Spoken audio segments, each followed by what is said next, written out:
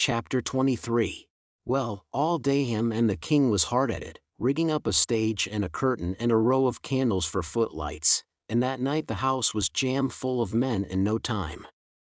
When the place couldn't hold no more, the Duke he quit tending door and went around the back way and come onto the stage and stood up before the curtain and made a little speech, and praised up this tragedy, and said it was the most thrillingest one that ever was. And so he went on bragging about the tragedy, and about Edmund Kean the elder, which was to play the main principal part in it, and at last when he'd got everybody's expectations up high enough, he rolled up the curtain, and the next minute the king come prancing out on all fours, naked, and he was painted all over, ring-streaked and striped, all sorts of colors, as splendid as a rainbow. But never mind the rest of his outfit, it was just wild, but it was awful funny.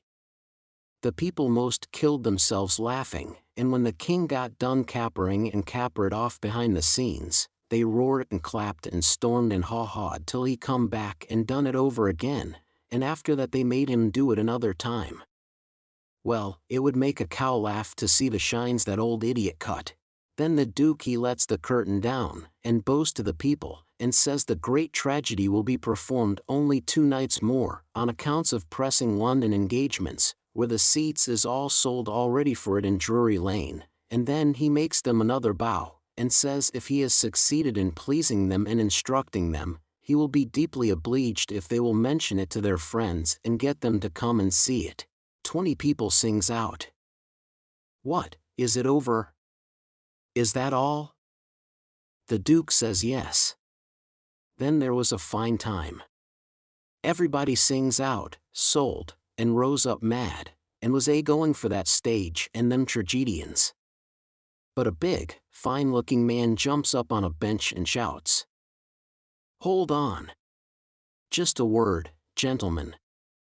They stop to listen. "We are sold, mighty badly sold. But we don't want to be the laughing stock of this whole town, I reckon, and never hear the last of this thing as long as we live. No. What we want is to go out of here quiet, and talk this show up, and sell the rest of the town. Then we'll all be in the same boat. Ain't that sensible?" "You bet it is. The jedge is right," everybody sings out. "All right, then, not a word about any sell. Go along home, and advise everybody to come and see the tragedy."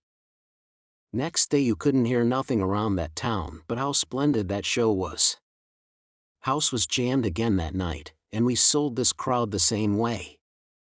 When me and the king and the Duke got home to the raft we all had a supper, and by, about midnight, they made Jim and me back her out and float her down the middle of the river, and fetch her in and hide her about 2 miles below town.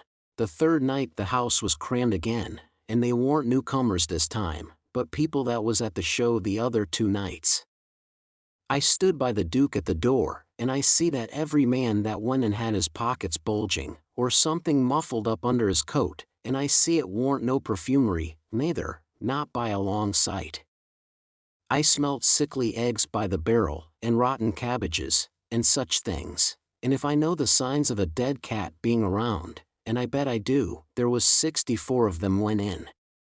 I shoved in there for a minute, but it was too various for me, I couldn't stand it.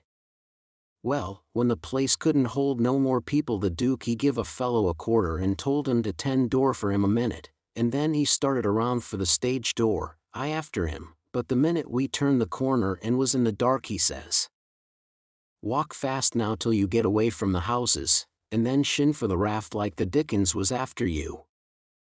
I done it, and he done the same. We struck the raft at the same time, and in less than 2 seconds we was gliding downstream, all dark and still, and edging towards the middle of the river, nobody saying a word. I reckon the poor king was in for a gaudy time of it with the audience, but nothing of the sort. Pretty soon he crawls out from under the wigwam, and says, "Well, how'd the old thing pan out this time, Duke?" He hadn't been uptown at all. We never showed a light till we was about 10 miles below the village. Then we lit up and had a supper, and the king and the Duke fairly laughed their bones loose over the way they'd served them people. The Duke says. Greenhorns, flatheads. I knew the first house would keep mum and let the rest of the town get roped in, and I knew they'd lay for us the third night, and consider it was their turn now. Well, it is their turn, and I'd give something to know how much they'd take for it. I would just like to know how they're putting in their opportunity. They can turn it into a picnic if they want to. They brought plenty provisions. Them rapscallions took in $465 in that 3 nights. I never see money hauled in by the wagon load like that before. By and by, when they was asleep and snoring, Jim says, "Don't it surprise you the way dem kings carries on, Huck?" "No," I says, "it don't." "Why don't it, Huck?" "Well, it don't, because it's in the breed. I reckon they're all alike." "But, Huck, dese kings orn is reg'lar rapscallions. That's just what dey is, dey's reg'lar rapscallions." "Well, that's what I'm saying, all kings is mostly rapscallions, as fur as I can make out." "Is that so?" "You read about them once, you'll see. Look at Henry VIII, this NSA Sunday school superintendent to him. And look at Charles II, and Louis XIV, and Louis XV, and James II, and Edward II, and Richard III, and 40 more, besides all them Saxon heptarchies that used to rip around so in old times and raise Cain. My, you ought to seen old Henry VIII when he was in bloom. He was a blossom. He used to marry a new wife every day, and chop off her head next morning. And he would do it just as indifferent as if he was ordering up eggs. "Fetch up Nell Gwyn," he says. They fetch her up. Next morning, chop off her head. And they chop it off. "Fetch up Jane Shore," he says, and up she comes. Next morning, chop off her head, and they chop it off. "Ring up Fair Rosamond." Fair Rosamond answers the bell. Next morning, chop off her head.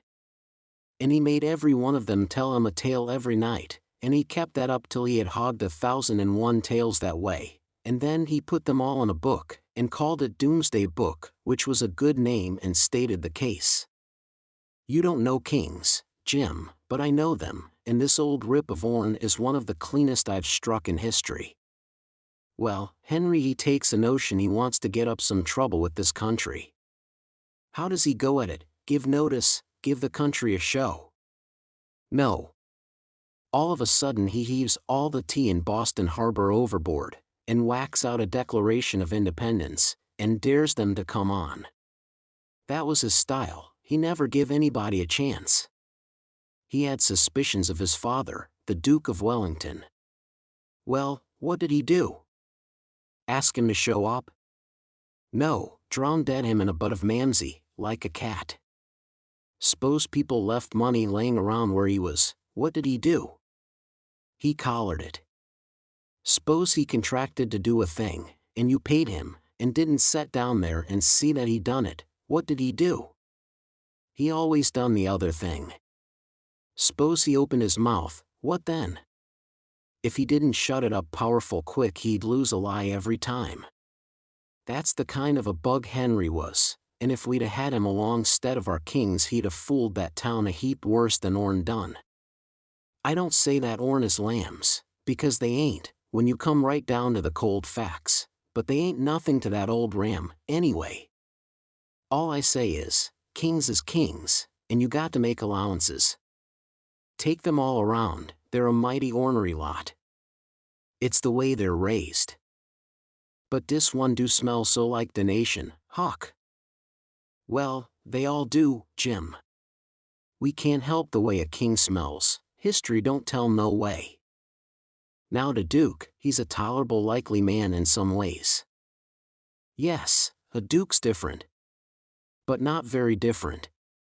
This one's a middling hard lot for a Duke. When he's drunk, there ain't no nearsighted man could tell him from a king. Well, anyways, I don't hanker for no mo on 'em, Huck. Dece is all I can stand at. It's the way I feel, too, Jim. But we've got them on our hands, and we got to remember what they are, and make allowances. Sometimes I wish we could hear of a country that's out of kings. What was the use to tell Jim these weren't real kings and dukes? It wouldn't have done no good, and, besides, it was just as I said, you couldn't tell them from the real kind. I went to sleep, and Jim didn't call me when it was my turn. He often done that. When I waked up just at daybreak, he was sitting there with his head down betwixt his knees, moaning and mourning to himself. I didn't take notice nor let on. I knowed what it was about. He was thinking about his wife and his children, away up yonder, and he was low and homesick, because he hadn't ever been away from home before in his life, and I do believe he cared just as much for his people as white folks does for their own. It don't seem natural, but I reckon it's so. He was often moaning and mourning that way nights, when he judged I was asleep, and saying, "Po little Elizabeth. Po little Johnny. It's mighty hard, I spec I ain't ever gwine to see you no mo." He was a mighty good nigger, Jim was. But this time I somehow got to talking to him about his wife and young ones, and by he says, "What makes me feel so bad this time usually becase I hear something over yonder on de bank like a whack, or a slam, while ago, and it mind me er de time I treat my little Elizabeth so ornery. She warn't ony 'bout 4 year old, and she tuck de scarlet fever, and had a pow'ful rough spell, but she got well, and one day she was standin' around, and I says to her, I says, 'Shet to do dot.' She never done it, she stood da, kinder smilin' up at me. It make me mad, and I says agin, mighty loud, I says, 'Don't you hear me, shet to do?' She just stood the same way, kinder smilin' up. I was bilin'. I says, 'I lay I make you mine.' En wid dat I fetch her a slap side de head dat son her sprawlin'. Den I went into de other room, en you gone 'bout 10 minutes, en when I come back da was dat do standin' open yit, en dat chilly standin' mos right in it, lookin' down and mournin', en de tears runnin' down. My, but I was mad. I was gwine for de chilly, but geez den, it was a do dat open innards, geez den, long come de wind en slam it to, behind de chilly, kerblam, en my lawn, de chilly never move. My breath mos hop outer me, and I feel so, I don't know how I feel. I crope out, all tremblin', en crope around en open de do easy and slow, en poke my head in behind de chilly, soft and still, en all a sudden I says pow. Jesus loud as I could yell. She never budge. Oh, Huck, I bust out cryin' and grab her up in my arms, en say, "Oh, de po little thing. De Lord God Almighty forgive po old Jim, 'cause he never gwine to forgive hisself as long's he live." Oh, she was plumb deef and dumb, Huck, plumb deef and dumb, and I'd been treatin' her so. Chapter 24. Next day, towards night, we laid up under a little willow towhead out in the middle, where there was a village on each side of the river, and the Duke and the King begun to lay out a plan for working them towns. Jimmy spoke to the Duke, and said he hoped it wouldn't take but a few hours, because it got mighty heavy and tiresome to him when he had to lay all day in the wigwam tied with the rope. You see, when we left him all alone we had to tie him, because if anybody happened onto him all by himself and not tied it wouldn't look much like he was a runaway nigger, you know.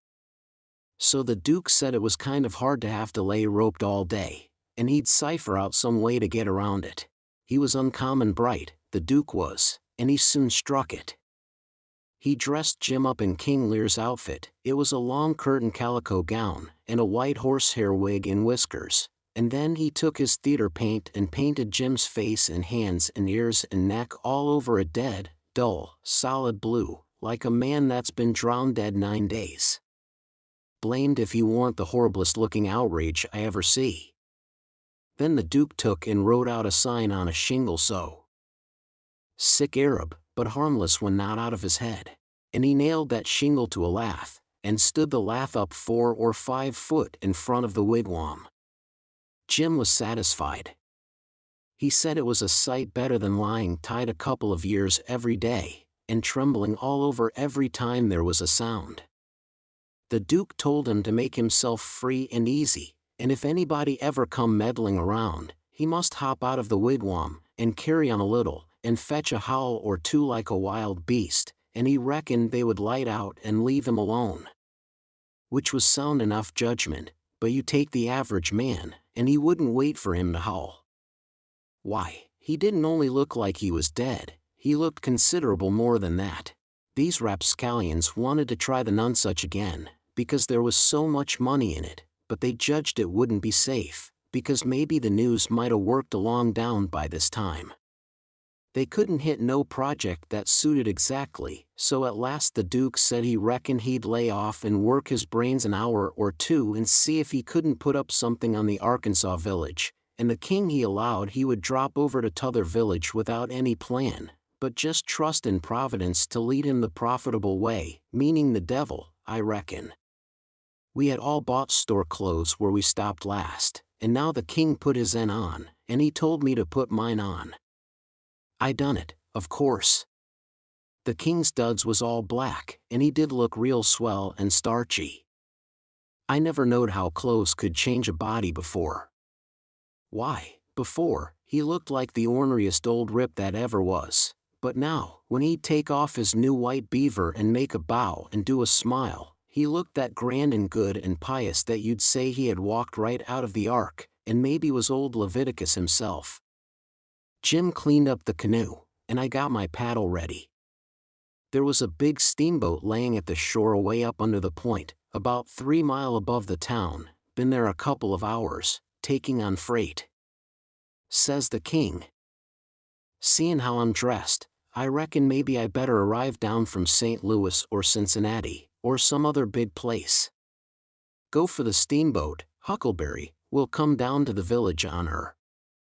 I didn't have to be ordered twice to go and take a steamboat ride. I fetched the shore a half a mile above the village, and then went scooting along the bluff bank in the easy water.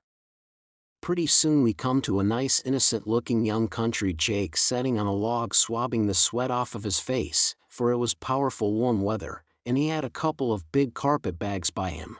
Run her nose in shore, says the king. I done it. Where you bound for, young man? For the steamboat, going to Orleans. Get aboard, says the king. Hold on a minute, my servant he pee you with them bags. Jump out and he pee the gentleman, Adolphus, meaning me, I see. I done so, and then we all three started on again. The young chap was mighty thankful, said it was tough work toting his baggage such weather. He asked the king where he was going, and the king told him he'd come down the river and landed at the other village this morning, and now he was going up a few miles to see an old friend on a farm up there. The young fellow says, when I first see you I says to myself, it's Mr. Wilkes, sure, and he come mighty near getting here in time. But then I says again, no, I reckon it ain't him, or else he wouldn't be paddling up the river. You ain't him, are you? No, my name's Blodgett, Alexander Blodgett, Reverend Alexander Blodgett, I suppose I must say, as I'm one o' the Lord's poor servants. But still I'm just as able to be sorry for Mr. Wilkes for not arriving in time, all the same, if he's missed anything by it, which I hope he hasn't. Well, he don't miss any property by it, because he'll get that all right, but he's missed seeing his brother Peter die, which he mayn't mind. Nobody can tell as to that, but his brother would 'a give anything in this world to see him before he died. Never talked about nothing else all these 3 weeks, hadn't seen him since they was boys together, and hadn't ever seen his brother William at all. That's the deaf and dumb one. William ain't more than 30 or 35. Peter and George were the only ones that come out here. George was the married brother, him and his wife both died last year. Harvey and William's the only ones that's left now, and, as I was saying, they haven't got here in time. Did anybody send them word? Oh, yes, a month or two ago, when Peter was first took, because Peter said then that he sorter felt like he weren't going to get well this time. You see, he was pretty old, and George's girls was too young to be much company for him, except Mary Jane, the red-headed one, and so he was kinder lonesome after George and his wife died, and didn't seem to care much to live. He most desperately wanted to see Harvey, and William, too, for that matter, because he was one of them kind that can't bear to make a will. He left a letter behind for Harvey, and said he'd told in it where his money was hid, and how he wanted the rest of the property divided up so George's girls would be all right, for George didn't leave nothing. And that letter was all they could get him to put a pen to. Why do you reckon Harvey don't come? Where does he live?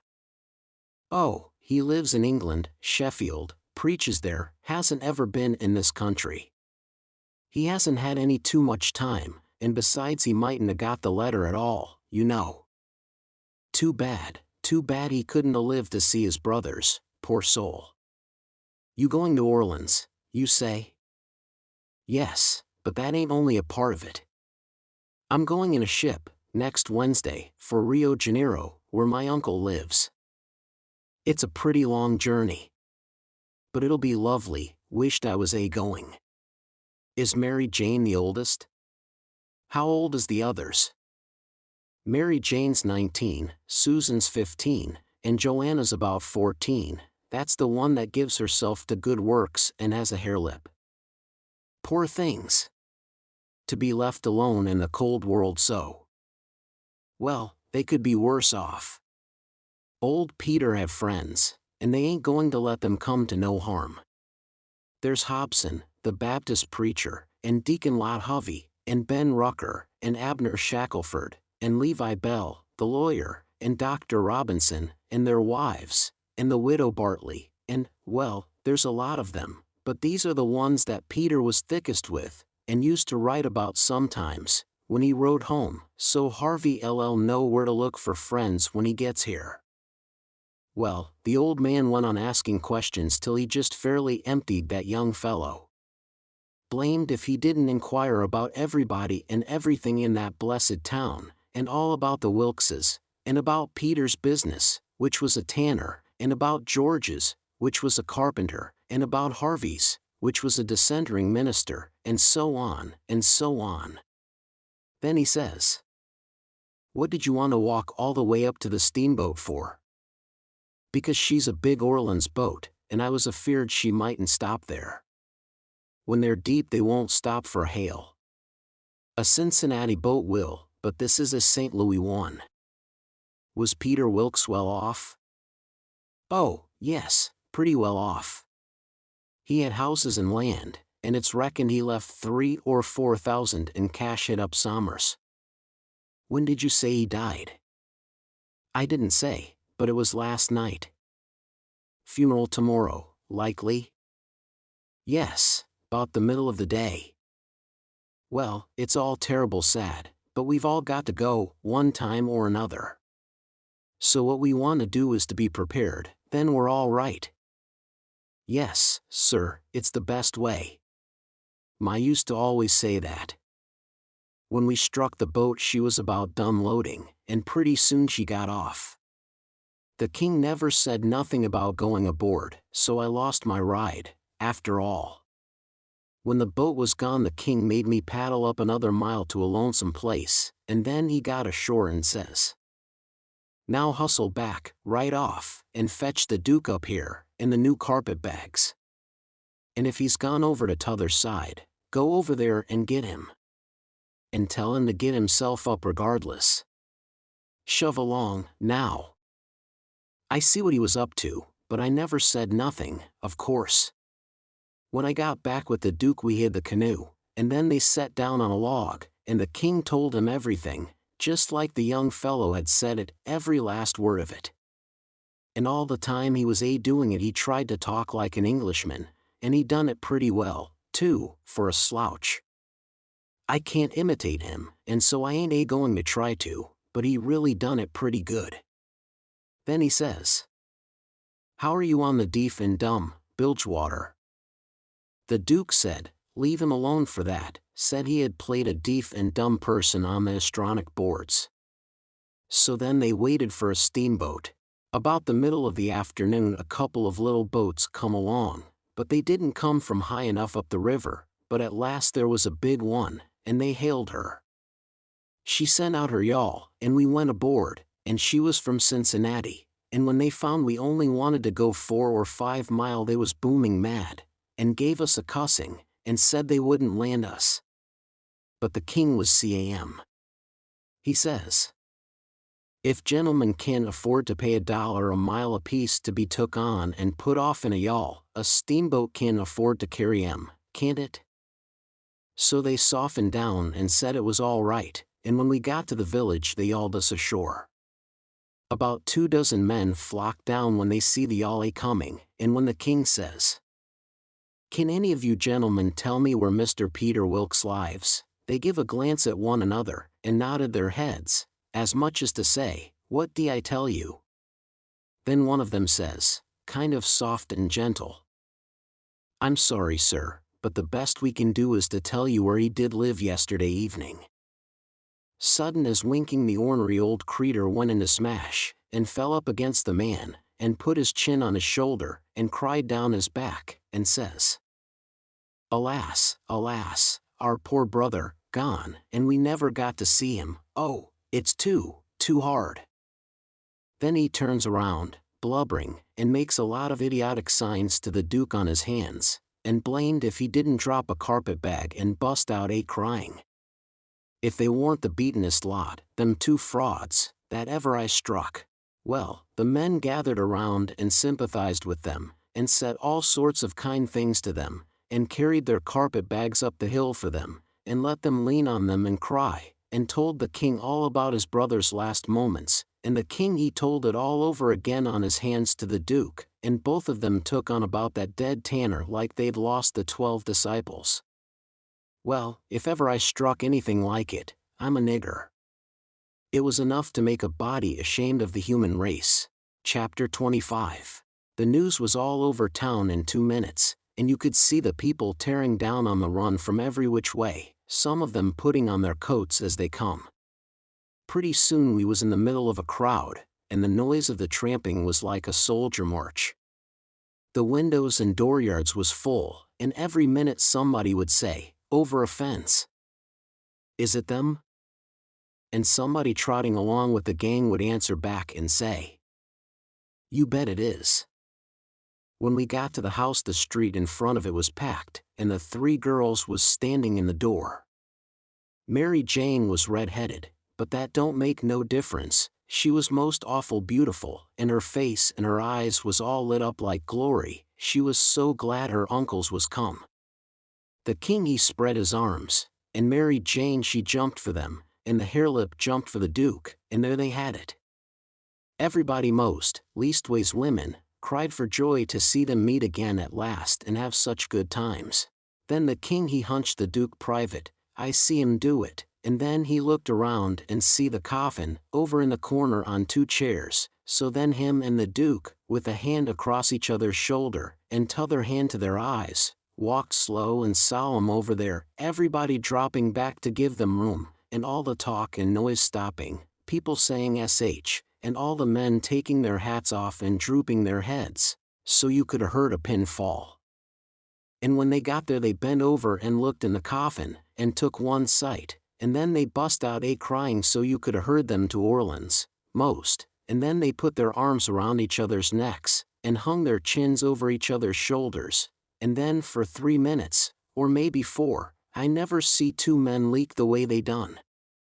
And, mind you, everybody was doing the same, and the place was that damp I never see anything like it. Then one of them got on one side of the coffin, and t'other on t'other side, and they kneeled down and rested their foreheads on the coffin, and let on to pray all to themselves.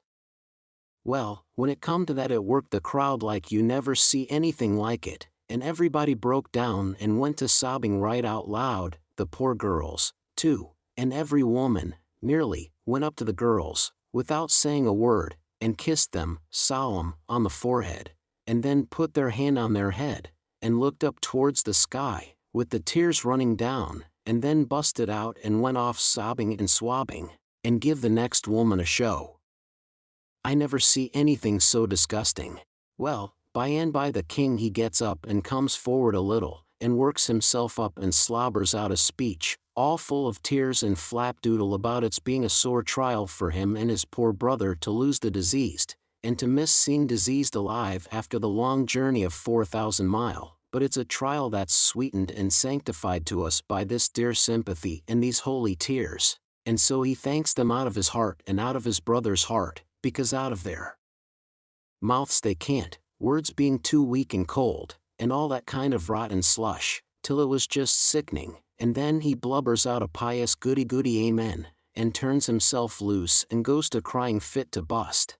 And the minute the words were out of his mouth somebody over in the crowd struck up the doxologer, and everybody joined in with all their might, and it just warmed you up and made you feel as good as church letting out. Music is a good thing, and after all that soul butter and hogwash I never see it freshen up things so, and sound so honest and bully. Then the king begins to work his jaw again, and says how him and his nieces would be glad if a few of the main principal friends of the family would take supper here with them this evening, and help set up with the ashes of the diseased, and says if his poor brother laying yonder could speak he knows who he would name, for they was names that was very dear to him, and mentioned often in his letters, and so he will name the same, to wit, as follows, viz., Reverend Mr. Hobson, and Deacon Lot Hovey, and Mr. Ben Rucker, and Abner Shackelford, and Levi Bell, and Dr. Robinson, and their wives, and the widow Bartley. Reverend Hobson and Dr. Robinson was down to the end of the town hunting together, that is, I mean the doctor was shipping a sick man to t'other world, and the preacher was pinding him right. Lawyer Bell was away up to Louisville on business. But the rest was on hand, and so they all come and shook hands with the king and thanked him and talked to him, and then they shook hands with the duke and didn't say nothing, but just kept smiling and bobbing their heads like a passel of sapheads whilst he made all sorts of signs with his hands and said goo goo, goo goo goo all the time, like a baby that can't talk. So the king he blattered along, and managed to inquire about pretty much everybody and dog in town, by his name, and mentioned all sorts of little things that happened one time or another in the town, or to George's family, or to Peter. And he always let on that Peter wrote him the things, but that was a lie. He got every blessed one of them out of that young flathead that we canoed up to the steamboat. Then Mary Jane she fetched the letter her father left behind, and the king he read it out loud and cried over it. It give the dwelling house and $3,000, gold, to the girls, and it give the tan yard, which was doing a good business, along with some other houses and land, worth about $7,000, and $3,000 in gold to Harvey and William, and told where the $6,000 cash was hid down cellar. So these two frauds said they'd go and fetch it up, and have everything square and above board, and told me to come with a candle. We shut the cellar door behind us, and when they found the bag they spilt it out on the floor, and it was a lovely sight, all them yaller boys. My, the way the king's eyes did shine. He slaps the duke on the shoulder and says, "Oh, this ain't bully nor nothin'." "Oh, no, I reckon not." "Why, Bilgy, it beats the nonsuch, don't it?" The duke allowed it did. They pawed the yaller boys, and sifted them through their fingers and let them jingle down on the floor, and the king says, "It ain't no use talkin', bein' brothers to a rich dead man and representatives of furrin heirs that's got left is the line for you and me, Bilge. This here comes of trustin' to Providence. It's the best way, in the long run. I've tried 'em all, and there ain't no better way." Most everybody would have been satisfied with the pile and took it on trust, but no, they must count it. So they counts it, and it comes out $415 short. Says the king, "Dern him, I wonder what he done with that $415. They worried over that a while and ransacked all around for it. Then the duke says, "Well, he was a pretty sick man, and likely he made a mistake. I reckon that's the way of it. The best way's to let it go, and keep still about it. We can spare it. Oh, shucks, yes, we can spare it. I don't care nothin' about that, it's the count I'm thinking about. We want to be awful square and open and above board here, you know. We want to lug this 8-year money upstairs and count it before everybody, then there ain't nothin' suspicious. But when the dead man says those $6,000, you know, we don't want to. Hold on, says the Duke. Lee's make up the deficit, and he begun to haul out yaller boys out of his pocket. It's a most amazin' good idea, Duke, you have got a rattlin' clever head on you, says the king.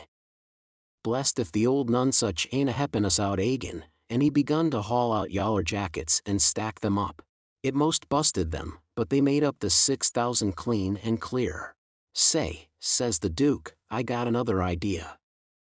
Lee's go upstairs and count this money, and then take and give it to the girls. Good land, Duke, lemme hug you. It's the most dazzling idea 'at ever a man struck. You have certainly got the most astonishin' head I ever see. Oh, this is the boss dodge, there ain't no mistake 'bout it. Let 'em fetch along their suspicions now if they want to, this'll lay 'em out.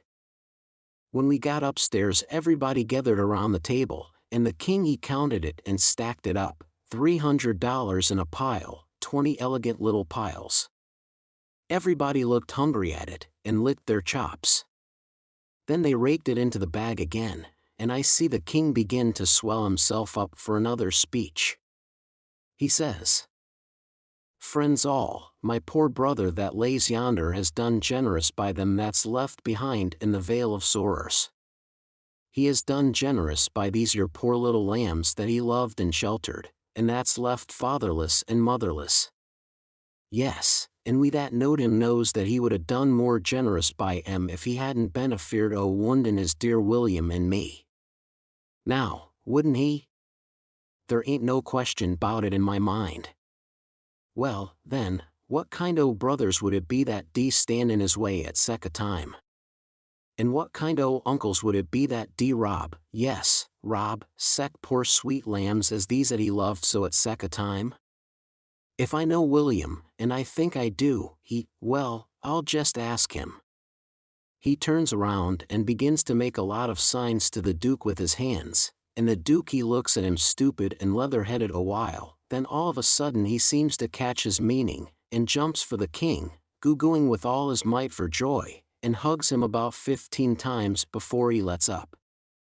Then the king says, I knowed it, I reckon that'll convince anybody the way he feels about it. Here, Mary Jane, Susan, Joanna, take the money, take it all. It's the gift of him that lays yonder, cold but joyful. Mary Jane she went for him, Susan and the harelip went for the Duke, and then such another hugging and kissing I never see yet. And everybody crowded up with the tears in their eyes, and most shook the hands off of them frauds, saying all the time, You dear good souls, how lovely, how could you? Well, then, pretty soon all hands got to talking about the diseased again, and how good he was, and what a loss he was, and all that, and before long a big iron-jawed man worked himself in there from outside, and stood listening and looking, and not saying anything, and nobody saying anything to him either, because the king was talking and they was all busy listening. The king was saying, in the middle of something he'd started in on. They bein' partic'lar friends o' the diseased. That's why they're invited here this evenin', but tomorrow we want all to come, everybody, for he respected everybody, he liked everybody, and so it's fittin' that his funeral orgies sh'd be public. And so he went mooning on and on, liking to hear himself talk, and every little while he fetched in his funeral orgies again, till the Duke he couldn't stand it no more, so he writes on a little scrap of paper, Obsequies, you old fool, and folds it up, and goes to goo-gooing and reaching it over people's heads to him. The king he reads it and puts it in his pocket, and says, Poor William, afflicted as he is, his heart's allus right. Asks me to invite everybody to come to the funeral, wants me to make 'em all welcome. But he needn't a worried, it was just what I was at. Then he weaves along again, perfectly calm, and goes to dropping in his funeral orgies again every now and then, just like he done before. And when he done it the third time he says, I say orgies, not because it's the common term, because it ain't, obsequies being the common term, but because orgies is the right term. Obsequies ain't used in England no more now, it's gone out. We say orgies now in England. Orgies is better, because it means the thing you're after more exact. It's a word that's made up out in the Greek argo, outside, open, abroad, and the Hebrew jesum, to plant, cover up, hence enter. So, you see, funeral orgies is an open or public funeral. He was the worst I ever struck. Well, the iron-jawed man, he laughed right in his face. Everybody was shocked. Everybody says, why, doctor, and Abner Shackelford says, why, Robinson, hain't you heard the news? This is Harvey Wilkes. The king he smiled eager, and shoved out his flapper, and says, is it my poor brother's dear good friend and physician? Aye. Keep your hands off of me, says the doctor. You talk like an Englishman, don't you? It's the worst imitation I ever heard. You Peter Wilkes's brother. You're a fraud, that's what you are. Well, how they all took on.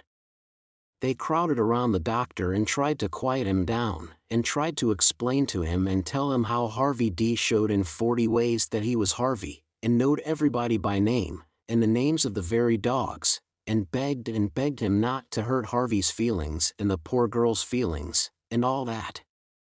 But it warn't no use, he stormed right along, and said any man that pretended to be an Englishman and couldn't imitate the lingo no better than what he did was a fraud and a liar. The poor girls was hanging to the king and crying, and all of a sudden the doctor ups and turns on them.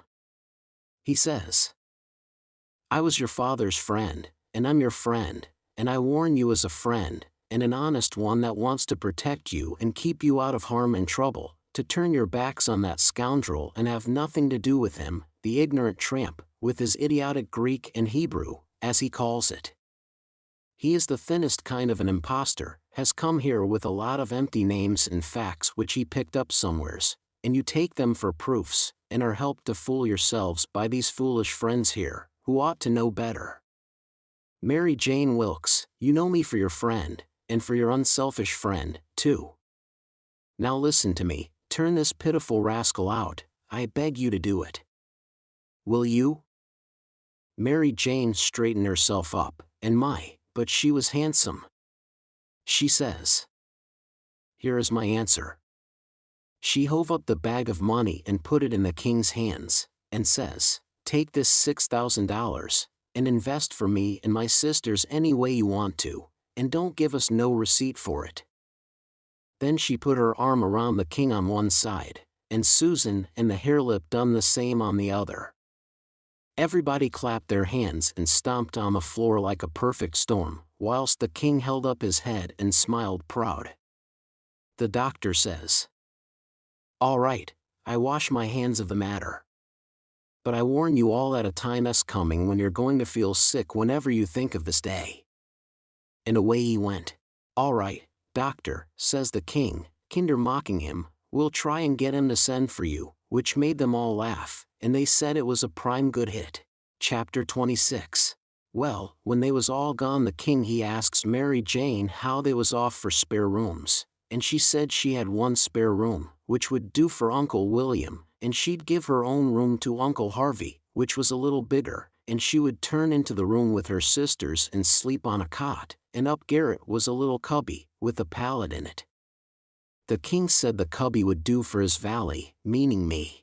So Mary Jane took us up, and she showed them their rooms, which was plain but nice. She said she'd have her frocks and a lot of other traps took out of her room if they was in Uncle Harvey's way, but he said they warn't. The frocks was hung along the wall, and before them was a curtain made out of calico that hung down to the floor. There was an old hair trunk in one corner, and a guitar box in another, and all sorts of little knickknacks and gimcracks around, like girls brisking up a room with. The king said it was all the more homely and more pleasanter for these fixings, and so don't disturb them. The duke's room was pretty small, but plenty good enough, and so was my cubby. That night they had a big supper, and all the men and women was there, and I stood behind the king in the duke's chairs and waited on them, and the niggers waited on the rest. Mary Jane she sat at the head of the table, with Susan alongside of her, and said how bad the biscuits was, and how mean the preserves was, and how ornery and tough the fried chickens was, and all that kind of rot, the way women always do for to force out compliments, and the people all knowed everything was tip-top, and said how do you get biscuits to brown so nice, and where, for the land's sake, did you get these Amazon pickles, and all that kind of humbug talky talk, just the way people always does at a supper, you know. And when it was all done, me and the harelip had supper in the kitchen off of the leavings, whilst the others was helping the niggers clean up the things. The harelip she got to pumping me about England, and blessed if I didn't think the ice was getting mighty thin sometimes. She says, "Did you ever see the king?" "Who? William IV? Well, I bet I have. He goes to our church." I knowed he was dead years ago, but I never let on. So when I says he goes to our church, she says, "What, regular?" "Yes, regular. His pew's right over opposite Orne, on t'other side the pulpit." "I thought he lived in London." "Well, he does." "Where would he live?" "But I thought you lived in Sheffield." I see I was up a stump. I had to let on to get choked with a chicken bone, so as to get time to think how to get down again. Then I says, "I mean he goes to our church regular when he's in Sheffield." "That's only in the summer time, when he comes there to take the sea baths." "Why, how you talk, Sheffield ain't on the sea." "Well, who said it was?" "Why, you did." "I didn't nother." "You did." "I didn't." "You did." "I never said nothing of the kind." "Well, what did you say, then?" "Said he come to take the sea baths, that's what I said." "Well, then, how's he going to take the sea baths if it ain't on the sea?" "Looky here," I says, "did you ever see any Congress water?" "Yes." "Well, did you have to go to Congress to get it?" "Why, no." "Well, neither does William IV have to go to the sea to get a sea bath." "How does he get it, then?" "Gets it the way people down here gets Congress water, in barrels. There in the palace at Sheffield they've got furnaces, and he wants his water hot. They can't bile that amount of water away off there at the sea. They haven't got no conveniences for it." "Oh, I see, now. You might have said that in the first place and saved time." When she said that I see I was out of the woods again, and so I was comfortable and glad. Next, she says, "Do you go to church, too?" "Yes, regular." "Where do you set?" "Why, in our pew." "Whose pew?" "Why, Orne, your Uncle Harvey's." "His en? What does he want with a pew?" "Wants it to set in." "What did you reckon he wanted with it?" "Why, I thought he'd be in the pulpit." "Rot him, I forgot he was a preacher." I see I was up a stump again, so I played another chicken bone and got another think. Then I says, "Blame it, do you suppose there ain't but one preacher to a church?" "Why, what do they want with more?" "What, to preach before a king? I never did see such a girl as you. They don't have no less than 17. 17? My land. Why, I wouldn't set out such a string as that, not if I never got to glory. It must take him a week." "Shucks, they don't all of 'em preach the same day, only one of 'em." "Well, then, what does the rest of 'em do?" "Oh, nothing much. loll around, pass the plate, and one thing or another. But mainly they don't do nothing. Well, then, what are they for? Why, they're for style. Don't you know nothing? Well, I don't want to know no such foolishness as that. How is servants treated in England? Do they treat 'em better 'an we treat our niggers? No.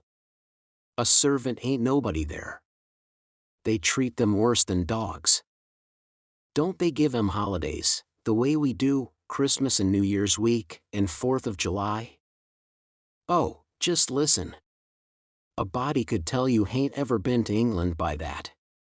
Why, Harrell, why, Joanna, they never see a holiday from year's end to year's end, never go to the circus, nor theater, nor nigger shows, nor nowheres. Nor church. Nor church. But you always went to church. Well, I was gone up again. I forgot I was the old man's servant. But next minute I whirled in on a kind of an explanation how a valley was different from a common servant and had to go to church whether he wanted to or not, and set with the family, on account of its being the law.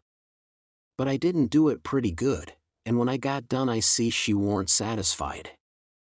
She says, "Honest Injun, now, hain't you been telling me a lot of lies?" "Honest Injun," says I, "none of it at all?" "None of it at all." "Not a lie in it," says I. "Lay your hand on this book and say it." I see it warn't nothing but a dictionary, so I laid my hand on it and said it. So then she looked a little better satisfied, and says, "Well, then, I'll believe some of it, but I hope to gracious if I'll believe the rest." "What is it you won't believe, Joe?" says Mary Jane, stepping in with Susan behind her. "It ain't right nor kind for you to talk so to him, and him a stranger and so far from his people. How would you like to be treated so?" "That's always your way, Mame, always sailing in to help somebody before they're hurt." "I hain't done nothing to him. He's told some stretchers, I reckon, and I said I wouldn't swallow it all, and that's every bit and grain I did say. I reckon he can stand a little thing like that, can't he? I don't care whether 'twas little or whether 'twas big, he's here in our house and a stranger, and it wasn't good of you to say it. If you was in his place it would make you feel ashamed, and so you oughtn't to say a thing to another person that will make them feel ashamed." "Why, ma'am," he said. "It don't make no difference what he said, that ain't the thing. The thing is for you to treat him kind, and not be saying things to make him remember he ain't in his own country and amongst his own folks." I says to myself, this is a girl that I'm letting that old reptile rob her of her money. Then Susan she waltzed in, and if you'll believe me, she did give Harelip hark from the tomb. Says I to myself, and this is another one that I'm letting him rob her of her money. Then Mary Jane she took another inning, and went in sweet and lovely again, which was her way. But when she got done there warn't hardly anything left, oh poor Harelip. So she hollered, "All right, then," says the other girls, "you just ask his pardon." She done it, too, and she done it beautiful. She done it so beautiful it was good to hear, and I wished I could tell her 1,000 lies, so she could do it again. I says to myself, this is another one that I'm letting him rob her of her money. And when she got through they all just laid theirselves out to make me feel at home and know I was amongst friends. I felt so ornery and low down and mean that I says to myself, my mind's made up, I'll hive that money for them or bust. So then I lit out, for bed, I said, meaning some time or another. When I got by myself I went to thinking the thing over. I says to myself, shall I go to that doctor, private, and blow on these frauds? No, that won't do. He might tell who told him, then the king and the duke would make it warm for me. Shall I go, private, and tell Mary Jane? No, I daren't do it. Her face would give them a hint, sure, they've got the money, and they'd slide right out and get away with it. If she was to fetch and help I'd get mixed up in the business before it was done with, I judge. No, there ain't no good way but one. I got to steal that money, somehow, and I got to steal it some way that they won't suspicion that I done it. They've got a good thing here, and they ain't going to leave till they've played this family and this town for all they're worth, so I'll find a chance time enough. I'll steal it and hide it, and by, when I'm away down the river, I'll write a letter and tell Mary Jane where it's hid. But I better hive it tonight if I can, because the doctor maybe hasn't let up as much as he lets on he has. He might scare them out of here yet. So, thinks I'll go and search them rooms. Upstairs the hall was dark, but I found the Duke's room, and started to paw around it with my hands, but I recollected it wouldn't be much like the king to let anybody else take care of that money but his own self, so then I went to his room and begun to paw around there. But I see I couldn't do nothing without a candle, and I daren't light one, of course. So I judged I'd got to do the other thing, lay for them and eavesdrop. About that time I hears their footsteps coming, and was going to skip under the bed. I reached for it, but it wasn't where I thought it would be, but I touched the curtain that hid Mary Jane's frocks, so I jumped in behind that and snuggled in amongst the gowns, and stood there perfectly still. They come in and shut the door, and the first thing the Duke done was to get down and look under the bed. Then I was glad I hadn't found the bed when I wanted it. And yet, you know, it's kind of natural to hide under the bed when you are up to anything private. They sets down then, and the king says, "Well, what is it?" And cut it middlin' short, because it's better for us to be down there hoopin' up the mornin' than up here givin' 'em a chance to talk us over. "Well, this is it, Capet. I ain't easy, I ain't comfortable. That doctor lays on my mind. I wanted to know your plans. I've got a notion, and I think it's a sound one." "What is it, Duke?" "That we better glide out of this before 3 in the morning, and clip it down the river with what we've got. 'Specially, seeing we got it so easy, given back to us, flung at our heads, as you may say, when of course we allowed to have to steal it back. I'm for knocking off and lighting out." That made me feel pretty bad. About an hour or two ago it would have been a little different, but now it made me feel bad and disappointed. The king rips out and says, "What? And not sell out the rest o' the property? March off like a passel of fools and leave $8,000 or $9,000 worth o' property layin' around jest sufferin' to be scooped in, and all good, saleable stuff, too?" The Duke he grumbled, said the bag of gold was enough, and he didn't want to go no deeper, didn't want to rob a lot of orphans of everything they had. "Why, how you talk," says the king. "We shan't rob 'em of nothing at all but jest this money. The people that buys the property is the suffrers, because as soon as it's found out that we didn't own it, which won't be long after we've slid, the sale won't be valid, and it'll all go back to the estate. These your orphans LL get their house back again, and that's enough for them. They're young and spry, and can easy earn a livin'. They ain't goin' to suffer. Why, just think, there's thousands and thousands that ain't nice so well off. Bless you, they ain't got nothin' to complain of." Well, the king he talked him blind, so at last he give in, and said all right, but said he believed it was blamed foolishness to stay, and that doctor hanging over them. But the king says, "Cuss the doctor. What do we care for him? Hain't we got all the fools in town on our side? And ain't that a big enough majority in any town?" So they got ready to go downstairs again. The Duke says, "I don't think we put that money in a good place." That cheered me up. I'd begun to think I warn't going to get a hint of no kind to help me. The king says, "Why?"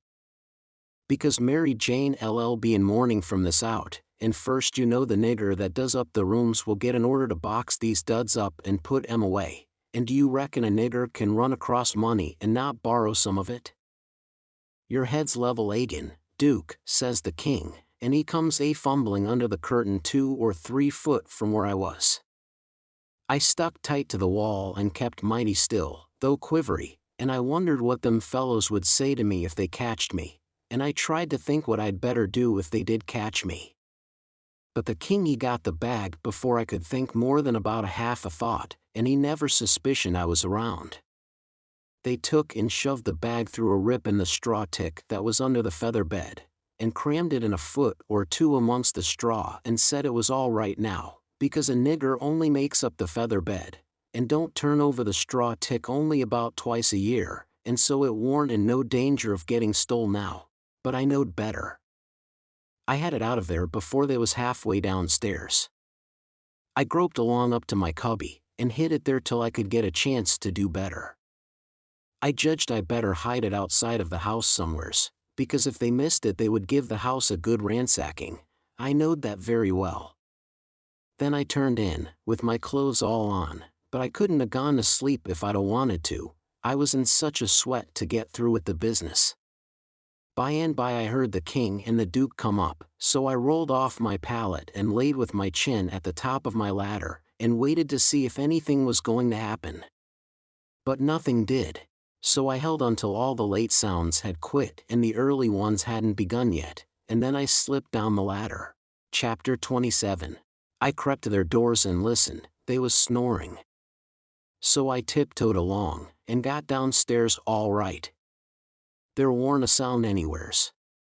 I peeped through a crack of the dining room door, and see the men that was watching the corpse all sound asleep on their chairs. The door was open into the parlor, where the corpse was laying, and there was a candle in both rooms. I passed along, and the parlor door was open, but I see there warn't nobody in there but the remainders of Peter, so I shoved on by, but the front door was locked, and the key wasn't there. Just then I heard somebody coming down the stairs, back behind me. I run in the parlor and took a swift look around, and the only place I see to hide the bag was in the coffin. The lid was shoved along about a foot, showing the dead man's face down in there, with a wet cloth over it, and his shroud on. I tucked the money bag in under the lid, just down beyond where his hands was crossed, which made me creep, they was so cold, and then I run back across the room and in behind the door. The person coming was Mary Jane. She went to the coffin, very soft, and kneeled down and looked in, then she put up her handkerchief, and I see she begun to cry, though I couldn't hear her, and her back was to me. I slid out, and as I passed the dining room I thought I'd make sure them watchers hadn't seen me, so I looked through the crack, and everything was all right. They hadn't stirred. I slipped up to bed, feeling ruther blue, on accounts of the thing playing out that way after I had took so much trouble and run so much risk about it. Says I, if it could stay where it is, all right, because when we get down the river 100 mile or two I could write back to Mary Jane, and she could dig him up again and get it, but that ain't the thing that's going to happen. The thing that's going to happen is, the money'll be found when they come to screw on the lid. Then the king'll get it again, and it'll be a long day before he gives anybody another chance to smouch it from him. Of course I wanted to slide down and get it out of there, but I daren't try it. Every minute it was getting earlier now, and pretty soon some of them watchers would begin to stir, and I might get catched with $6,000 in my hands that nobody hadn't hired me to take care of. I don't wish to be mixed up in no such business as that, I says to myself. When I got downstairs in the morning the parlor was shut up, and the watchers was gone. There warn't nobody around but the family and the widow Bartley and our tribe. I watched their faces to see if anything had been happening, but I couldn't tell.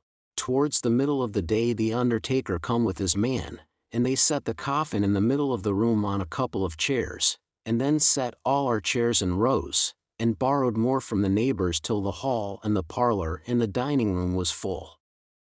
I see the coffin lid was the way it was before, but I daren't go to lookin' under it, with folks around. Then the people begun to flock in, and the beats and the girls took seats in the front row at the head of the coffin, and for a half an hour the people filed around slow, in single rank, and looked down at the dead man's face a minute, and some dropped in a tear, and it was all very still and solemn, only the girls and the beats holding handkerchiefs to their eyes and keeping their heads bent, and sobbing a little. There warn't no other sound but the scraping of the feet on the floor and blowing noses, because people always blows them more at a funeral than they do at other places except church. When the place was packed full, the undertaker he slid around in his black gloves with his softy soothing ways, putting on the last touches, and getting people and things all ship-shape and comfortable, and making no more sound than a cat. He never spoke, he moved people around, he squeezed in late ones, he opened up passageways, and done it with nods and signs with his hands. Then he took his place over against the wall. He was the softest, glidingest, stealthiest man I ever see, and there warn't no more smile to him than there is to a ham. They had borrowed a melodeon, a sick one, and when everything was ready a young woman sat down and worked it, and it was pretty squeaky and colicky, and everybody joined in and sung, and Peter was the only one that had a good thing, according to my notion. Then the Reverend Hobson opened up, slow and solemn, and begun to talk, and straight off the most outrageous row busted out in the cellar a body ever heard. It was only one dog, but he made a most powerful racket, and he kept it up right along. The parson he had to stand there, over the coffin, and wait, you couldn't hear yourself think. It was right down awkward, and nobody didn't seem to know what to do. But pretty soon they see that long-legged undertaker make a sign to the preacher as much as to say, "Don't you worry, just depend on me." Then he stooped down and begun to glide along the wall, just his shoulders showing over the people's heads. So he glided along, and the powwow and racket getting more and more outrageous all the time, and at last, when he had gone around 2 sides of the room, he disappears down cellar. Then in about 2 seconds we heard a whack, and the dog he finished up with a most amazing howl or two, and then everything was dead still, and the parson begun his solemn talk where he left off. In a minute or two here comes this undertaker's back and shoulders gliding along the wall again, and so he glided and glided around 3 sides of the room, and then rose up, and shaded his mouth with his hands, and stretched his neck out towards the preacher, over the people's heads, and says, in a kind of a coarse whisper, he had a rat. Then he drooped down and glided along the wall again to his place. You could see it was a great satisfaction to the people, because naturally they wanted to know.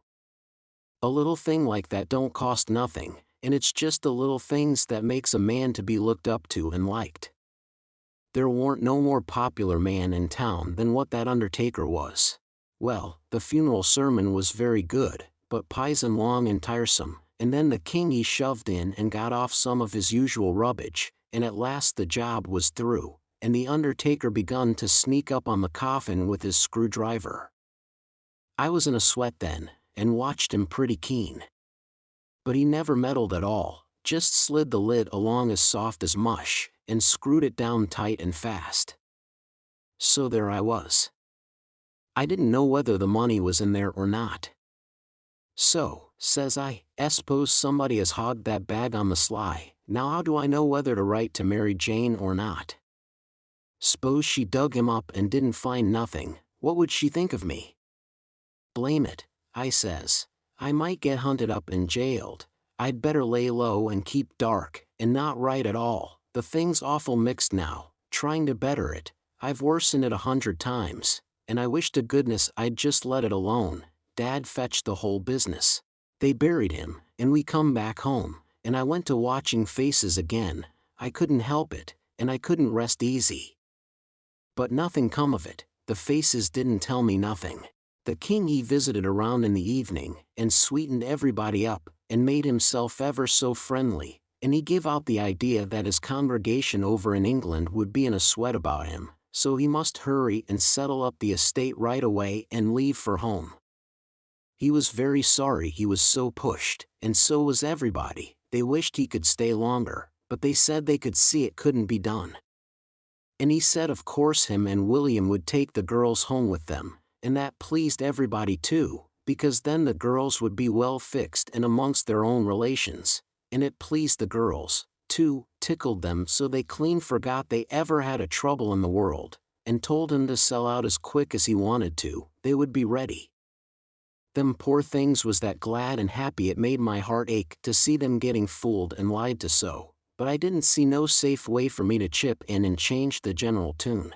Well, blamed if the king didn't build a house and the niggers and all the property for auction straight off, sale 2 days after the funeral, but anybody could buy private beforehand if they wanted to.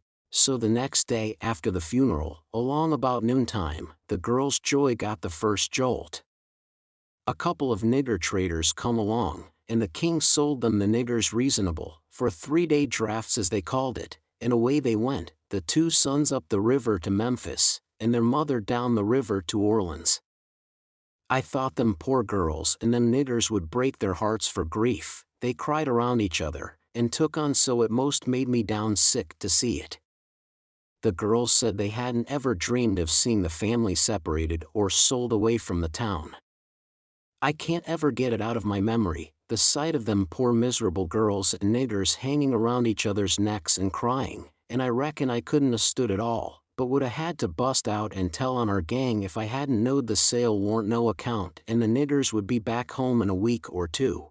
The thing made a big stir in the town, too, and a good many come out flatfoot and said it was scandalous to separate the mother and the children that way. It injured the frauds some, but the old fool he buled right along, spite of all the Duke could say or do, and I tell you the Duke was powerful uneasy. Next day was auction day.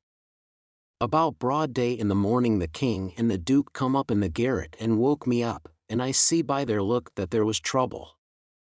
The king says, "Was you in my room night before last?" "No, your majesty," which was the way I always called him when nobody but our gang warn't around. "Was you in there yesterday or last night?" "No, your majesty." "Honor bright, now, no lies." "Honor bright, your majesty, I'm telling you the truth. I hain't been near your room since Miss Mary Jane took you and the Duke and showed it to you." The Duke says, "Have you seen anybody else go in there?" "No, your grace, not as I remember, I believe." Stop and think. I studied a while and see my chance, then I says, "Well, I see the niggers go in there several times." Both of them gave a little jump, and looked like they hadn't ever expected it, and then like they had. Then the Duke says, "What, all of them?" "No, leastways, not all at once, that is. I don't think I ever see them all come out at once, but just one time." "Hello! When was that?" "It was the day we had the funeral. In the morning. It warn't early, because I overslept. I was just starting down the ladder, and I see them." "Well, go on, go on. What did they do? How'd they act?" "They didn't do nothing. And they didn't act anyway much, as fur as I see. They tiptoed away, so I seen, easy enough, that they'd shoved in there to do up your majesty's room, or something, supposing you was up, and found you worn up, and so they was hoping to slide out of the way of trouble without waking you up, if they hadn't already waked you up." "Great guns, this is a go," says the king, and both of them looked pretty sick and tolerable silly. They stood there thinking and scratching their heads a minute, and the Duke he bust into a kind of a little raspy chuckle, and says, "It does beat all how neat the niggers played their hand. They let on to be sorry they was going out of this region. And I believe they was sorry, and so did you, and so did everybody. Don't ever tell me any more that a nigger ain't got any histrionic talent. Why, the way they played that thing it would fool anybody. In my opinion, there's a fortune in 'em. If I had capital and a theater, I wouldn't want a better layout than that, and here we've gone and sold 'em for a song. Yes, and ain't privileged to sing the song yet. Say, where's that song, that draft?" "In the bank for to be collected." "Where would it be?" "Well, that's all right then, thank goodness." Says I, kind of timid-like. "Is something gone wrong?" The king whirls on me and rips out, "None o' your business. You keep your head shet, and mind why our own affairs, if you got any. Long as you're in this town, don't you forget that, you hear? Then he says to the Duke, we gotta just swaller it and say nothin', mum's the word for us. As they was starting down the ladder, the Duke he chuckles again, and says, quick sales and small profits. It's a good business, yes. V. The king snarls around on him and says, I was trying to do for the best in sellin' 'em out so quick. If the profits has turned out to be none, lack kin considerable, and none to carry, is it my fault any more and it's yourn? Well, they'd be in this house yet, and we wouldn't if I could 'a got my advice listened to. The king sassed back as much as was safe for him, and then swapped around and lit into me again. He give me down the banks for not coming and telling him I see the niggers come out of his room acting that way, said any fool would 'a knowed something was up. And then waltzed in and cussed himself a while, and said it all come of him not laying late and taking his natural rest that morning, and he'd be blamed if he'd ever do it again. So they went off a-jawing, and I felt dreadful glad I'd worked it all off onto the niggers, and yet hadn't done the niggers no harm by it. Chapter 28. By and by it was getting up time. So I come down the ladder and started for downstairs, but as I come to the girl's room the door was open, and I see Mary Jane setting by her old hair trunk, which was open and she'd been packing things in it, getting ready to go to England. But she had stopped now with a folded gown in her lap, and had her face in her hands, crying. I felt awful bad to see it, of course anybody would. I went in there and says, Miss Mary Jane, you can't a-bear to see people in trouble, and I can't, most always. Tell me about it. So she done it.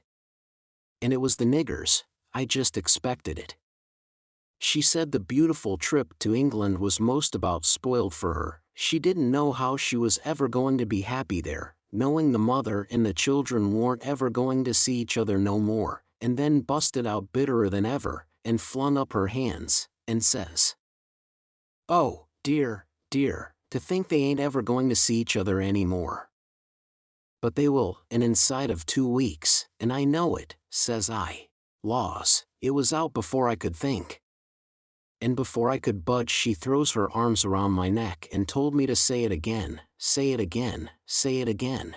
I see I had spoke too sudden and said too much, and was in a close place. I asked her to let me think a minute, and she sat there, very impatient and excited and handsome, but looking kind of happy and eased up, like a person that's had a tooth pulled out. So I went to studying it out. I says to myself, I reckon a body that ups and tells the truth when he is in a tight place is taking considerable many risks, though I ain't had no experience, and can't say for certain, but it looks so to me, anyway, and yet here's a case where I'm blessed if it don't look to me like the truth is better and actually safer than a lie. I must lay it by in my mind, and think it over some time or other, it's so kind of strange and unregular. I never see nothing like it. Well, I says to myself at last, I may going to chance it, I'll up and tell the truth this time, though it does seem most like setting down on a kag of powder and touching it off just to see where you'll go to. Then I says, Miss Mary Jane, is there any place out of town a little ways where you could go and stay 3 or 4 days? Yes, Mr. Lothrop's. Why? Never mind why yet. If I'll tell you how I know the niggers will see each other again inside of 2 weeks, here in this house, and prove how I know it, will you go to Mr. Lothrop's and stay 4 days? 4 days, she says, I'll stay a year. All right, I says, I don't want nothing more out of you than just your word, I'd druther have it than another man's kiss the Bible. She smiled and reddened up very sweet, and I says, if you don't mind it, I'll shut the door and bolt it. Then I come back and set down again, and says, don't you holler. Just set still and take it like a man. I got to tell the truth, and you want to brace up, Miss Mary, because it's a bad kind, and going to be hard to take, but there ain't no help for it. These uncles of yourn ain't no uncles at all, they're a couple of frauds, regular deadbeats. There, now we're over the worst of it, you can stand the rest middling easy. It jolted her up like everything, of course, but I was over the shoal water now, so I went right along, her eyes blazing higher and higher all the time, and told her every blame thing, from where we first struck that young fool going up to the steamboat, clear through to where she flung herself onto the king's breast at the front door and he kissed her 16 or 17 times, and then up she jumps, with her face afire like sunset, and says, "The brute! Come, don't waste a minute, not a second, we'll have them tarred and feathered, and flung in the river." Says I, "Certainly. But do you mean before you go to Mr. Lothrop's, or?" "Oh," she says, "what am I thinking about," she says, and sat right down again. "Don't mind what I said, please don't, you won't, now, will you?" Laying her silky hand on mine in that kind of a way that I said I would die first. "I never thought, I was so stirred up," she says. "Now go on, and I won't do so any more. You tell me what to do, and whatever you say I'll do it." "Well," I says, "it's a rough gang, them two frauds, and I'm fixed so I got to travel with them a while longer, whether I want to or not. I'd druther not tell you why, and if you was to blow on them this town would get me out of their claws, and I'd be all right, but there'd be another person that you don't know about who'd be in big trouble. Well, we got to save him, hain't we?" "Of course." "Well, then, we won't blow on them." Saying them words put a good idea in my head. I see how maybe I could get me and Jim rid of the frauds, get them jailed here, and then leave. But I didn't want to run the raft in the daytime without anybody aboard to answer questions but me, so I didn't want the plan to begin working till pretty late tonight. I says, "Miss Mary Jane, I'll tell you what we'll do, and you won't have to stay at Mr. Lothrop's so long, nuther." "How fur is it?" "A little short of 4 miles, right out in the country, back here." "Well, that'll answer. Now you go along out there, and lay low till 9 or half past tonight, and then get them to fetch you home again, tell them you've thought of something. If you get here before 11 put a candle in this window, and if I don't turn up wait till 11, and then if I don't turn up it means I'm gone, and out of the way, and safe. Then you come out and spread the news around, and get these beats jailed." "Good," she says, "I'll do it. And if it just happens so that I don't get away, but get took up along with them, you must up and say I told you the whole thing beforehand, and you must stand by me all you can." "Stand by you?" "Indeed I will. They shan't touch a hair of your head," she says, and I see her nostrils spread and her eyes snap when she said it, too. "If I get away I shan't be here," I says, "to prove these rapscallions ain't your uncles, and I couldn't do it if I was here. I could swear they was beats and bummers, that's all, though that's worth something. Well, there's others can do that better than what I can, and there are people that ain't going to be doubted as quick as I'd be. I'll tell you how to find them. Gimme a pencil and a piece of paper. They're Royal Nonsuch, Bricksville. Put it away, and don't lose it. When the court wants to find out something about these two, let them send up to Bricksville and say they've got the men that played the Royal Nonsuch, and ask for some witnesses. Why, you'll have that entire town down here before you can hardly wink, Miss Mary. And they'll come a-biling, too." I judged we had got everything fixed about right now. So I says, "Just let the auction go right along, and don't worry. Nobody don't have to pay for the things they buy till a whole day after the auction on accounts of the short notice, and they ain't going out of this till they get that money, and the way we've fixed it the sale ain't going to count, and they ain't going to get no money. It's just like the way it was with the niggers, it warn't no sale, and the niggers will be back before long. Why, they can't collect the money for the niggers yet, they're in the worst kind of a fix, Miss Mary." "Well," she says, "I'll run down to breakfast now, and then I'll start straight for Mr. Lothrop's." "'Deed, "That ain't the ticket, Miss Mary Jane," I says. "By no manner of means. Go before breakfast." "Why? What did you reckon I wanted you to go at all for, Miss Mary?" "Well, I never thought, and come to think, I don't know." "What was it?" "Why, it's because you ain't one of these Leatherface people. I don't want no better book than what your face is. A body can set down and read it off like coarse print. Do you reckon you can go and face your uncles when they come to kiss you good morning, and never—" There, don't." "Yes, I'll go before breakfast, I'll be glad to." "And leave my sisters with them?" "Yes, never mind about them. They've got to stand it yet a while. They might suspicion something if all of you was to go. I don't want you to see them, nor your sisters, nor nobody in this town. If a neighbor was to ask how is your uncles this morning, your face would tell something.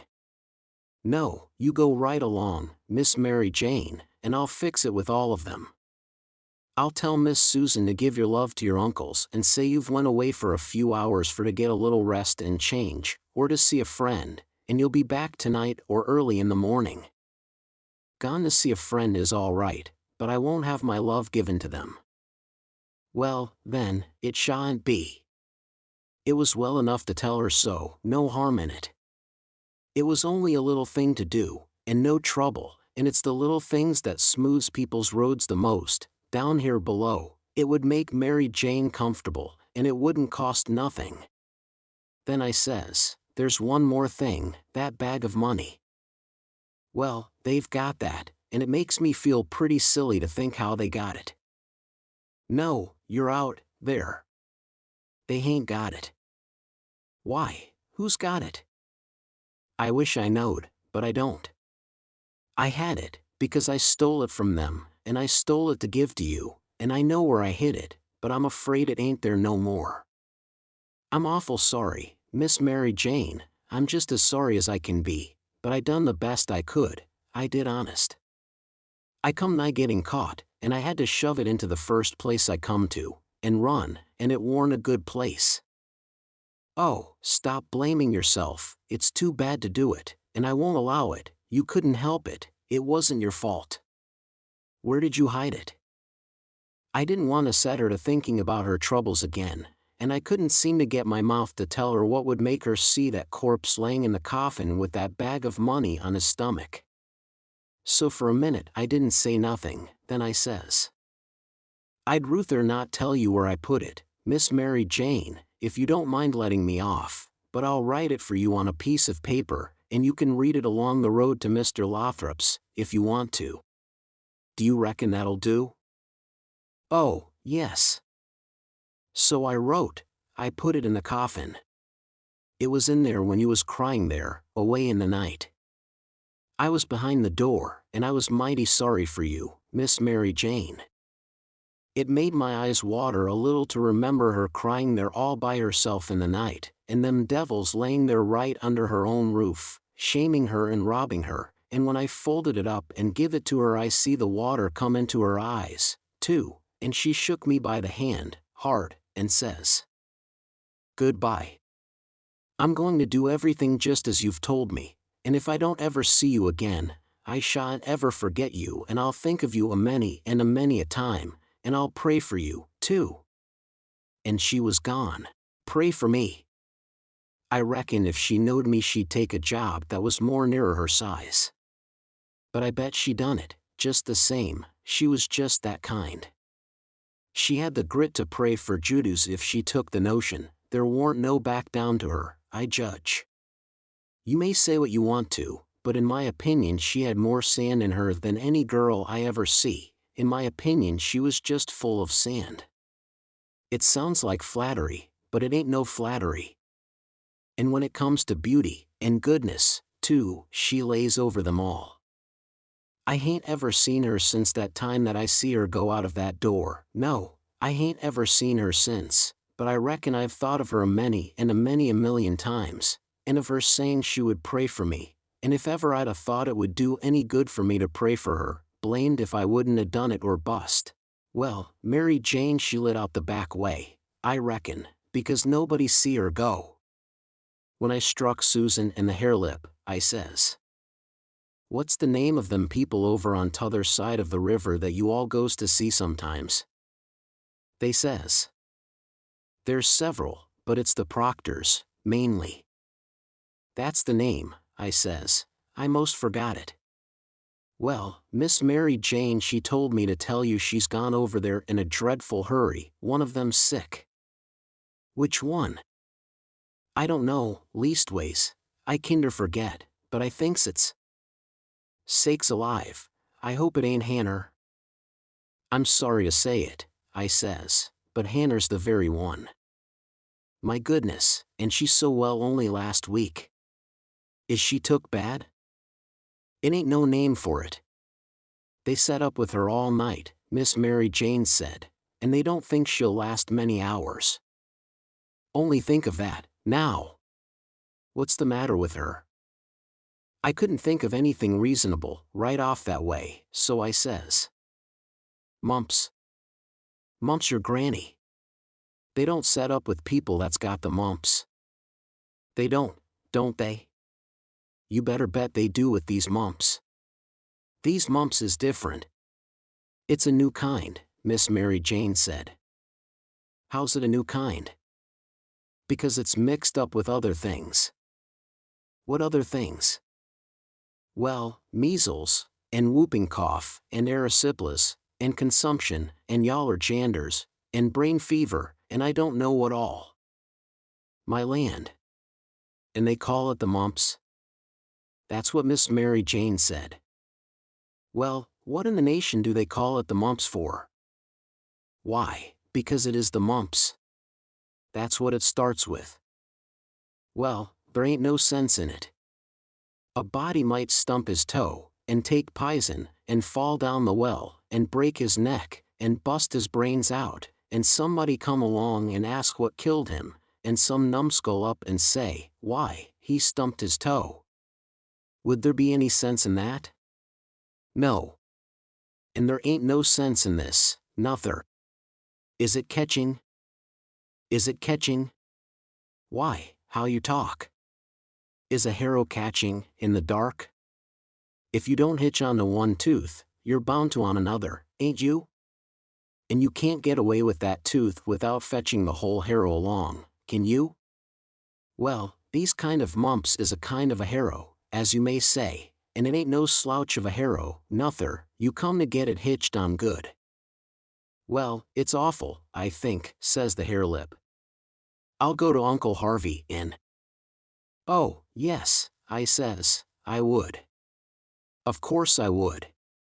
I wouldn't lose no time." "Well, why wouldn't you? Just look at it a minute, and maybe you can see. Hain't your uncles obleeged to get along home to England as fast as they can?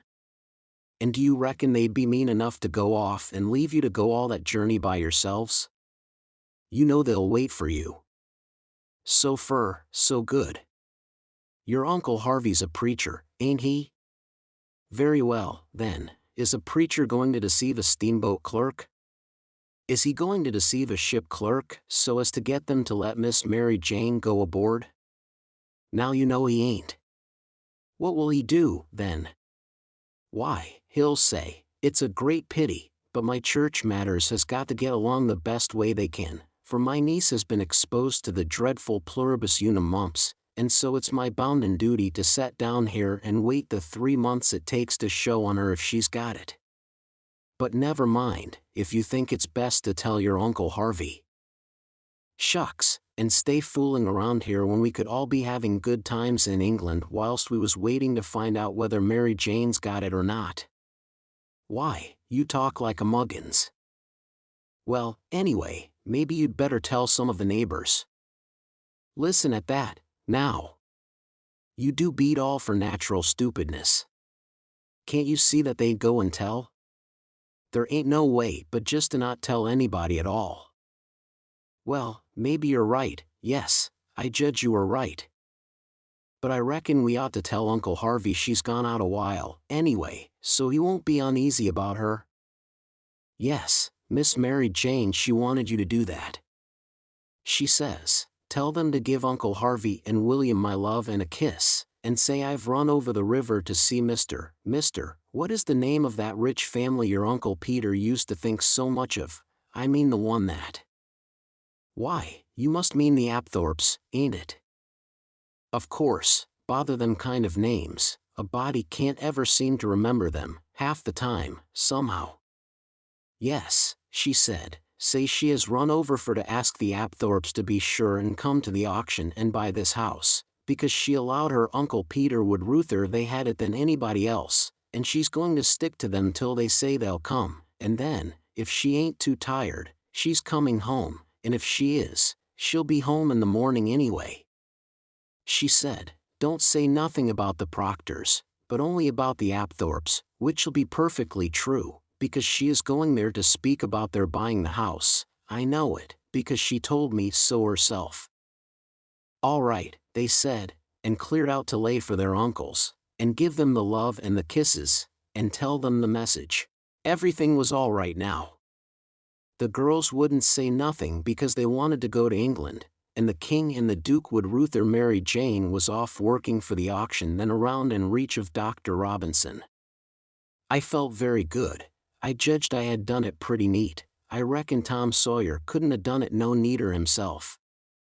Of course he would have throwed more style into it, but I can't do that very handy, not being brung up to it. Well, they held the auction in the public square, along towards the end of the afternoon, and it strung along, and the old man he was on hand and looking as level pisonist, up there longside of the auctioneer, and chipping in a little scripture now and then, or a little goody-goody saying of some kind, and the duke he was around goo-gooing for sympathy all he knowed how, and just spreading himself generally. But by and by the thing dragged through, and everything was sold, everything but a little old trifling lot in the graveyard. So they'd got to work that off. I never see such a giraffe as the king was for wanting to swallow everything. Well, whilst they was at it a steamboat landed, and in about 2 minutes up comes a crowd whooping and yelling and laughing and carrying on, and singing out. Here's your opposition line. Here's your 2 sets o' heirs to old Peter Wilkes, and you pays your money and you takes your choice. Chapter 29. They was fetching a very nice-looking old gentleman along, and a nice-looking younger one, with his right arm in a sling. And, my souls, how the people yelled and laughed, and kept it up. But I didn't see no joke about it, and I judged it would strain the duke and the king some to see any. I reckon they'd turn pale. But no, nary a pale did they turn. The duke he never let on any suspicion what was up, but just went a-goo-gooing around, happy and satisfied, like a jug that's googling out buttermilk, and as for the king, he just gazed and gazed down sorrowful on them newcomers like it give him the stomach ache in his very heart to think there could be such frauds and rascals in the world. Oh, he done it admirable. Lots of the principal people gathered around the king, to let him see they was on his side. That old gentleman that had just come looked all puzzled to death. Pretty soon he begun to speak, and I see straight off he pronounced like an Englishman, not the king's way, though the king's was pretty good for an imitation. I can't give the old gent's words, nor I can't imitate him, but he turned around to the crowd, and says, about like this. This is a surprise to me which I wasn't looking for, and I'll acknowledge, candid and frank, I ain't very well fixed to meet it and answer it, for my brother and me has had misfortunes. He's broke his arm, and our baggage got put off at a town above here last night in the night by a mistake. I am Peter Wilkes' brother Harvey, and this is his brother William, which can't hear nor speak, and can't even make signs to amount to much, now he's only got one hand to work them with. We are who we say we are, and in a day or two, when I get the baggage, I can prove it. But up till then I won't say nothing more, but go to the hotel and wait.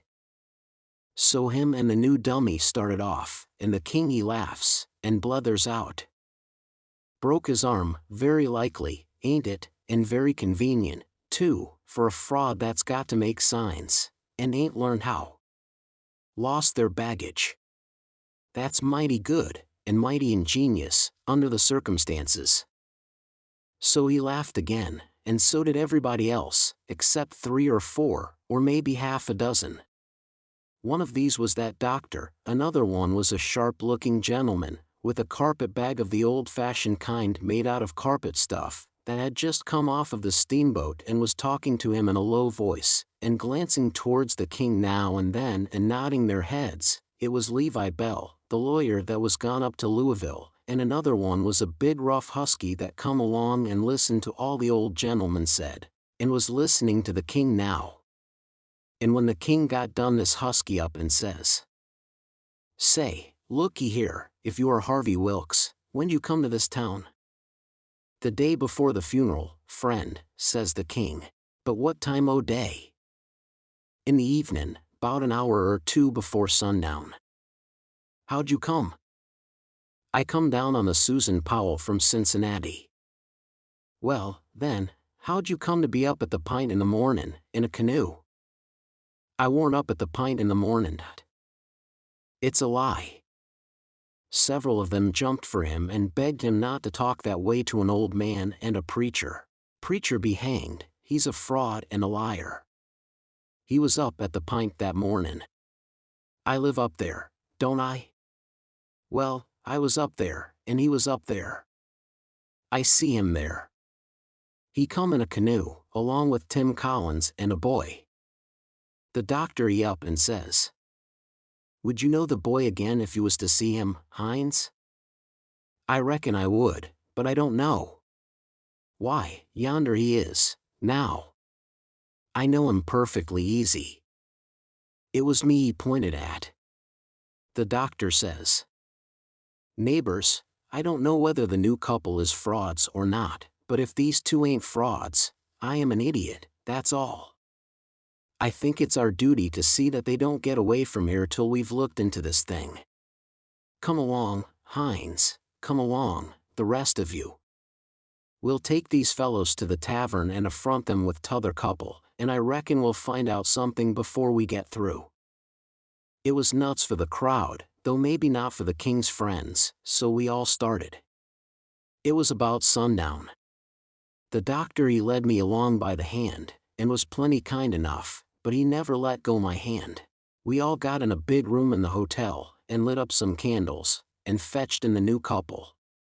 First, the doctor says, "I don't wish to be too hard on these two men, but I think they're frauds, and they may have complices that we don't know nothing about. If they have, won't the complices get away with that bag of gold Peter Wilkes left? It ain't unlikely. If these men ain't frauds, they won't object to sending for that money and letting us keep it till they prove they're all right, ain't that so?" Everybody agreed to that. So I judged they had our gang in a pretty tight place right at the outstart. But the king he only looked sorrowful, and says, "Gentlemen, I wish the money was there, for I ain't got no disposition to throw anything in the way of a fair, open, out-and-out investigation o' this miserable business, but, alas, the money ain't there. You can send and see, if you want to." "Where is it, then?" "Well, when my niece give it to me to keep for her, I took and hid it inside o' the straw tick o' my bed, not wishin' to bank it for the few days we'd be here, and considerin' the bed a safe place, we not bein' used to niggers, and suppository and am honest, like servants in England. The niggers stole it the very next mornin' after I had went downstairs, and when I sold 'em I hadn't missed the money yet, so they got clean away with it. My servant here can tell you 'bout it, gentlemen." The doctor and several said shucks, and I see nobody didn't altogether believe him. One man asked me if I see the niggers steal it. I said no, but I see them sneaking out of the room and hustling away, and I never thought nothing, only I reckon they was afraid they had waked up my master and was trying to get away before he made trouble with them. That was all they asked me. Then the doctor whirls on me and says, "Are you English, too?" I says yes, and him and some others laughed, and said, "Stuff." Well, then they sailed in on the general investigation, and there we had it, up and down, hour in, hour out, and nobody never said a word about supper, nor ever seemed to think about it, and so they kept it up, and it was the worst mixed-up thing you ever see. They made the king tell his yarn, and they made the old gentleman tell his en, and anybody but a lot of prejudiced chuckleheads would have seen that the old gentleman was spinning truth and t'other one lies. And by they had me up to tell what I knowed. The king he give me a left-handed look out of the corner of his eye, and so I knowed enough to talk on the right side. I begun to tell about Sheffield, and how we lived there, and all about the English Wilkses, and so on, but I didn't get pretty fur till the doctor begun to laugh, and Levi Bell, the lawyer, says, "Set down, my boy, I wouldn't strain myself if I was you. I reckon you ain't used to lying, it don't seem to come handy, what you want is practice. You do it pretty awkward." I didn't care nothing for the compliment, but I was glad to be let off, anyway. The doctor he started to say something, and turns and says, "If you'd been in town at first, Levi Bell," the king broke in and reached out his hand, and says, "Why, is this my poor dead brother's old friend that he's wrote so often about?" The lawyer and him shook hands, and the lawyer smiled and looked pleased, and they talked right along a while, and then got to one side and talked low, and at last the lawyer speaks up and says, "That'll fix it. I'll take the order and send it, along with your brothers, and then they'll know it's all right." So they got some paper and a pen, and the king he sat down and twisted his head to one side, and chawed his tongue, and scrawled off something, and then they give the pen to the duke, and then for the first time the duke looked sick. But he took the pen and wrote. So then the lawyer turns to the new old gentleman and says, "You and your brother please write a line or two and sign your names." The old gentleman wrote, but nobody couldn't read it. The lawyer looked powerful astonished, and says, "Well, it beats me," and snaked a lot of old letters out of his pocket, and examined them, and then examined the old man's writing, and then them again, and then says, "These old letters is from Harvey Wilkes, and here's these two handwritings, and anybody can see they didn't write them." The king and the duke looked sold and foolish, I tell you, to see how the lawyer had took them in, and here's this old gentleman's handwriting, and anybody can tell, easy enough, he didn't write them. Fact is, the scratches he makes ain't properly writing at all. Now, here's some letters from. The new old gentleman says, "If you please, let me explain. Nobody can read my hand but my brother there, so he copies for me. It's his hand you've got there, not mine." "Well," says the lawyer, "this is a state of things. I've got some of William's letters, too, so if you'll get him to write a line or so we can calm." "He can't write with his left hand," says the old gentleman. "If he could use his right hand, you would see that he wrote his own letters and mine too. Look at both, please, they're by the same hand." The lawyer done it, and says, "I believe it's so, and if it ain't so, there's a heap stronger resemblance than I'd noticed before, anyway. Well, I thought we was right on the track of a solution, but it's gone to grass, partly. But anyway, one thing is proved, these two ain't either of them Wilkses," and he wagged his head towards the king and the duke. "Well, what do you think? That mule-headed old fool wouldn't give in then. Indeed he wouldn't. Said it warn't no fair test. Said his brother William was the cussedest joker in the world, and hadn't tried to write. He see William was going to play one of his jokes the minute he put the pen to paper. And so he warmed up and went warbling and warbling right along till he was actually beginning to believe what he was saying himself, but pretty soon the new gentleman broke in, and says, "I've thought of something. Is there anybody here that helped to lay out my BR, helped to lay out the late Peter Wilkes for burying?" "Yes," says somebody, "me and Ab Turner done it. We're both here." Then the old man turns towards the king, and says, "Perhaps this gentleman can tell me what was tattooed on his breast?"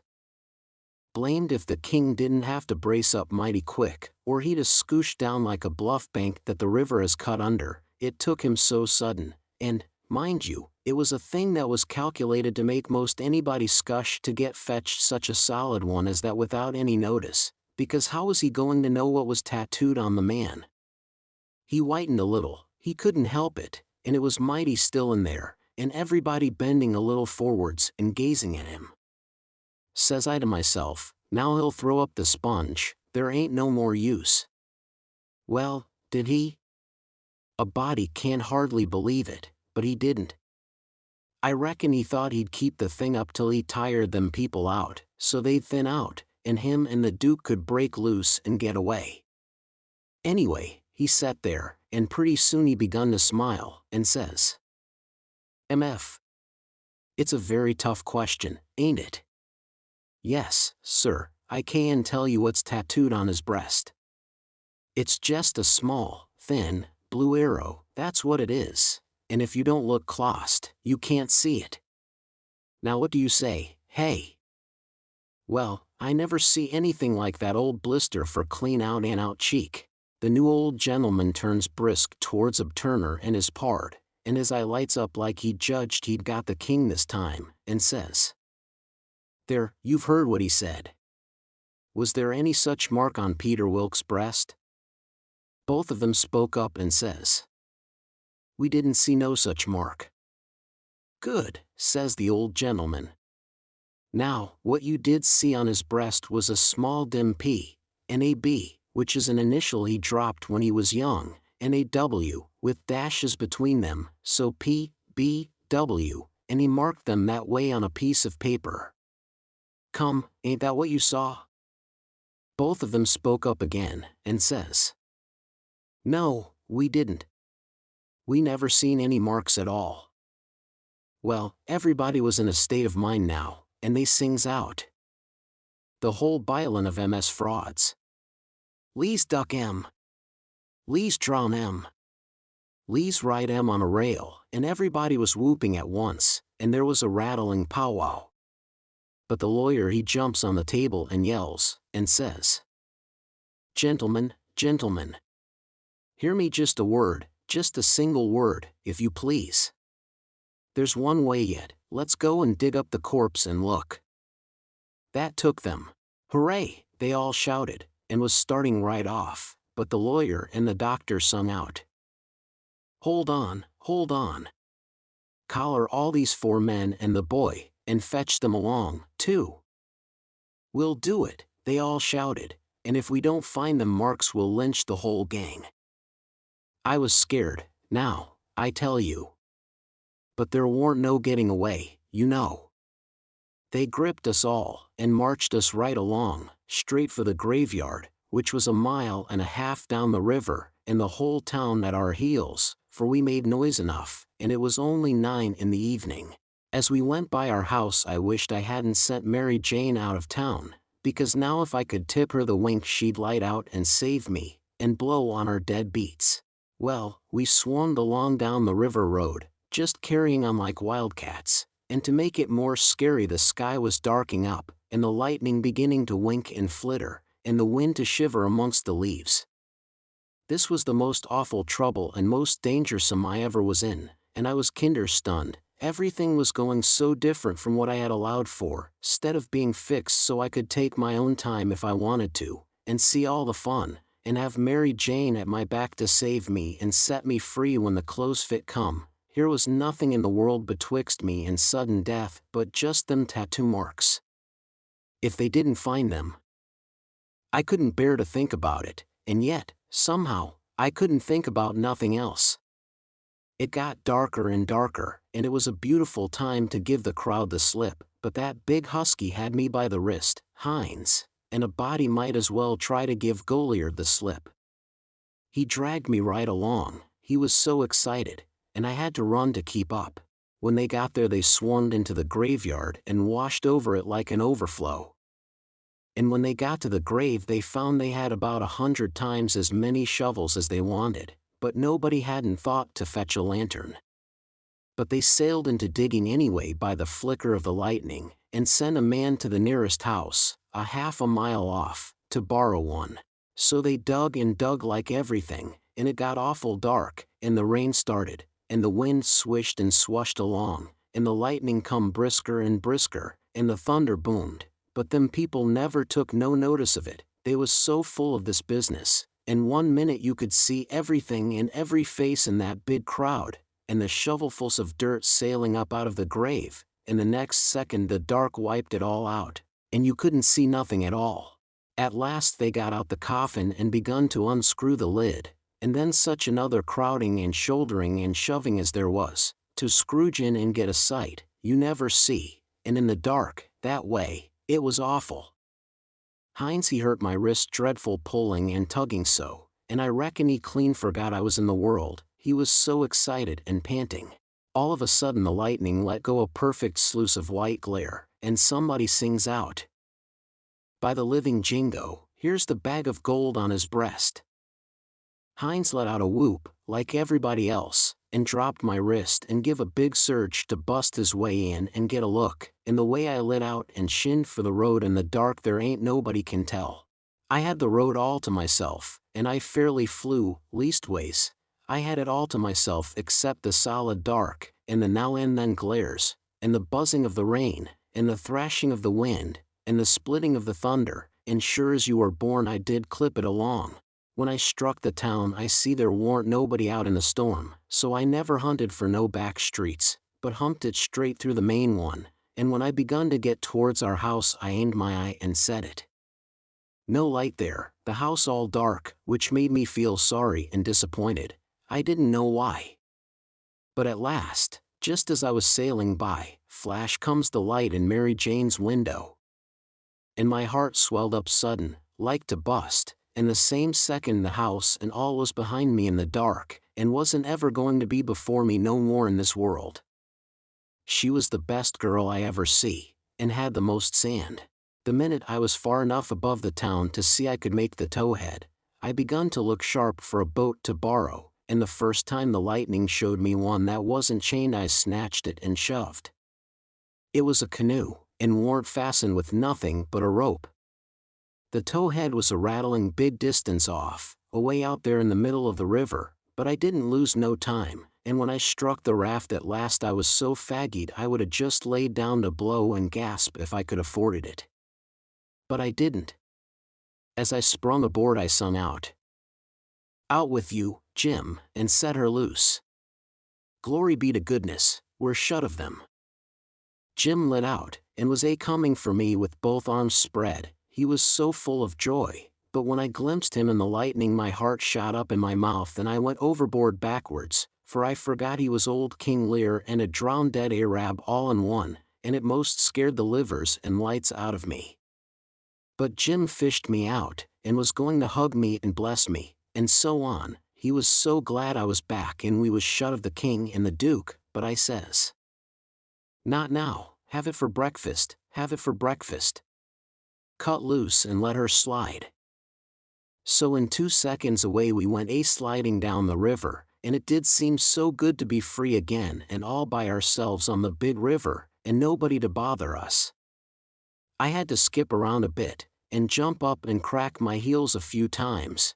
I couldn't help it, but about the third crack I noticed a sound that I knowed mighty well, and held my breath and listened and waited, and sure enough, when the next flash busted out over the water, here they come, and just laying to their oars and making their skiff hum. It was the king and the duke. So I wilted right down onto the planks then, and give up, and it was all I could do to keep from crying. Chapter 30. When they got aboard the king went for me, and shook me by the collar, and says, "Trying to give us the slip, was ye, you pup? Tired of our company, hey?" I says, "No, your majesty, we warn't, please don't, your majesty." "Quick, then, and tell us what was your idea, or I'll shake the insides out o' you." "Honest, I'll tell you everything just as it happened, your majesty.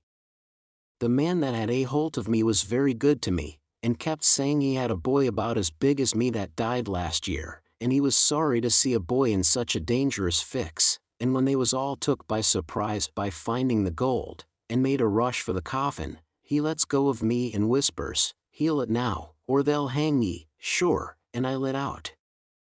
It didn't seem no good for me to stay. I couldn't do nothing, and I didn't want to be hung if I could get away.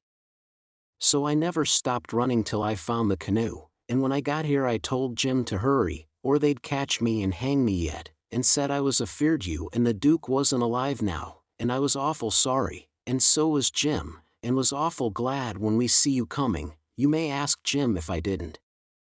Jim said it was so, and the king told him to shut up, and said, "Oh, yes, it's mighty likely," and shook me up again, and said he reckoned he'd drown me. But the Duke says, "Lego the boy, you old idiot. Would you have done any different? Did you inquire around for him when you got loose?" "I don't remember it." So the king let go of me, and begun to cuss that town and everybody in it. But the Duke says, "You better a blame sight give yourself a good cussing, for you're the one that's entitled to it most. You hain't done a thing from the start that had any sense in it, except coming out so cool and cheeky with that imaginary blue arrow mark. That was bright, it was right down bully, and it was the thing that saved us. For if it hadn't been for that, they'd have jailed us till them Englishmen's baggage come, and then, the penitentiary, you bet. But that trick took 'em to the graveyard, and the gold done us a still bigger kindness, for if the excited fools hadn't let go all holts and made that rush to get a look, we'd have slept in our cravats tonight, cravats warranted to wear, too, longer than we'd need 'em."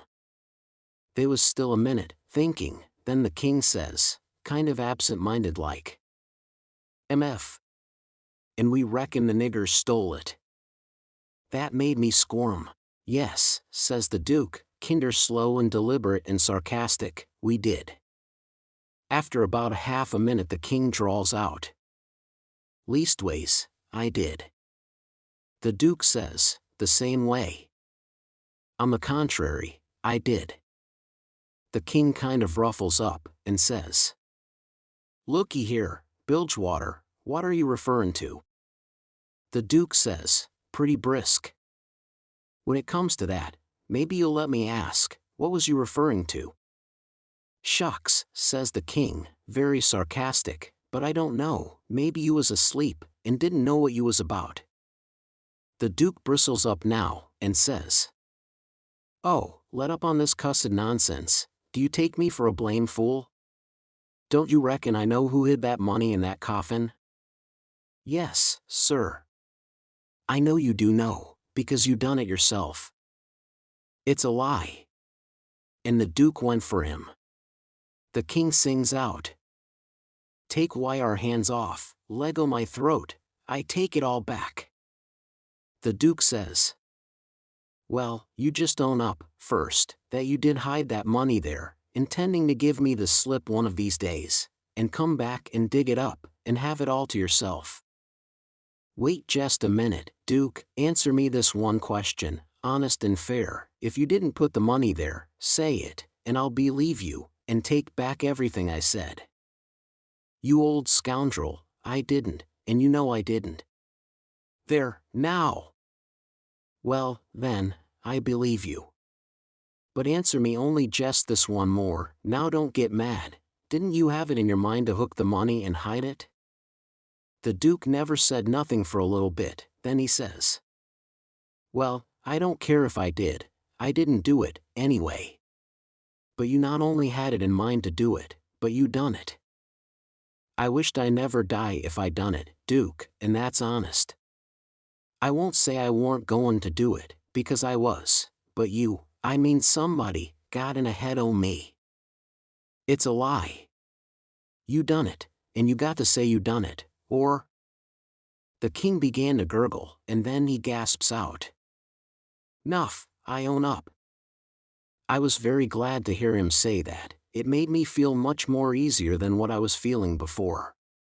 So the Duke took his hands off and says, "If you ever deny it again I'll drown you. It's well for you to set there and blubber like a baby, it's fittin' for you, after the way you've acted. I never see such an old ostrich for wanting to gobble everything, and I ain't trusting you all the time, like you was my own father. You ought to been ashamed of yourself to stand by and hear it saddled onto a lot of poor niggers, and you never say a word for 'em. It makes me feel ridiculous to think I was soft enough to believe that rubbish. Cuss you, I can see now why you was so anxious to make up the deficit. You wanted to get what money I'd got out of the nonsuch in one thing or another, and scoop it all. The king says, timid, and still snuffling. Why, Duke, it was you that said make up the deficit, it warn't me. Dry up. I don't want to hear no more out of you, says the Duke. And now you see what you got by it. They've got all their own money back, and all of ourn but a shekel or two besides. Glong to bed, and don't you defersit me no more defersits, long as you live. So the king sneaked into the wigwam and took to his bottle for comfort, and before long the Duke tackled his bottle, and so in about a half an hour they was as thick as thieves again, and the tighter they got, the lovinger they got, and went off snoring in each other's arms. They both got powerful mellow, but I noticed the king didn't get mellow enough to forget to remember to not deny about hiding the money bag again. That made me feel easy and satisfied. Of course when they got to snoring we had a long gabble, and I told Jim everything. Chapter 31. We didn't stop again at any town for days and days, kept right along down the river. We was down south in the warm weather now, and a mighty long ways from home. We begun to come to trees with Spanish moss on them, hanging down from the limbs like long, gray beards. It was the first I ever see it growing, and it made the woods look solemn and dismal. So now the frauds reckoned they was out of danger, and they begun to work the villages again. First they done a lecture on temperance, but they didn't make enough for them both to get drunk on. Then in another village they started a dancing school, but they didn't know no more how to dance than a kangaroo does, so the first prance they made the general public jumped in and pranced them out of town. Another time they tried to go at yellocution, but they didn't yellocute long till the audience got up and give them a solid good cussing, and made them skip out. They tackled missionarying, and mesmerizing, and doctoring, and telling fortunes, and a little of everything, but they couldn't seem to have no luck. So at last they got just about dead broke, and laid around the raft as she floated along, thinking, and never saying nothing, by the half a day at a time, and dreadful blue and desperate.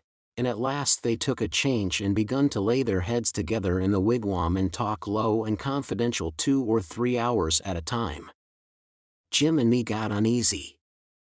We didn't like the look of it. We judged they was studying up some kind of worse deviltry than ever. We turned it over and over, and at last we made up our minds they was going to break into somebody's house or store, or was going into the counterfeit money business, or something.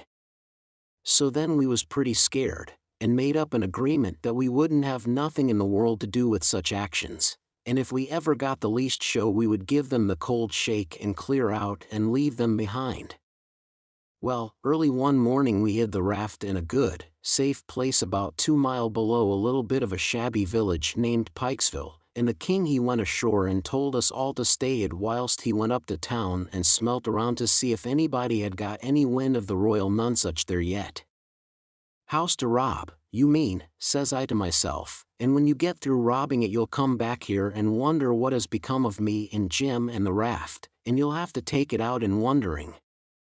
And he said if you weren't back by midday the Duke and me would know it was all right, and we was to come along. So we stayed where we was. The Duke he fretted and sweated around, and was in a mighty sour way.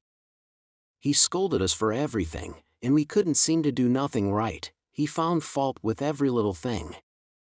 Something was brewing, sure. I was good and glad when midday come and no king. We could have a change, anyway, and maybe a chance for the change on top of it. So me and the Duke went up to the village, and hunted around there for the king, and by we found him in the back room of a little low doggery, very tight, and a lot of loafers bully-ragging him for sport, and he cussing and threatening with all his might, and so tight he couldn't walk, and couldn't do nothing to them. The Duke he begun to abuse him for an old fool, and the king begun to sass back, and the minute they was fairly at it I let out and shook the reefs out of my hind legs, and spun down the river road like a deer, for I see our chance, and I made up my mind that it would be a long day before they ever see me and Jim again. I got down there all out of breath but loaded up with joy, and sung out, "Set her loose, Jim. We're all right now." But there warn't no answer, and nobody come out of the wigwam. Jim was gone. I set up a shout, and then another one, and run this way and that in the woods, whooping and screeching, but it warn't no use, old Jim was gone. Then I sat down and cried. I couldn't help it. But I couldn't set still long. Pretty soon I went out on the road, trying to think what I better do, and I run across a boy walking, and asked him if he'd seen a strange nigger dressed so and so, and he says, "Yes." "Whereabouts?" says I. "Down to Silas Phelps' place, 2 mile below here. He's a runaway nigger, and they've got him." "Was you looking for him?" "You bet I ain't. I run across him in the woods about an hour or 2 ago, and he said if I hollered he'd cut my livers out, and told me to lay down and stay where I was, and I done it. Been there ever since, afeard to come out." "Well," he says, "you needn't be afeard no more, because they've got him. He run off FM down south, Somers. It's a good job they got him." "Well, I reckon. There's $200 reward on him. It's like picking up money out on the road." "Yes, it is, and I could 'a' had it if I'd been big enough. I see him first." "Who nailed him?" "It was an old fellow, a stranger, and he sold out his chance in him for $40, because he's got to go up the river and can't wait. Think o' that, now. You bet I'd wait, if it was 7 year. "That's me, every time," says I, "but maybe his chance ain't worth no more than that, if he'll sell it so cheap. Maybe there's something ain't straight about it." But it is, though, straight as a string. I see the handbill myself. It tells all about him, to a dot, paints him like a picture, and tells the plantation he's from, below Nerlines. No siree, Bob, they ain't no trouble 'bout that speculation, you bet you. Say, gimme a chaw tobaccer, won't ye?" I didn't have none, so he left. I went to the raft, and sat down in the wigwam to think. But I couldn't come to nothing. I thought till I wore my head sore, but I couldn't see no way out of the trouble. After all this long journey, and after all we'd done for them scoundrels, here it was all come to nothing, everything all busted up and ruined, because they could have the heart to serve Jim such a trick as that, and make him a slave again all his life, and amongst strangers, too, for $40 dirty. Once I said to myself it would be 1,000 times better for Jim to be a slave at home where his family was, as long as he'd got to be a slave, and so I'd better write a letter to Tom Sawyer and tell him to tell Miss Watson where he was. But I soon give up that notion for 2 things. She'd be mad and disgusted at his rascality and ungratefulness for leaving her, and so she'd sell him straight down the river again, and if she didn't, everybody naturally despises an ungrateful nigger, and they'd make Jim feel it all the time, and so he'd feel ornery and disgraced. And then think of me. It would get all around that Huck Finn helped a nigger to get his freedom, and if I was ever to see anybody from that town again I'd be ready to get down and lick his boots for shame. That's just the way a person does a low-down thing, and then he don't want to take no consequences of it. Thinks as long as he can hide it, it ain't no disgrace. That was my fix exactly. The more I studied about this, the more my conscience went to grinding me, and the more wicked and low-down and ornery I got to feeling. And at last, when it hit me all of a sudden that here was the plain hand of Providence slapping me in the face and letting me know my wickedness was being watched all the time from up there in heaven, whilst I was stealing a poor old woman's nigger that hadn't ever done me no harm, and now was showing me there's one that's always on the lookout, and ain't a going to allow no such miserable doings to go only just so fur and no further. I most dropped in my tracks, I was so scared. Well, I tried the best I could to kinder soften it up somehow for myself by saying I was brung up wicked, and so I warn't so much to blame, but something inside of me kept saying, there was the Sunday school, you could 'a gone to it, and if you'd 'a done it they'd 'a learnt you there that people that acts as I'd been acting about that nigger goes to everlasting fire. It made me shiver. And I about made up my mind to pray, and see if I couldn't try to quit being the kind of a boy I was and be better. So I kneeled down. But the words wouldn't come. Why wouldn't they? It warn't no use to try and hide it from him. Nor from me, neither. I knowed very well why they wouldn't come. It was because my heart warn't right, it was because I warn't square, it was because I was playing double. I was letting on to give up sin, but away inside of me I was holding on to the biggest one of all. I was trying to make my mouth say I would do the right thing and the clean thing, and go and write to that nigger's owner and tell where he was, but deep down in me I knowed it was a lie, and he knowed it. You can't pray a lie, I found that out. So I was full of trouble, full as I could be, and didn't know what to do. At last I had an idea, and I says, I'll go and write the letter, and then see if I can pray. Why, it was astonishing, the way I felt as light as a feather right straight off, and my troubles all gone. So I got a piece of paper and a pencil, all glad and excited, and sat down and wrote. Miss Watson, your runaway nigger Jim is down here 2 miles below Pikesville, and Mr. Phelps has got him and he will give him up for the reward if you send Huck Finn. I felt good and all washed clean of sin for the first time I had ever felt so in my life, and I knowed I could pray now. But I didn't do it straight off, but laid the paper down and sat there thinking how good it was all this happened so, and how near I come to being lost and going to hell. And went on thinking. And got to thinking over our trip down the river, and I see Jim before me all the time, in the day and in the night time, sometimes moonlight, sometimes storms, and we floating along, talking and singing and laughing. But somehow I couldn't seem to strike no places to harden me against him, but only the other kind. I'd see him standing my watch on top of his N, 'stead of calling me, so I could go on sleeping, and see him how glad he was when I come back out of the fog, and when I come to him again in the swamp, up there where the feud was, and such like times, and would always call me honey, and pet me and do everything he could think of for me, and how good he always was. And at last I struck the time I saved him by telling the men we had smallpox aboard, and he was so grateful, and said I was the best friend old Jim ever had in the world, and the only one he's got now. And then I happened to look around and see that paper. It was a close place. I took it up, and held it in my hand. I was trembling, because I'd got to decide, forever, betwixt two things, and I knowed it. I studied a minute, sort of holding my breath, and then says to myself, all right, then, I'll go to hell, and tore it up. It was awful thoughts and awful words, but they was said. And I let them stay said, and never thought no more about reforming.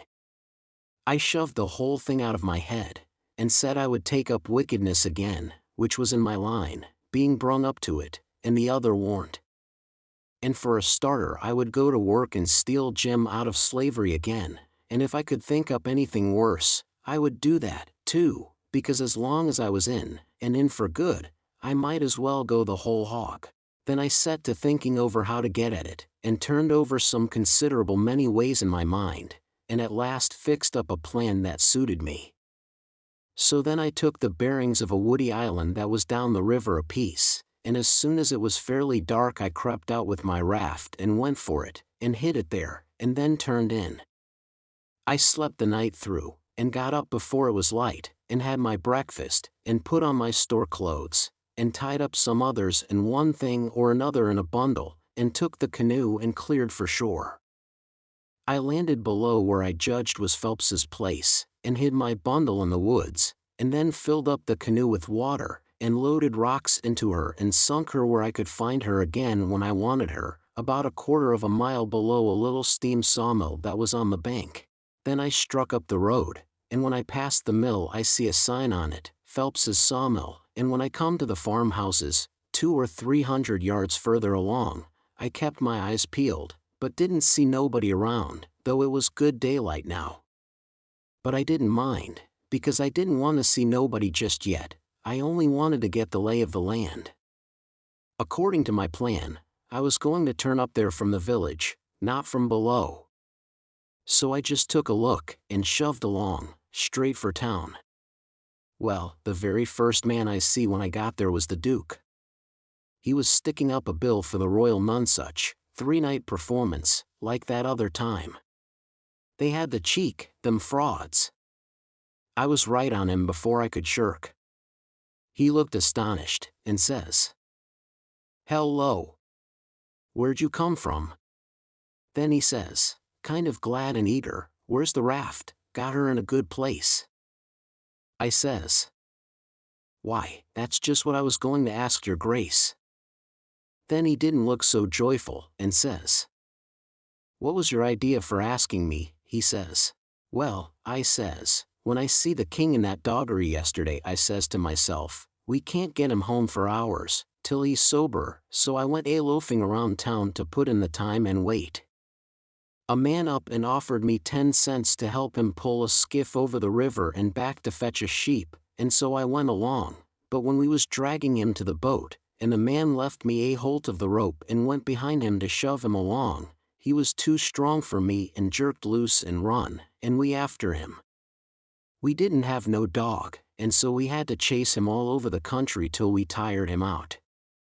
We never got him till dark, then we fetched him over, and I started down for the raft. When I got there and see it was gone, I says to myself, they've got into trouble and had to leave, and they've took my nigger, which is the only nigger I've got in the world, and now I'm in a strange country, and ain't got no property no more, nor nothing, and no way to make my living, so I set down and cried. I slept in the woods all night. But what did become of the raft, then, and Jim, poor Jim?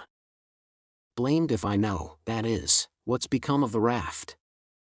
That old fool had made a trade and got $40, and when we found him in the doggery the loafers had matched $50 with him and got every cent but what he'd spent for whiskey, and when I got him home late last night and found the raft gone, we said, that little rascal has stole our raft and shook us, and run off down the river. I wouldn't shake my nigger, would I, the only nigger I had in the world, and the only property. We never thought of that. Fact is, I reckon we'd come to consider him our nigger. Yes, we did consider him so, goodness knows we had trouble enough for him. So when we see the raft was gone and we flat broke, there warn't anything for it but to try the Royal Nonsuch another shake. And I've pegged along ever since, dry as a powder horn. Where's that 10 cents? Give it here. I had considerable money, so I give him 10 cents, but begged him to spend it for something to eat, and give me some, because it was all the money I had, and I hadn't had nothing to eat since yesterday. He never said nothing. The next minute he whirls on me and says, "Do you reckon that nigger would blow on us? We'd skin him if he done that." "How can he blow? Hain't he run off?" "No. That old fool sold him, and never divided with me, and the money's gone." "Sold him?" I says, and begun to cry. Why, he was my nigger, and that was my money. "Where is he? I want my nigger." "Well, you can't get your nigger, that's all, so dry up your blubbering. Looky here, do you think you'd venture to blow on us?" "Blamed if I think I'd trust you." "Why, if you was to blow on us?" He stopped, but I never see the Duke look so ugly out of his eyes before. I went on whimpering, and says, "I don't want to blow on nobody, and I ain't got no time to blow, nohow. I got to turn out and find my nigger." He looked kinder bothered, and stood there with his bills fluttering on his arm, thinking, and wrinkling up his forehead. At last he says, "I'll tell you something. We got to be here 3 days. If you'll promise you won't blow, and won't let the nigger blow, I'll tell you where to find him." So I promised, and he says, "A farmer by the name of Silas P.H., and then he stopped. You see, he started to tell me the truth, but when he stopped that way, and begun to study and think again, I reckon he was changing his mind. And so he was. He wouldn't trust me, he wanted to make sure of having me out of the way the whole 3 days. So pretty soon he says, 'The man that bought him is named Abram Foster, Abram G. Foster, and he lives 40 miles back here in the country, on the road to Lafayette.' 'All right,' I says, 'I can walk it in 3 days. And I'll start this very afternoon.' 'No you won't, you'll start now, and don't you lose any time about it, neither, nor do any gabbling by the way. Just keep a tight tongue in your head and move right along, and then you won't get into trouble with us, d'ye hear?' That was the order I wanted, and that was the one I played for. I wanted to be left free to work my plans. So clear out," he says, "and you can tell Mr. Foster whatever you want to. Maybe you can get him to believe that Jim is your nigger. Some idiots don't require documents, leastways I've heard there's such down south here. And when you tell him the handbill and the reward's bogus, maybe he'll believe you when you explain to him what the idea was for getting him out. Go along now, and tell him anything you want to, but mind you don't work your jaw any between here and there." So I left, and struck for the back country. I didn't look around, but I kinder felt like he was watching me. But I knowed I could tire him out at that. I went straight out in the country as much as a mile before I stopped, then I doubled back through the woods towards Phelps. I reckon I better start in on my plan straight off without fooling around, because I wanted to stop Jim's mouth till these fellows could get away. I didn't want no trouble with their kind. I'd seen all I wanted to of them, and wanted to get entirely shut of them. Chapter 32. When I got there it was all still and Sunday-like, and hot and sunshiny. The hands was gone to the fields, and there was them kind of faint dronings of bugs and flies in the air that makes it seem so lonesome and like everybody's dead and gone, and if a breeze fans along and quivers the leaves it makes you feel mournful, because you feel like it's spirits whispering, spirits that's been dead ever so many years, and you always think they're talking about you. As a general thing it makes a body wish he was dead, too, and done with it all. Phelps was one of these little one-horse cotton plantations, and they all look alike.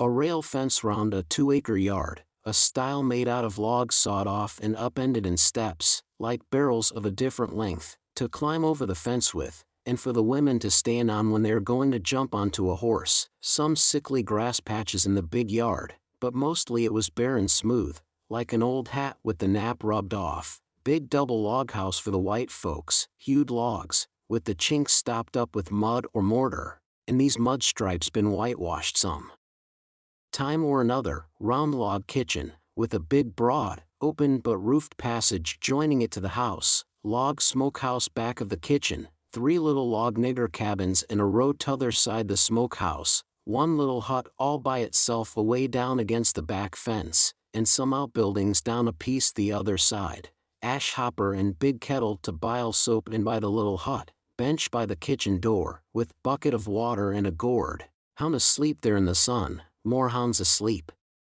Round about 3 shade trees away off in a corner, some currant bushes and gooseberry bushes in one place by the fence, outside of the fence a garden and a watermelon patch, then the cotton fields begins, and after the fields the woods. I went around and clomb over the back stile by the ash hopper, and started for the kitchen. When I got a little ways I heard the dim hum of a spinning wheel wailing along up and sinking along down again, and then I knowed for certain I wished I was dead, for that is the lonesomest sound in the whole world. I went right along, not fixing up any particular plan, but just trusting to Providence to put the right words in my mouth when the time come, for I'd noticed that Providence always did put the right words in my mouth if I left it alone. When I got halfway, first one hound and then another got up and went for me, and of course I stopped and faced them, and kept still. and such another powwow as they made. In a quarter of a minute I was a kind of a hub of a wheel, as you may say, spokes made out of dogs, circle of 15 of them packed together around me, with their necks and noses stretched up towards me, a barking and howling, and more a coming. You could see them sailing over fences and around corners from everywheres. A nigger woman come tearing out of the kitchen with a rolling pin in her hand, singing out, "Begone you tige! You spot! Begone saw!" And she fetched first one and then another of them a clip and sent them howling, and then the rest followed, and the next second half of them come back, wagging their tails around me, and making friends with me. There ain't no harm in a hound, nohow. And behind the woman comes a little nigger girl and 2 little nigger boys without anything on but tow linen shirts, and they hung onto their mother's gown, and peeped out from behind her at me, bashful, the way they always do. And here comes the white woman running from the house, about 45 or 50-year-old, bareheaded, and her spinning stick in her hand, and behind her comes her little white children, acting the same way the little niggers was doing. She was smiling all over so she could hardly stand, and says, "It's you, at last, ain't it?" I out with a yes'm before I thought. She grabbed me and hugged me tight, and then gripped me by both hands and shook, and the tears come in her eyes, and run down over, and she couldn't seem to hug and shake enough, and kept saying, "You don't look as much like your mother as I reckon you would, but law sakes, I don't care for that, I'm so glad to see you. Dear, dear, it does seem like I could eat you up. Children, it's your cousin Tom, tell him howdy." But they ducked their heads, and put their fingers in their mouths, and hid behind her. So she run on. "Lisa, hurry up and get him a hot breakfast right away, or did you get your breakfast on the boat?" I said I had got it on the boat. So then she started for the house, leading me by the hand, and the children tagging after. When we got there she set me down in a split-bottom chair, and set herself down on a little low stool in front of me, holding both of my hands, and says, "Now I can have a good look at you, and, laws o' me, I've been hungry for it a many a time, all these long years, and it's come at last. We been expecting you a couple of days and more. What kep' you, boat get aground?" "Yes'm, she." "Don't say yes'm, say Aunt Sally." "Where'd she get aground?" I didn't rightly know what to say, because I didn't know whether the boat would be coming up the river or down. But I go a good deal on instinct, and my instinct said she would be coming up, from down towards Orleans. That didn't help me much, though, for I didn't know the names of bars down that way. I see I'd got to invent a bar, or forget the name of the one we got aground on, or, now I struck an idea, and fetched it out. It warn't the grounding, that didn't keep us back but a little. We blowed out a cylinder head. Good gracious! Anybody hurt? No, killed a nigger. Well, it's lucky, because sometimes people do get hurt. 2 years ago last Christmas your Uncle Silas was coming up from Nerlines on the old Lally Rook, and she blowed out a cylinder head and crippled a man. And I think he died afterwards. He was a Baptist. Your Uncle Silas knowed a family in Baton Rouge that knowed his people very well. Yes, I remember now, he did die. Mortification set in, and they had to amputate him. But it didn't save him. Yes, it was mortification, that was it. He turned blue all over, and died in the hope of a glorious resurrection. They say he was a sight to look at. Your uncle's been up to the town every day to fetch you. And he's gone again, not more'n an hour ago, he'll be back any minute now. You must have met him on the road, didn't you, oldish man, with a... No, I didn't see nobody, Aunt Sally. The boat landed just at daylight, and I left my baggage on the wharf boat and went looking around the town and out a piece in the country, to put in the time and not get here too soon, and so I come down the back way. Who'd you give the baggage to? Nobody. Why, child, it'll be stole. Not where I hid it, I reckon it won't, I says. How'd you get your breakfast so early on the boat? It was kinder thin ice, but I says. The captain see me standing around, and told me I'd better have something to eat before I went ashore, so he took me in the Texas to the officer's lunch, and give me all I wanted. I was getting so uneasy I couldn't listen good. I had my mind on the children all the time. I wanted to get them out to one side and pump them a little, and find out who I was. But I couldn't get no show. Mrs. Phelps kept it up and run on so. Pretty soon she made the cold chills streak all down my back, because she says, "But here we're running on this way, and you hain't told me a word about Sis, nor any of them. Now I'll rest my works a little, and you start up yourn. Just tell me everything, tell me all about all every one of 'em, and how they are, and what they're doing, and what they told you to tell me, and every last thing you can think of." Well, I see I was up a stump, and up it good. Providence had stood by me this for all right, but I was hard and tight aground now. I see it warn't a bit of use to try to go ahead, I'd got to throw up my hand. So I says to myself, here's another place where I got to resk the truth. I opened my mouth to begin, but she grabbed me and hustled me in behind the bed, and says, "Here he comes. Stick your head down lower, there, that'll do, you can't be seen now. Don't you let on you're here. I'll play a joke on him. Children, don't you say a word." I see I was in a fix now. But it warn't no use to worry, there warn't nothing to do but just hold still, and try and be ready to stand from under when the lightning struck. I had just one little glimpse of the old gentleman when he come in, then the bed hit him. Mrs. Phelps she jumps for him, and says, "Has he come?" "No," says her husband. "Goodness gracious," she says, "what in the world can have become of him?" "I can't imagine," says the old gentleman, "and I must say it makes me dreadful uneasy." "Uneasy," she says, "I'm ready to go distracted. He must have come, and you've missed him along the road." "I know it's so, something tells me so." "Why, Sally, I couldn't miss him along the road, you know that." "But oh, dear, dear, what will Sis say?" "He must have come. You must have missed him. He—" "Oh, don't distress me any more, and I'm already distressed. I don't know what in the world to make of it. I'm at my wit's end, and I don't mind acknowledging I'm right down scared. But there's no hope that he's come, for he couldn't come and me miss him. Sally, it's terrible, just terrible, something's happened to the boat, sure." "Why, Silas?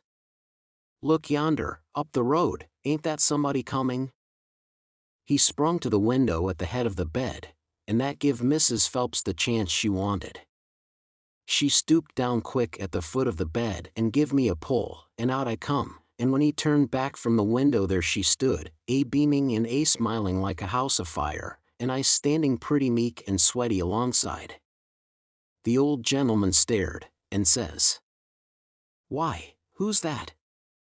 Who do you reckon 't is?" "I hain't no idea." "Who is it?" "It's Tom Sawyer." By jings, I most slumped through the floor.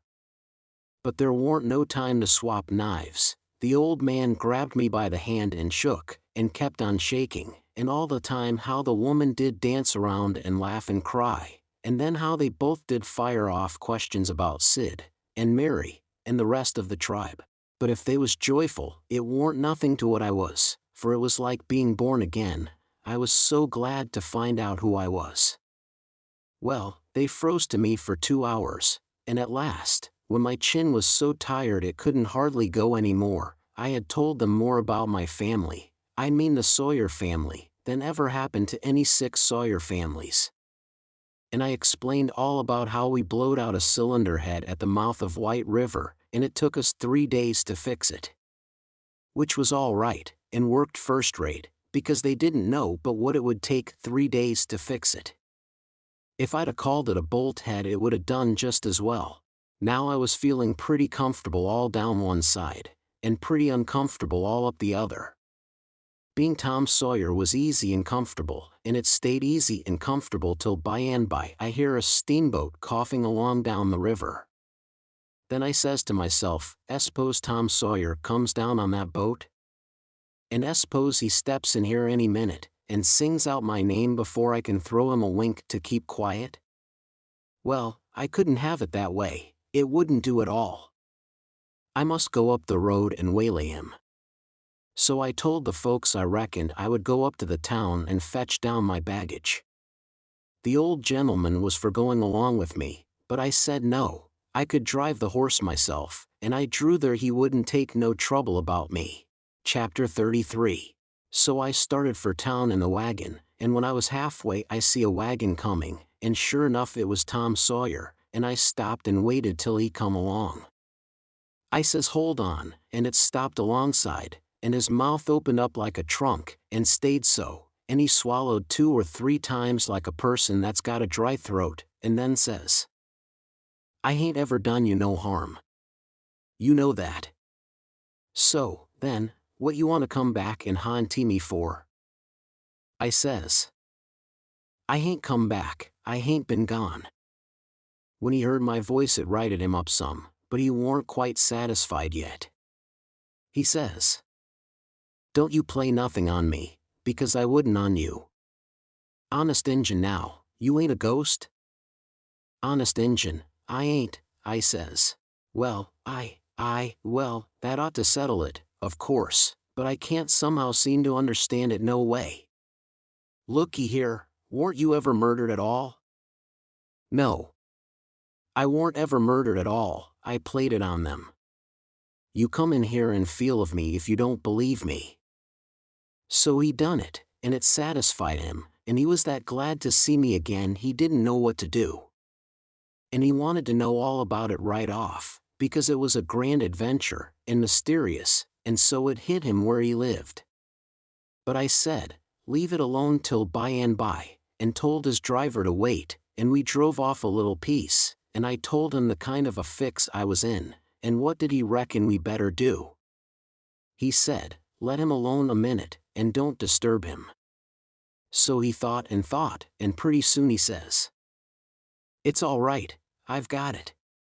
Take my trunk in your wagon, and let on it's your end, and you turn back and fool along slow, so as to get to the house about the time you ought to, and I'll go towards town a piece, and take a fresh start, and get there a quarter or a half an hour after you, and you needn't let on to know me at first." I says, "All right, but wait a minute. There's one more thing, a thing that nobody don't know but me. And that is, there's a nigger here that I'm trying to steal out of slavery, and his name is Jim, old Miss Watson's Jim." He says, "What? Why, Jim is." He stopped and went to studying. I says, "I know what you'll say. You'll say it's dirty, low-down business, but what if it is? I'm low down, and I'm going to steal him, and I want you keep mum and not let on. Will you?" His eye lit up, and he says, "I'll help you steal him." Well, I let go all holts then, like I was shot. It was the most astonishing speech I ever heard, and I'm bound to say Tom Sawyer fell considerable in my estimation. Only I couldn't believe it. Tom Sawyer a nigger stealer. Oh, shucks. I says, "You're joking." "I ain't joking either." "Well, then," I says, "joking or no joking, if you hear anything said about a runaway nigger, don't forget to remember that you don't know nothing about him, and I don't know nothing about him." Then we took the trunk and put it in my wagon, and he drove off his way and I drove mine. But of course I forgot all about driving slow on accounts of being glad and full of thinking, so I got home a heap too quick for that length of a trip. The old gentleman was at the door, and he says, "Why, this is wonderful. Whoever would have thought it was in that mare to do it? I wish we'd have timed her. And she hain't sweated a hair, not a hair. It's wonderful. Why, I wouldn't take $100 for that horse now, I wouldn't, honest, and yet I'd a sold her for 15 before, and thought 'twas all she was worth. That's all he said. He was the innocentest, best old soul I ever see. But it warn't surprising, because he warn't only just a farmer, he was a preacher, too, and had a little one-horse log church down back of the plantation, which he built it himself at his own expense, for a church and schoolhouse, and never charged nothing for his preaching, and it was worth it, too. There was plenty other farmer preachers like that, and done the same way, down south. In about half an hour Tom's wagon drove up to the front stile, and Aunt Sally she see it through the window, because it was only about 50 yards, and says, "Why, there's somebody come. I wonder who 'tis. Why, I do believe it's a stranger. Jimmy, that's one of the children, run and tell Lisa to put on another plate for dinner." Everybody made a rush for the front door, because, of course, a stranger don't come every year, and so he lays over the yaller fever, for interest, when he does come. Tom was over the stile and starting for the house, the wagon was spinning up the road for the village, and we was all bunched in the front door. Tom had his store clothes on, and an audience, and that was always nuts for Tom Sawyer. In them circumstances it warn't no trouble to him to throw in an amount of style that was suitable. He warn't a boy to meeky along up that yard like a sheep, no, he comes calm and important, like the ram. When he got a front of us he lifts his hat ever so gracious and dainty, like it was the lid of a box that had butterflies asleep in it and he didn't want to disturb them, and says, "Mr. Archibald Nichols, I presume?" "No, my boy," says the old gentleman, "I'm sorry to say your driver has deceived you, Nichols's place is down a matter of 3 mile more. Come in, come in." Tommy took a look back over his shoulder, and says, "Too late, he's out of sight."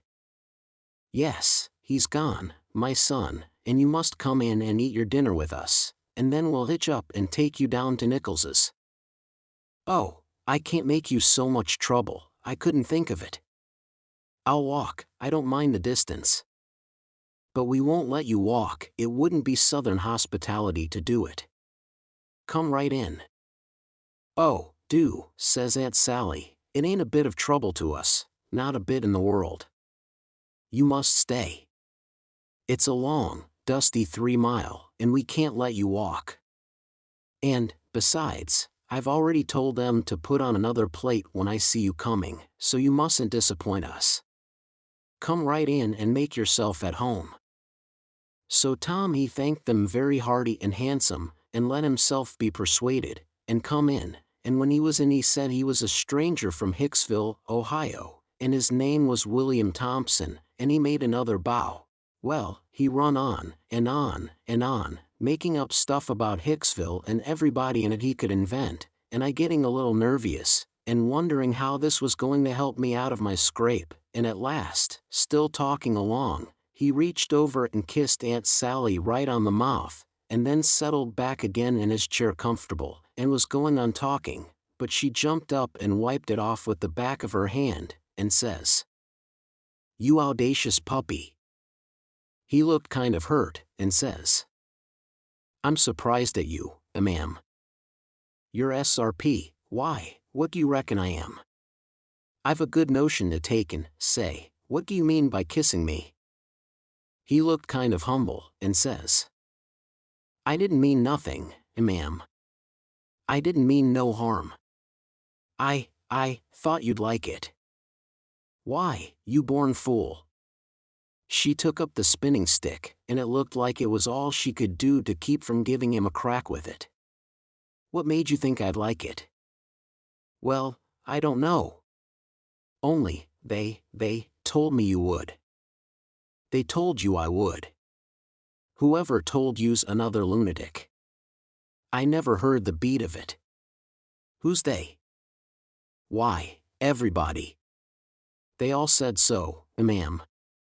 It was all she could do to hold in, and her eyes snapped, and her fingers worked like she wanted to scratch him, and she says, "Who's everybody?"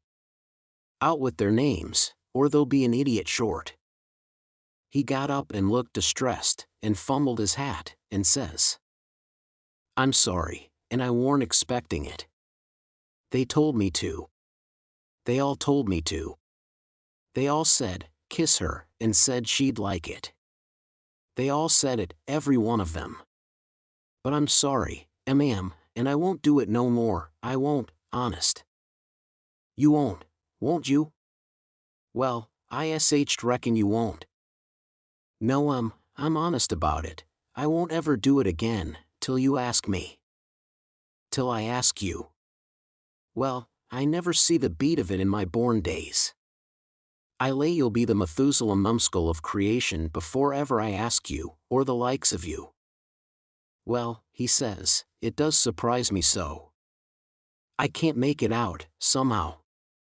They said you would, and I thought you would."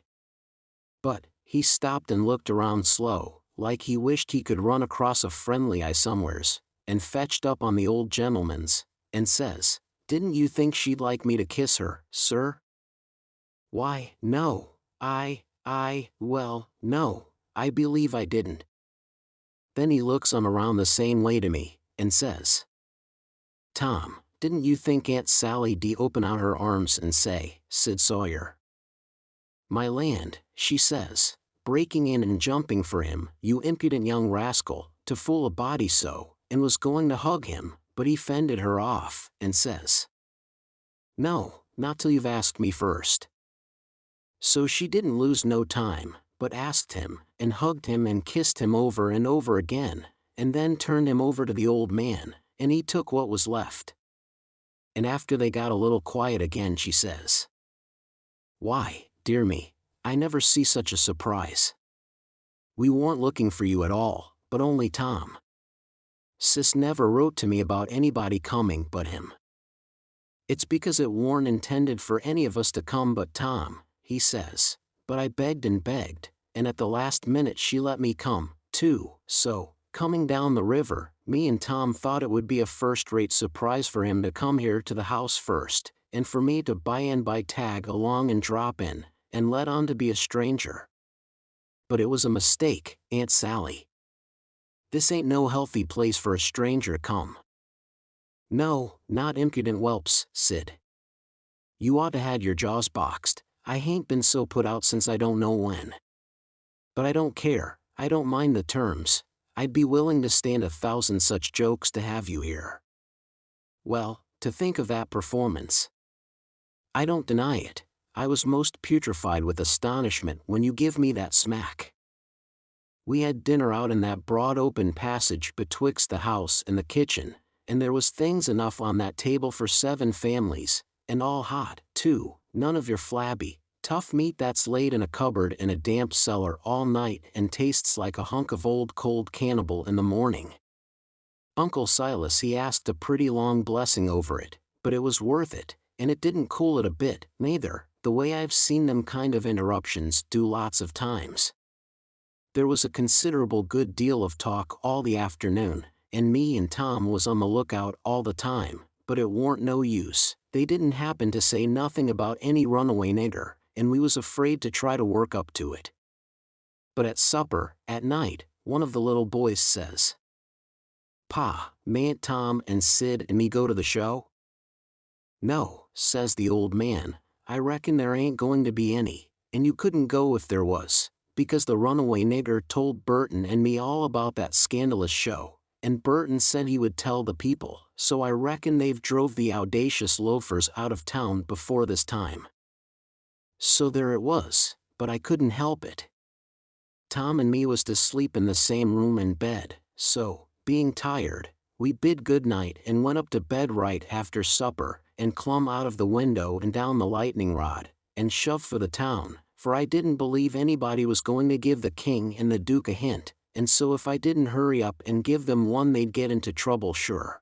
On the road Tom he told me all about how it was reckoned I was murdered, and how Pap disappeared pretty soon, and didn't come back no more, and what a stir there was when Jim run away, and I told Tom all about our Royal Nonsuch rapscallions, and as much of the raft voyage as I had time to, and as we struck into the town and up through the middle of it, it was as much as 8:30. Then, here comes a raging rush of people with torches, and an awful whooping and yelling, and banging tin pans and blowing horns, and we jumped to one side to let them go by, and as they went by I see they had the king and the duke astraddle of a rail, that is, I knowed it was the king and the duke, though they was all over tar and feathers, and didn't look like nothing in the world that was human, just looked like a couple of monstrous big soldier plumes.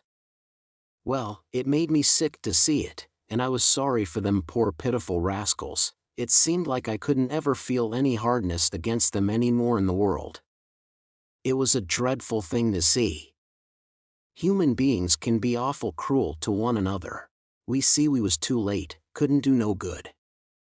We asked some stragglers about it, and they said everybody went to the show looking very innocent, and laid low and kept dark till the poor old king was in the middle of his cavortings on the stage. Then somebody give a signal, and the house rose up and went for them.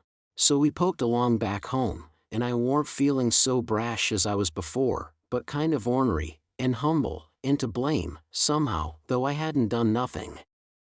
But that's always the way, it don't make no difference whether you do right or wrong, a person's conscience ain't got no sense, and just goes for him anyway. If I had a yaller dog that didn't know no more than a person's conscience does I would pison him. It takes up more room than all the rest of a person's insides, and yet ain't no good, nohow. Tom Sawyer he says the same. Chapter 34. We stopped talking, and got to thinking. By and by Tom says, "Looky here, Huck, what fools we are to not think of it before. I bet I know where Jim is." "No." "Where?" "In that hut down by the ash hopper." "Why, looky here. When we was at dinner, didn't you see a nigger man go in there with some victuals?" "Yes." "What did you think the victuals was for?" "For a dog." "So'd I." "Well, it wasn't for a dog." "Why?" "Because part of it was watermelon." "So it was, I noticed it." "Well, it does beat all that I never thought about a dog not eating watermelon. It shows how a body can see and don't see at the same time." Well, the nigger unlocked the padlock when he went in, and he locked it again when he came out. He fetched Uncle a key about the time we got up from table, same key, I bet. Watermelon shows man, lock shows prisoner, and it ain't likely there's two prisoners on such a little plantation, and where the people's all so kind and good. Jim's the prisoner. All right, I'm glad we found it out detective fashion. I wouldn't give shucks for any other way. Now you work your mind, and study out a plan to steal Jim, and I will study out one, too, and we'll take the one we like the best. What a head for just a boy to have. If I had Tom Sawyer's head I wouldn't trade it off to be a duke, nor mate of a steamboat, nor a clown in a circus, nor nothing I can think of. I went to thinking out a plan, but only just to be doing something. I knowed very well where the right plan was going to come from. Pretty soon Tom says, "Ready?" "Yes," I says. "All right, bring it out." "My plan is this," I says. "We can easy find out if it's Jim in there. Then get up my canoe tomorrow night, and fetch my raft over from the island. Then the first dark night that comes steal the key out of the old man's breeches after he goes to bed, and shove off down the river on the raft with Jim, hiding daytimes and running nights, the way me and Jim used to do before.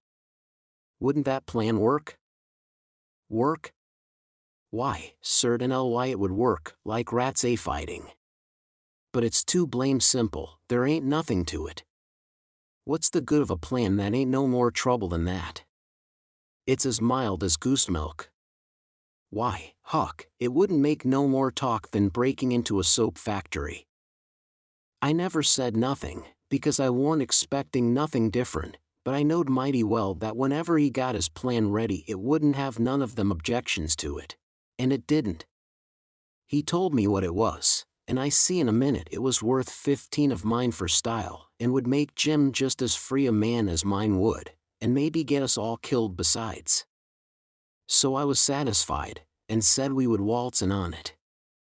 I needn't tell what it was here, because I knowed it wouldn't stay the way it was. I knowed he would be changing it around every which way as we went along, and heaving in new bullinesses wherever he got a chance. And that is what he done. Well, one thing was dead sure, and that was that Tom Sawyer was in earnest, and was actually going to help steal that nigger out of slavery. That was the thing that was too many for me. Here was a boy that was respectable and well brung up, and had a character to lose, and folks at home that had characters, and he was bright and not leather-headed, and knowing and not ignorant, and not mean, but kind, and yet here he was, without any more pride, or rightness, or feeling, than to stoop to this business, and make himself a shame, and his family a shame, before everybody. I couldn't understand it no way at all.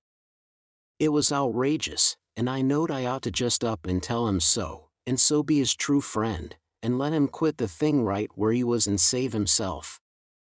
And I did start to tell him, but he shut me up, and says, "Don't you reckon I know what I'm about? Don't I generally know what I'm about?" "Yes." "Didn't I say I was going to help steal the nigger?" "Yes." "Well, then."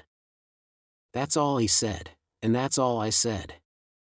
It warn't no use to say any more, because when he said he'd do a thing, he always done it. But I couldn't make out how he was willing to go into this thing, so I just let it go, and never bothered no more about it. If he was bound to have it so, I couldn't help it. When we got home the house was all dark and still, so we went on down to the hut by the ash hopper for to examine it. We went through the yard so as to see what the hounds would do. They knowed us, and didn't make no more noise than country dogs is always doing when anything comes by in the night. When we got to the cabin we took a look at the front and the two sides, and on the side I warn't acquainted with, which was the north side, we found a square window hole, up tolerable high, with just one stout board nailed across it. I says, "Here's the ticket. This hole's big enough for Jim to get through if we wrench off the board." Tom says, "It's as simple as tit-tat-toe, 3 in a row, and as easy as playing hooky." "I should hope we can find a way that's a little more complicated than that, Huck Finn." "Well, then," I says, "how'll it do to saw him out, the way I done before I was murdered that time?" "That's more like," he says. "It's real mysterious, and troublesome, and good," he says, "but I bet we can find a way that's twice as long. There ain't no hurry, le's keep on looking around." Betwixt the hut and the fence, on the back side, was a lean-to that joined the hut at the eaves, and was made out of plank. It was as long as the hut, but narrow, only about 6 foot wide. The door to it was at the south end, and was padlocked. Tommy went to the soap kettle and searched around, and fetched back the iron thing they lift the lid with, so he took it and prized out one of the staples.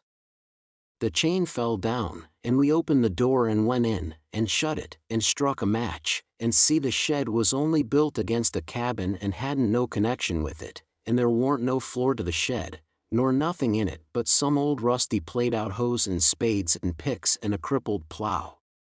The match went out, and so did we, and shoved in the staple again, and the door was locked as good as ever. Tom was joyful. He says, "Now we're all right. We'll dig him out. It'll take about a week." Then we started for the house, and I went in the back door. You only have to pull a buckskin latch string, they don't fasten the doors, but that warn't romantical enough for Tom Sawyer. No way would do him, but he must climb up the lightning rod. But after he got up halfway about 3 times, and missed fire and fell every time, and the last time most busted his brains out, he thought he'd got to give it up, but after he was rested he allowed he would give her one more turn for luck, and this time he made the trip. In the morning we was up at break of day, and down to the nigger cabins to pet the dogs and make friends with the nigger that fed Jim, if it was Jim that was being fed. The niggers was just getting through breakfast and starting for the fields, and Jim's nigger was piling up a tin pan with bread and meat and things, and whilst the others was leaving, the key come from the house. This nigger had a good-natured, chuckle-headed face, and his wool was all tied up in little bunches with thread. That was to keep witches off. He said the witches was pestering him awful these nights, and making him see all kinds of strange things, and hear all kinds of strange words and noises, and he didn't believe he was ever witched so long before in his life. He got so worked up, and got to running on so about his troubles, he forgot all about what he'd been going to do. So Tom says, "What's the victuals for? Going to feed the dogs?" The nigger kind of smiled around gradually over his face, like when you heave a brickbat in a mud puddle, and he says, "Yes, Mars Sid, a dog. Curus dog, too. Does you want to go and look at him?" "Yes." I hunched Tom, in whispers. "You going, right here in the daybreak?" That warn't the plan. No, it warn't, but it's the plan now. So, drat him, we went along, but I didn't like it much. When we got in we couldn't hardly see anything, it was so dark, but Jim was there, sure enough, and could see us, and he sings out, "Why, Huck! En good lawn. I'm dat Misto Tom. I just knowed how it would be, I just expected it. I didn't know nothing to do, and if I had I couldn't have done it, because that nigger busted in and says, 'Why, de gracious sakes! Do you know you gentlemen?' We could see pretty well now." Tommy looked at the nigger, steady and kind of wondering, and says, "Does who know us?" "Why, dis your runaway nigger." "I don't reckon he does, but what put that into your head?" "What put it dar? Didn't he geez dis minute sing out like he knowed you?" Tom says, in a puzzled-up kind of way. "Well, that's mighty curious. Who sung out? When did he sing out? What did he sing out?" And turns to me, perfectly calm, and says, "Did you hear anybody sing out?" Of course there warn't nothing to be said but the one thing, so I says, "No, I ain't heard nobody say nothing." Then he turns to Jim, and looks him over like he never see him before, and says, "Did you sing out?" "No, sah," says Jim, "I hain't said nothing, sah." "Not a word?" "No, sah, I hain't said a word." "Did you ever see us before?"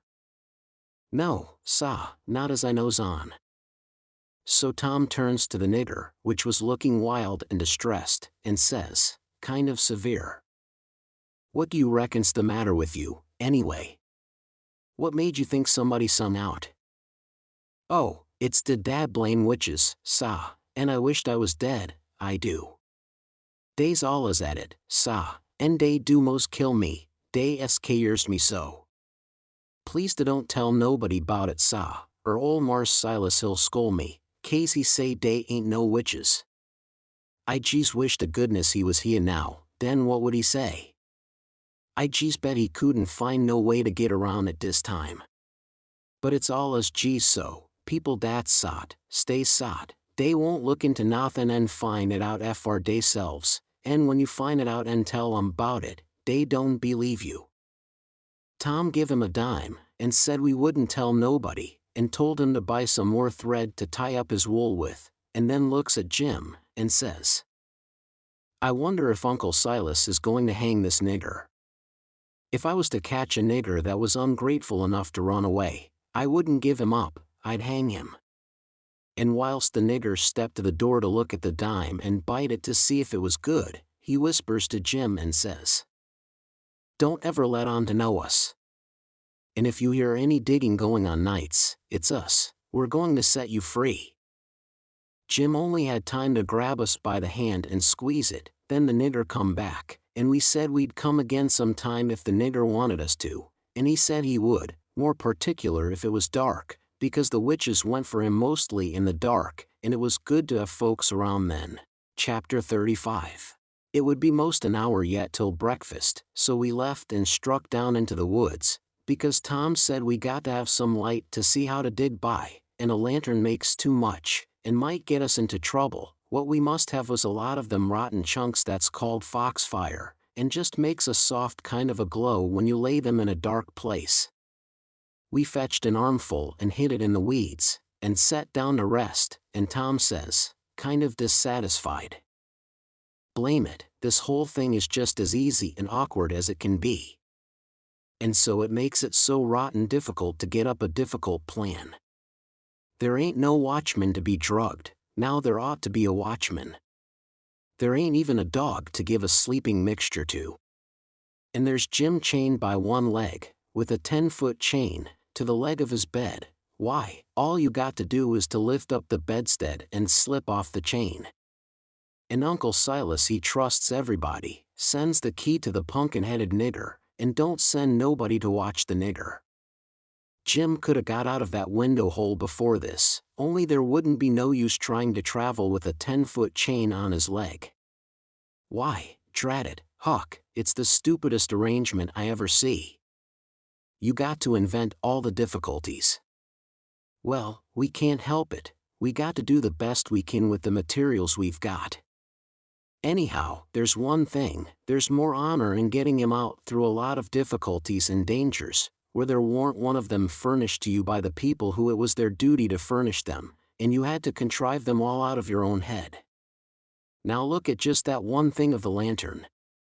When you come down to the cold facts, we simply got to let on that a lantern's resky. Why, we could work with a torchlight procession if we wanted to, I believe. Now, whilst I think of it, we got to hunt up something to make a saw out of the first chance we get. What do we want of a saw? What do we want of it?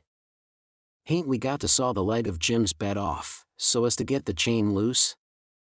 Why, you just said a body could lift up the bedstead and slip the chain off. Well, if that ain't just like you, Huck Finn. You can get up the infant schooliest ways of going at a thing. Why, hain't you ever read any books at all, Baron Trenck, nor Casanova, nor Benvenuto Cellini, nor Henri IV, nor none of them heroes? Who ever heard of getting a prisoner loose in such an old matey way as that? No, the way all the best authorities does is to saw the bed leg in two, and leave it just so, and swallow the sawdust, so it can't be found, and put some dirt and grease around the sawed place so the very keenest senescal can't see no sign of its being sawed, and thinks the bed leg is perfectly sound. Then, the night you're ready, fetch the leg a kick, down she goes, slip off your chain, and there you are. Nothing to do but hitch your rope ladder to the battlements, shin down it, break your leg in the moat, because a rope ladder is 19 foot too short, you know, and there's your horses and your trusty vassals, and they scoop you up and fling you across a saddle, and away you go to your native Languedoc, or Navarre, or wherever it is. It's gaudy, Huck. I wish there was a moat to this cabin. If we get time, the night of the escape, we'll dig one. I says. What do we want of a moat when we're going to snake him out from under the cabin? But he never heard me. He had forgot me and everything else. He had his chin in his hand, thinking. Pretty soon he sighs and shakes his head, then sighs again, and says, "No, it wouldn't do, there ain't necessity enough for it." "For what?" I says. "Why, to saw Jim's leg off," he says. "Good land." I says, "Why, there ain't no necessity for it." "And what would you want to saw his leg off for, anyway?" "Well, some of the best authorities has done it. They couldn't get the chain off, so they just cut their hand off and shoved. And a leg would be better still. But we got to let that go. There ain't necessity enough in this case, and, besides, Jim's a nigger, and wouldn't understand the reasons for it, and how it's the custom in Europe, so we'll let it go. But there's one thing, he can have a rope ladder, we can tear up our sheets and make him a rope ladder easy enough. And we can send it to him in a pie. It's mostly done that way. And I've et worse pies. Why, Tom Sawyer, how you talk, I says. Jim ain't got no use for a rope ladder.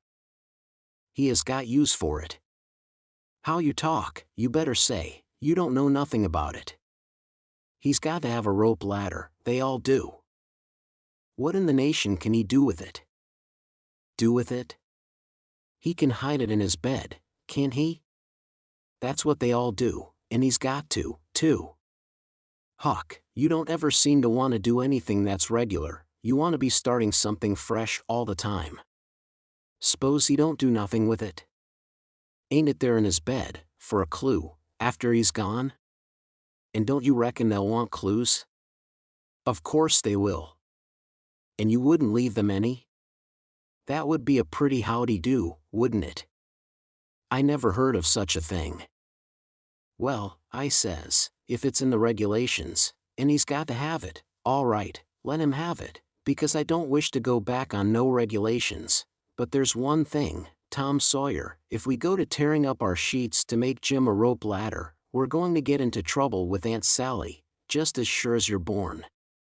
Now, the way I look at it, a hickory bark ladder don't cost nothing, and don't waste nothing, and is just as good to load up a pie with, and hide in a straw tick, as any rag ladder you can start. And as for Jim, he ain't had no experience, and so he don't care what kind of a... Oh, shucks, Huck Finn, if I was as ignorant as you I'd keep still, that's what I'd do. Who ever heard of a state prisoner escaping by a hickory bark ladder? Why, it's perfectly ridiculous. Well, all right, Tom, fix it your own way, but if you'll take my advice, you'll let me borrow a sheet off of the clothesline. He said that would do. And that gave him another idea, and he says, borrow a shirt, too. What do we want of a shirt, Tom? Want it for Jim to keep a journal on. Journal your granny, Jim can't write. S'pose he can't write, he can make marks on the shirt, can't he, if we make him a pen out of an old pewter spoon or a piece of an old iron barrel hoop? Why, Tom, we can pull a feather out of a goose and make him a better one, and quicker, too. Prisoners don't have geese running around the dungeon keep to pull pens out of, you muggins. They always make their pens out of the hardest, toughest, troublesomest piece of old brass candlestick or something like that they can get their hands on, and it takes them weeks and weeks and months to file it out, too, because they've got to do it by rubbing it on the wall. They wouldn't use a goose quill if they had it. It ain't regular. Well, then, what'll we make him the ink out of? Many makes it out of iron rust and tears, but that's the common sort in women. The best authorities uses their own blood. Jim can do that, and when he wants to send any little common ordinary mysterious message to let the world know where he's captivated, he can write it on the bottom of a tin plate with a fork and throw it out of the window. The Iron Mask always done that, and it's a blame good way, too. Jim ain't got no tin plates. They feed him in a pan. That ain't nothing, we can get him some. Can't nobody read his plates? That ain't got anything to do with it, Huck Finn. All he's got to do is to write on the plate and throw it out. You don't have to be able to read it. Why, half the time you can't read anything a prisoner writes on a tin plate, or anywhere else. Well, then, what's the sense in wasting the plates? Why, blame it all, it ain't the prisoner's plates. But it's somebody's plates, ain't it? Well, s'pose then it is? What does the prisoner care whose? He broke off there, because we heard the breakfast horn blowing. So we cleared out for the house.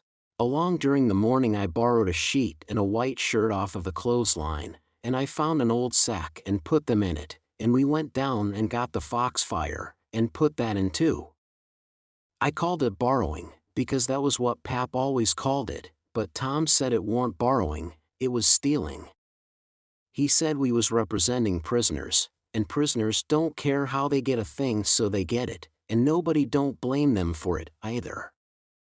It ain't no crime in a prisoner to steal the thing he needs to get away with, Tom said. It's his right, and so, as long as we was representing a prisoner, we had a perfect right to steal anything on this place we had the least use for to get ourselves out of prison with.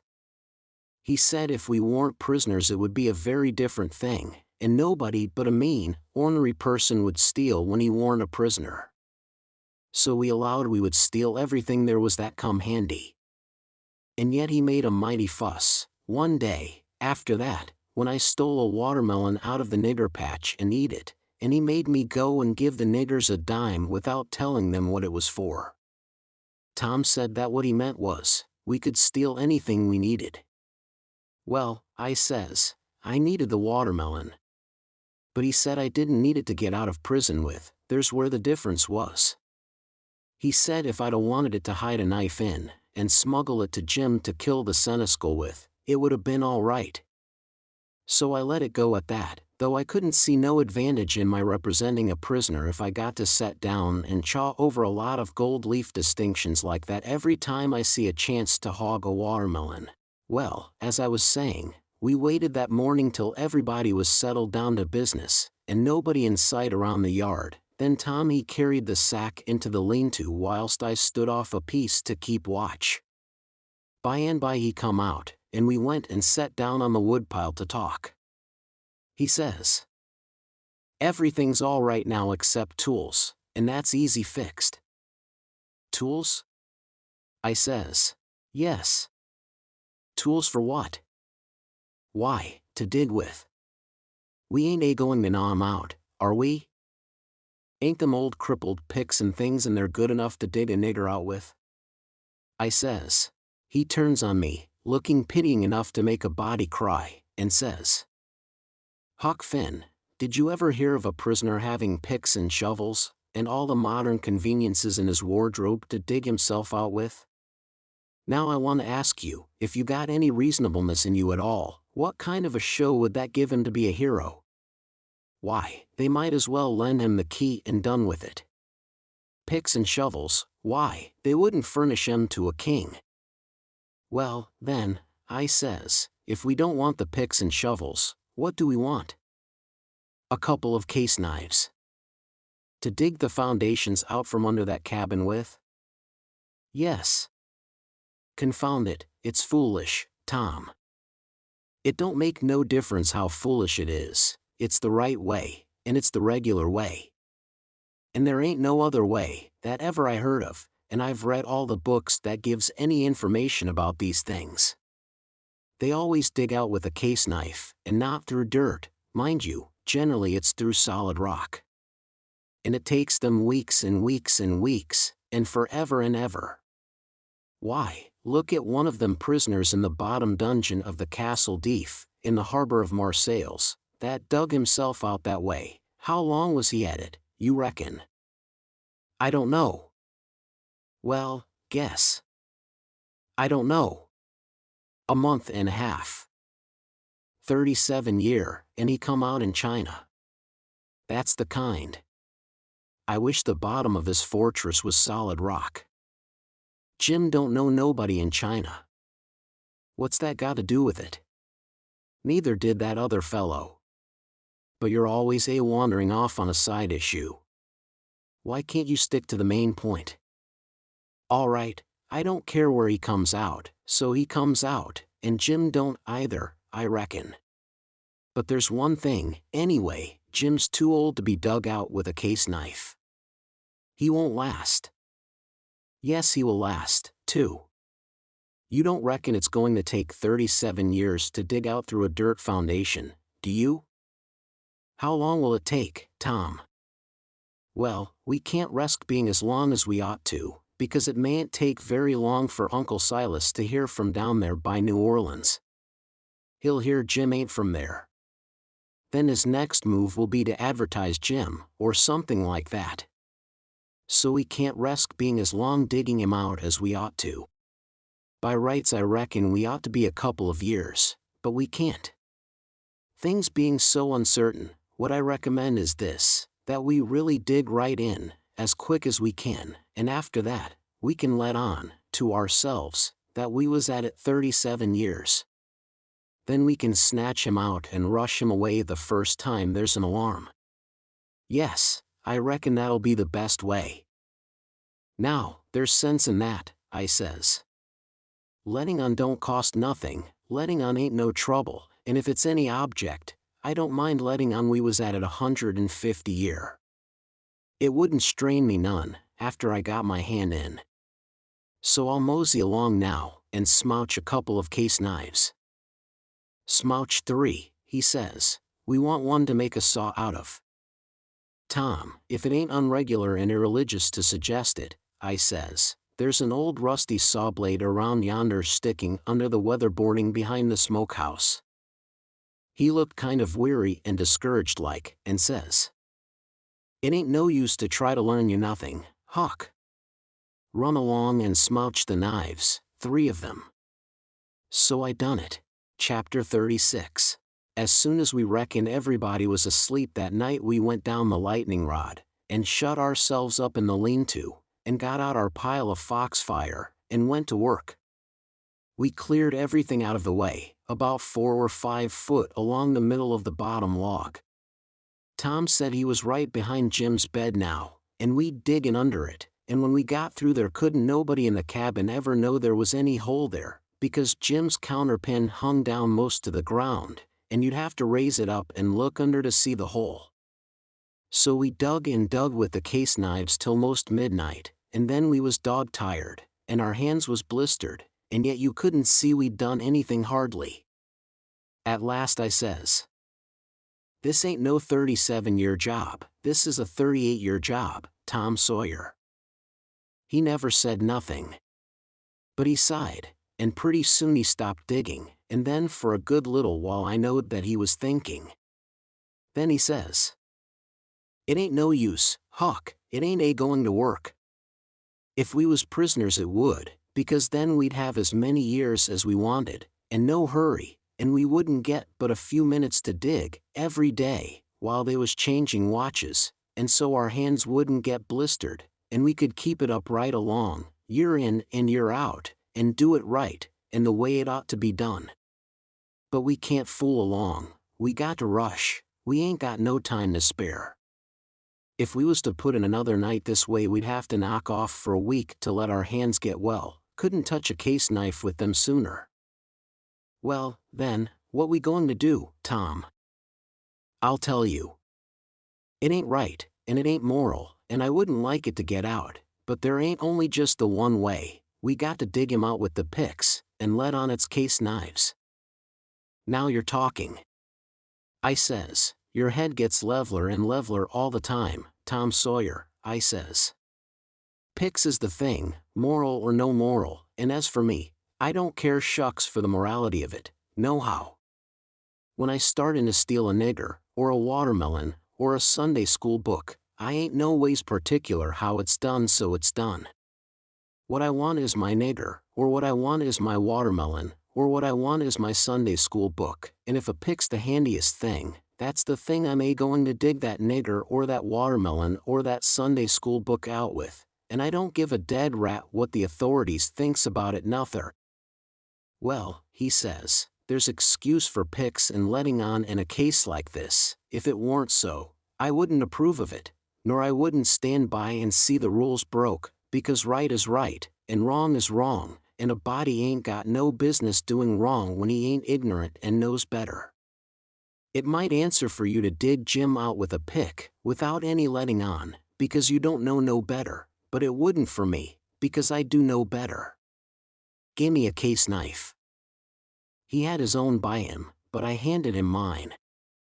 He flung it down, and says, gimme a case knife. I didn't know just what to do, but then I thought. I scratched around amongst the old tools, and got a pickaxe and give it to him, and he took it and went to work, and never said a word. He was always just that particular. Full of principle. So then I got a shovel, and then we picked and shoveled, turnabout, and made the fur fly. We stuck to it about half an hour, which was as long as we could stand up, but we had a good deal of a hole to show for it. When I got upstairs, I looked out at the window and see Tom doing his level best with the lightning rod, but he couldn't come it, his hands was so sore. At last he says, "It ain't no use, it can't be done. What you reckon I better do? Can't you think of no way?" "Yes," I says, "but I reckon it ain't regular. Come up the stairs, and let on it's a lightning rod." So he done it. Next day Tom stole a pewter spoon and a brass candlestick in the house, for to make some pens for Jim out of, and 6 tallow candles, and I hung around the nigger cabins and laid for a chance, and stole 3 tin plates. Tom says it wasn't enough, but I said nobody wouldn't ever see the plates that Jim throwed out, because they'd fall in the dog fennel and Jimson weeds under the window hole, then we could tote them back and he could use them over again. So Tom was satisfied. Then he says, "Now, the thing to study out is, how to get the things to Jim. Take them in through the hole," I says, "when we get it done." He only just looked scornful, and said something about nobody ever heard of such an idiotic idea, and then he went to studying. By and by he said he had ciphered out 2 or 3 ways, but there warn't no need to decide on any of them yet. Said we'd got to post Jim first.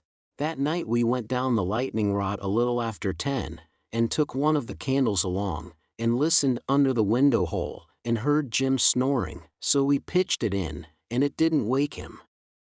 Then we whirled in with the pick and shovel, and in about 2 hours and a half the job was done.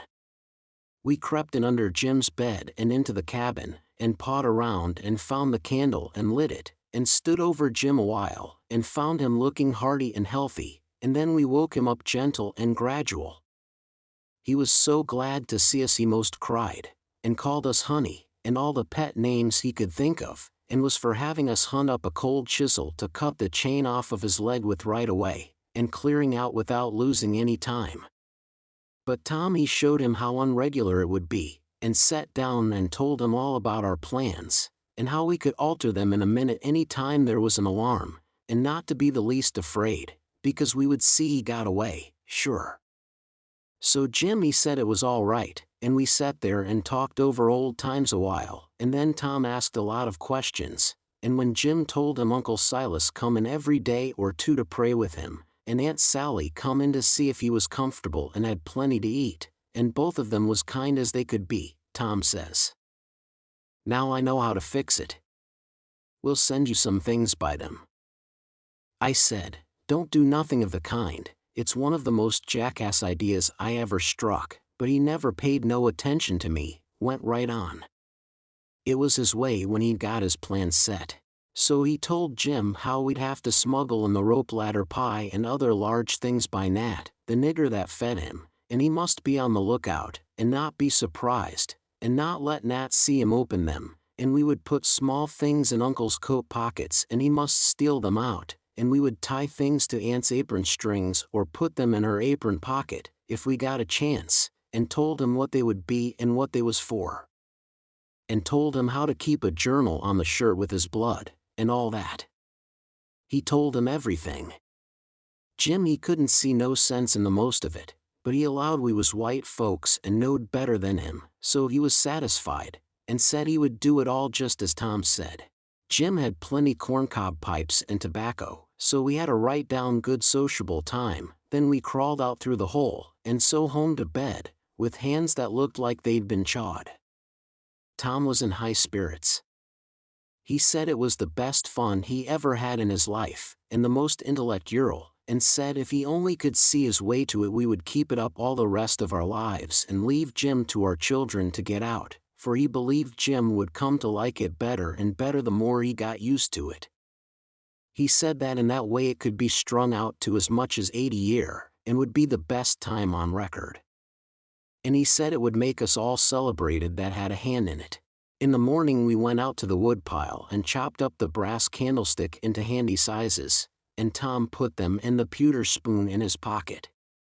Then we went to the nigger cabins, and while I got Nat's notice off, Tom shoved a piece of candlestick into the middle of a corn pone that was in Jim's pan, and we went along with Nat to see how it would work, and it just worked noble, When Jim bit into it most mashed all his teeth out, and there warn't ever anything could 'a worked better. Tom said so himself. Jim he never let on but what it was only just a piece of rock or something like that that's always getting into bread, you know, but after that he never bit into nothing but what he jabbed his fork into it in 3 or 4 places first. And whilst we was standing there in the dimmish light, here comes a couple of the hounds bulging in from under Jim's bed, and they kept on piling until there was 11 of them, and there warn't hardly room in there to get your breath. By jings, we forgot to fasten that lean-to door. The nigger Nat he only just hollered witches once, and keeled over onto the floor amongst the dogs, and begun to groan like he was dying. Tom jerked the door open and flung out a slab of Jim's meat, and the dogs went for it, and in 2 seconds he was out himself and back again and shut the door, and I knowed he'd fixed the other door too. Then he went to work on the nigger, coaxing him and petting him, and asking him if he'd been imagining he saw something again. He raised up, and blinked his eyes around, and says, "Mars Sid, you'll say I's a fool, but if I didn't believe I see most 1,000,000 dogs, er devils, er summon, I wished I may die right here in these tracks. I did, most surely. Mars Sid, I felt sah, they was all over me. Dad fetch it, I jeez wished I could get my hands on one er dem witches jeez onct, Annie jeez onct, it's all I'd ast. But mostly I wish they'd lemme alone, I does." Tom says, "Well, I tell you what I think. What makes them come here just at this runaway nigger's breakfast time? It's because they're hungry, that's the reason. You make them a witch pie, that's the thing for you to do. But my lon, Mars Sid, how's I gwine to make 'em a witch pie? I don't know how to make it. I hain't ever hearn er sich a thing bfo. Well, then, I'll have to make it myself. Will you do it, honey, will you? I'll whoosh up de ground you into yo foot, I will." "All right, I'll do it, seeing it's you, and you've been good to us and showed us the runaway nigger. But you got to be mighty careful. When we come around, you turn your back, and then whatever we've put in the pan, don't you let on you see it at all. And don't you look when Jim unloads the pan, something might happen, I don't know what. And above all, don't you handle the witch things." "Handle 'em, Mars Sid? What is you talking 'bout? I wouldn't lay to weight or my finger on 'em, not for $10,000 billion, I wouldn't." Chapter 37. That was all fixed.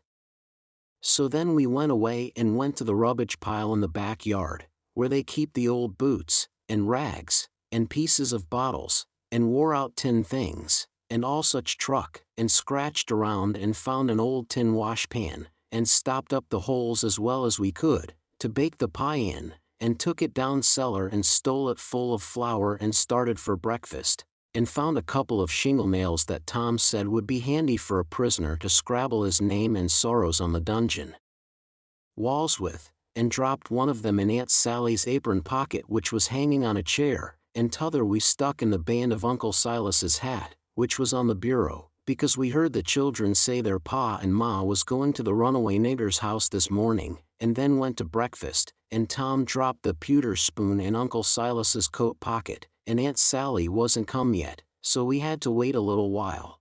And when she come she was hot and red and cross, and couldn't hardly wait for the blessing, and then she went to sluicing out coffee with one hand and cracking the handiest child's head with her thimble with the other, and says, "I've hunted high and I've hunted low, and it does beat all what has become of your other shirt."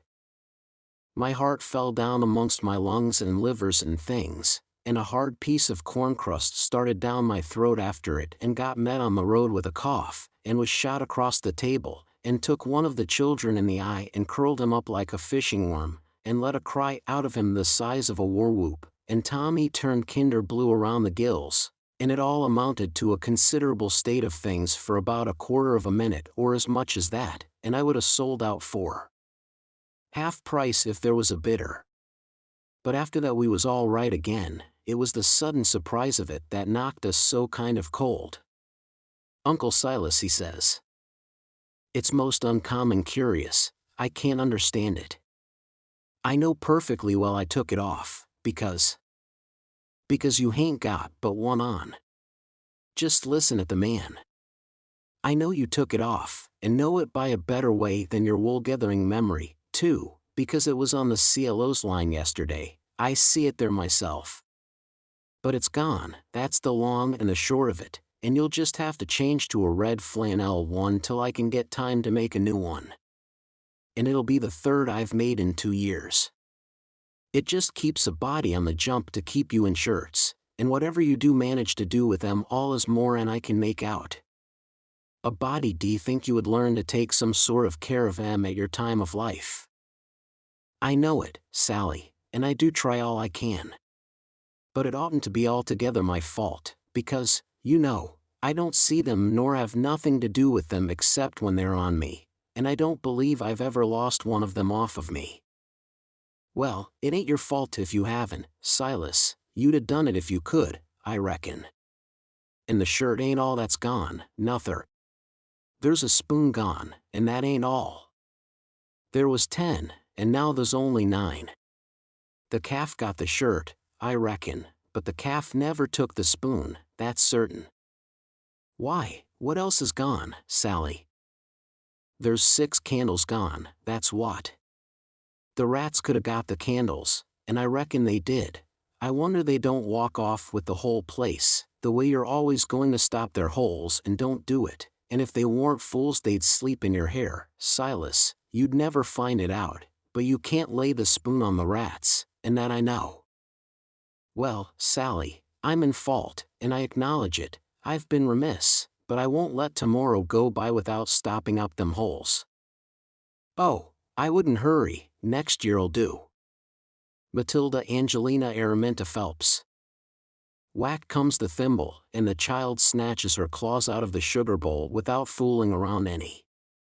Just then the nigger woman steps onto the passage, and says, Missus, dey's a sheet gone. A sheet gone.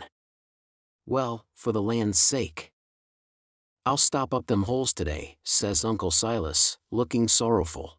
Oh, do shut up, s'pose the rats took the sheet? Where's it gone, Liza? Cloud o' goodness, I hain't no notion, Miss Sally. She was on de CLO's line yestiddy, but she done gone, she ain't da no mo now. I reckon the world is coming to an end. I never see the beat of it in all my born days. A shirt, and a sheet, and a spoon, and 6 can. Missus, comes a young yaller wench, dey's a brass candlestick missin'. Clear out from here, you hussy, or I'll take a skillet to ye. Well, she was just a-biling. I begun to lay for a chance. I reckon I would sneak out and go for the woods till the weather moderated. She kept raging right along, running her insurrection all by herself, and everybody else mighty meek and quiet, and at last Uncle Silas, looking kind of foolish, fishes up that spoon out of his pocket. She stopped, with her mouth open and her hands up, and as for me, I wished I was in Jerusalem or somewheres. But not long, because she says, It's just as I expected. So you had it in your pocket all the time, and like as not you've got the other things there, too. How'd it get there? I really don't know, Sally, he says, kind of apologizing, or you know I would tell. I was studying over my text in Acts 17 before breakfast, and I reckon I put it in there, not noticing, meaning to put my testament in, and it must be so, because my testament ain't in, but I'll go and see, and if the testament is where I had it, I'll know I didn't put it in, and that will show that I laid the testament down and took up the spoon, in. Oh, for the land's sake. Give a body a rest. Go along now, the whole kit and biling of ye, and don't come nigh me again till I've got back my peace of mind. I'd 'a heard her if she'd 'a said it to herself, let alone speaking it out, and I'd 'a got up and obeyed her if I'd 'a been dead. As we was passing through the setting room the old man he took up his hat, and the shingle nail fell out on the floor, and he just merely picked it up and laid it on the mantelshelf, and never said nothing, and went out. Tom see him do it, and remembered about the spoon, and says, "Well, it ain't no use to send things by him no more, he ain't reliable." Then he says, "But he done us a good turn with the spoon, anyway, without knowing it, and so we'll go and do him one without him knowing it, stop up his rat holes." There was a noble good lot of them down cellar, and it took us a whole hour, but we done the job tight and good and ship shape. Then we heard steps on the stairs, and blowed out our light and hid, and here comes the old man, with a candle in one hand and a bundle of stuff in t'other, looking as absent-minded as year before last. He went a-mooning around, first to one rat hole and then another, till he'd been to them all. Then he stood about 5 minutes, picking tallow drip off of his candle and thinking. Then he turns off slow and dreamy towards the stairs, saying, "Well, for the life of me I can't remember when I done it. I could show her now that I warn't to blame on account of the rats. But never mind, let it go. I reckon it wouldn't do no good." And so he went on mumbling upstairs, and then we left. He was a mighty nice old man. And always is. Tom was a good deal bothered about what to do for a spoon, but he said we'd got to have it, so he took a think. When he had ciphered it out he told me how we was to do, then we went and waited around the spoon basket till we see Aunt Sally coming, and then Tom went to counting the spoons and laying them out to one side, and I slid one of them up my sleeve, and Tom says, "Why, Aunt Sally, there ain't but 9 spoons yet." She says, "Go 'long to your play, and don't bother me. I know better, I counted 'em myself." "Well, I've counted them twice, Auntie, and I can't make but 9. She looked out of all patience, but of course she come to count, anybody would. "I declare to gracious there ain't but 9, she says. "Why, what in the world, plague take the things, I'll count 'em again." So I slipped back the one I had, and when she got done counting, she says, "Hang the troublesome rubbage, there's 10 now," and she looked huffy and bothered both. But Tom says, "Why, Auntie, I don't think there's 10. You numbskull, didn't you see me count 'em?" "I know, but—" "Well, I'll count 'em again."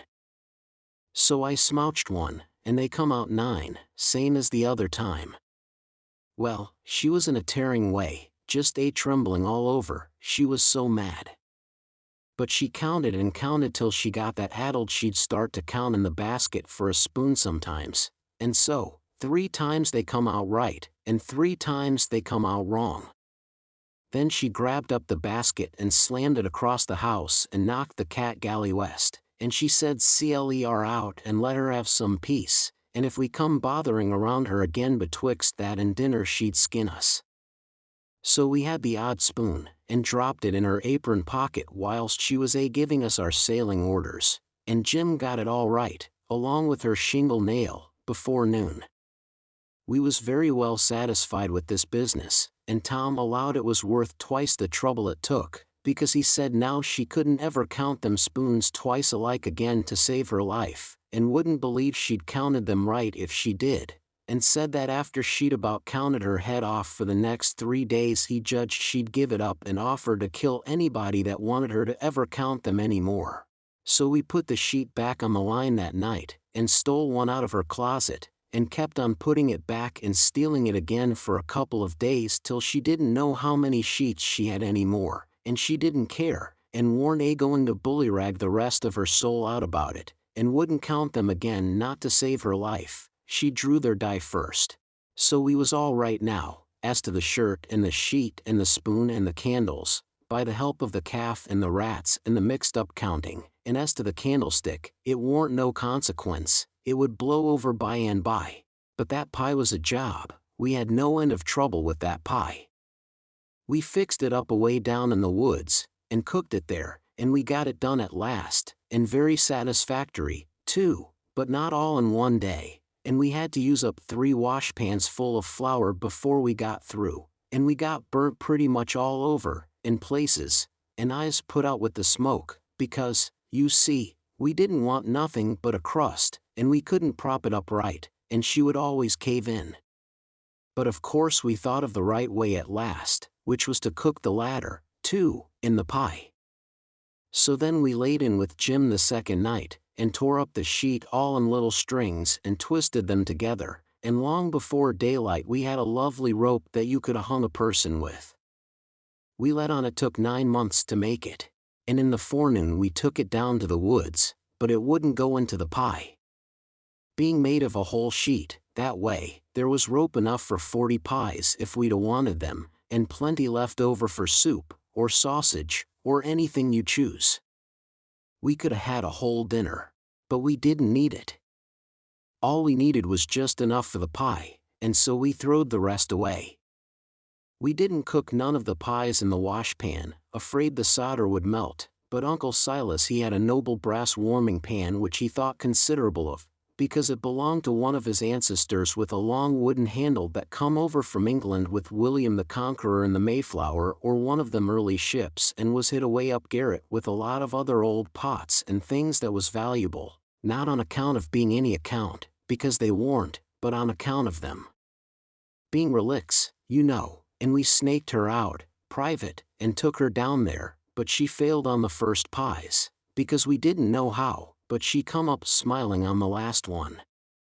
We took and lined her with dough, and set her in the coals, and loaded her up with rag rope, and put on a dough roof, and shut down the lid, and put hot embers on top, and stood off 5 foot, with the long handle, cool and comfortable, and in 15 minutes she turned out a pie that was a satisfaction to look at. But the person that it would want to fetch a couple of cags of toothpicks along, for if that rope ladder wouldn't cramp him down to business I don't know nothing what I'm talking about, and lay him in enough stomachache to last him till next time, too. Nat didn't look when we put the witch pie in Jim's pan, and we put the 3 tin plates in the bottom of the pan under the victuals, and so Jim got everything all right, and as soon as he was by himself he busted into the pie and hid the rope ladder inside of his straw tick, and scratched some marks on a tin plate and throwed it out of the window hole. Chapter 38. Making them pens was a distressed tough job, and so was the saw, and Jim allowed the inscription was going to be the toughest of all. That's the one which the prisoner has to scrabble on the wall. But he had to have it. Tom said he'd got to. There warn't no case of a state prisoner not scrabbling his inscription to leave behind, and his coat of arms. Look at Lady Jane Grey, he says. Look at Guilford Dudley. Look at old Northumberland. Why, Huck, I suppose it is considerable trouble. What you going to do? How you going to get around it? Jim's got to do his inscription and coat of arms. They all do. Jim says. Why, Mars Tom, I hain't got no coat o' arm, I hain't got nothing but dish your ol' shirt, and you knows I got to keep de journal on dat. Oh, you don't understand, Jim, a coat of arms is very different. Well, I says, Jim's right, anyway, when he says he ain't got no coat of arms, because he hain't. I reckon I knowed that, Tom says, but you bet he'll have one before he goes out of this, because he's going out right, and there ain't going to be no flaws in his record. So whilst me and Jim filed away at the pens on a brickbat apiece, Jim making his end out of the brass and I making mine out of the spoon, Tom set to work to think out the coat of arms. By and by he said he'd struck so many good ones he didn't hardly know which to take, but there was one which he reckoned he'd decide on. He says, on the scutcheon we'll have a bend or in the dexter base, a Salter Murray in the fess, with a dog, couchant, for common charge, and under his foot a chain embattled, for slavery, with a chevron vert and a chief unrailed, and 3 invected lines on a field azure, with the nombral points rampant on a dancet indented, crest, a runaway nigger, sable, with his bundle over his shoulder on a bar sinister, and a couple of gules for supporters, which is you and me, motto, majori fretta, minor. Atto. Got it out of a book, means the more haste, the less speed. Gewillikins, I says, but what does the rest of it mean? We ain't got no time to bother over that, he says. We got to dig in like all get out. Well, anyway, I says, what's some of it? What's a fess? A fess is, you don't need to know what a fess is. I'll show him how to make it when he gets to it. Shucks, Tom, I says, I think you might tell a person. What's a bar sinister? Oh, I don't know. But he's got to have it. All the nobility does. That was just his way. If it didn't suit him to explain a thing to you, he wouldn't do it.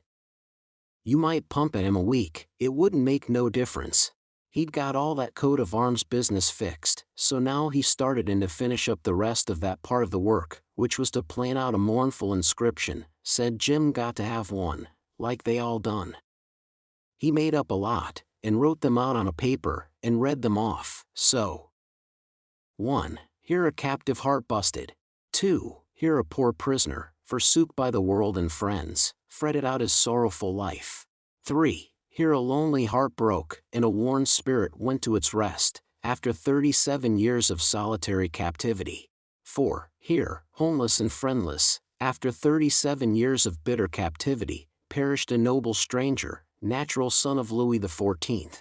Tom's voice trembled whilst he was reading them, and he most broke down. When he got done he couldn't no way make up his mind which one for Jim to scrabble onto the wall, they was all so good, but at last he allowed he would let him scrabble them all on. Jim said it would take him a year to scrabble such a lot of truck onto the logs with a nail, and he didn't know how to make letters, besides, but Tom said he would block them out for him, and then he wouldn't have nothing to do but just follow the lines. Then pretty soon he says, come to think, the logs ain't going to do, they don't have log walls in a dungeon, we got to dig the inscriptions into a rock. We'll fetch a rock. Jim said the rock was worse than the logs, he said it would take him such a pison long time to dig them into a rock he wouldn't ever get out. But Tom said he would let me help him do it. Then he took a look to see how me and Jim was getting along with the pens. It was most pesky tedious hard work and slow, and didn't give my hands no show to get well of the sores, and we didn't seem to make no headway, hardly, so Tom says, I know how to fix it. We got to have a rock for the coat of arms and mournful inscriptions, and we can kill 2 birds with that same rock. There's a gaudy big grindstone down at the mill, and we'll smouch it, and carve the things on it, and file out the pens and the saw on it, too. It warn't no slouch of an idea, and it warn't no slouch of a grindstone nother, but we allowed we'd tackle it.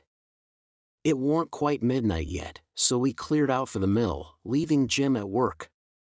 We smouched the grindstone, and set out to roll her home, but it was a most nation tough job. Sometimes, do what we couldn't keep her from falling over, and she come mighty near mashing us every time. Tom said she was going to get one of us, sure, before we got through. We got her halfway, and then we was plumb played out, and most drowned dead with sweat. We see it warn't no use, we gotta go and fetch Jim. So he raised up his bed and slid the chain off of the bed leg, and wrapped it round and round his neck, and we crawled out through our hole and down there, and Jim and me laid into that grindstone and walked her along like nothing, and Tom superintended. He could out-superintend any boy I ever see. He knowed how to do everything. Our hole was pretty big, but it warn't big enough to get the grindstone through, but Jim he took the pick and soon made it big enough. Then Tom marked out them things on it with the nail, and set Jim to work on them, with the nail for a chisel and an iron bolt from the rubbish in the lean-to for a hammer, and told him to work till the rest of his candle quit on him, and then he could go to bed, and hide the grindstone under his straw tick and sleep on it. Then we helped him fix his chain back on the bed leg, and was ready for bed ourselves. But Tom thought of something, and says, You got any spiders in here, Jim? No, sah, thanks to goodness I hain't, Mars Tom. All right, we'll get you some. But bless you, honey, I don't want none. I's afeard on 'em. I just as soon have rattlesnakes around. Tom thought a minute or two, and says, "It's a good idea. And I reckon it's been done." "It must have been done, it stands to reason." "Yes, it's a prime good idea." "Where could you keep it?" "Keep what, Mars Tom?" "Why, a rattlesnake." "The goodness gracious alive, Mars Tom. Why, if dey was a rattlesnake to come in here I'd take and bust right out though dat log wall, I would, wid my head." "Why, Jim, you wouldn't be afraid of it after a little. You could tame it." "Tame it?" "Yes, easy enough. Every animal is grateful for kindness and petting, and they wouldn't think of hurting a person that pets them. Any book will tell you that. You try, that's all I ask, just try for 2 or 3 days. Why, you can get him so, in a little while, that he'll love you, and sleep with you, and won't stay away from you a minute, and will let you wrap him round your neck and put his head in your mouth." "Please, Mars Tom, don't talk so.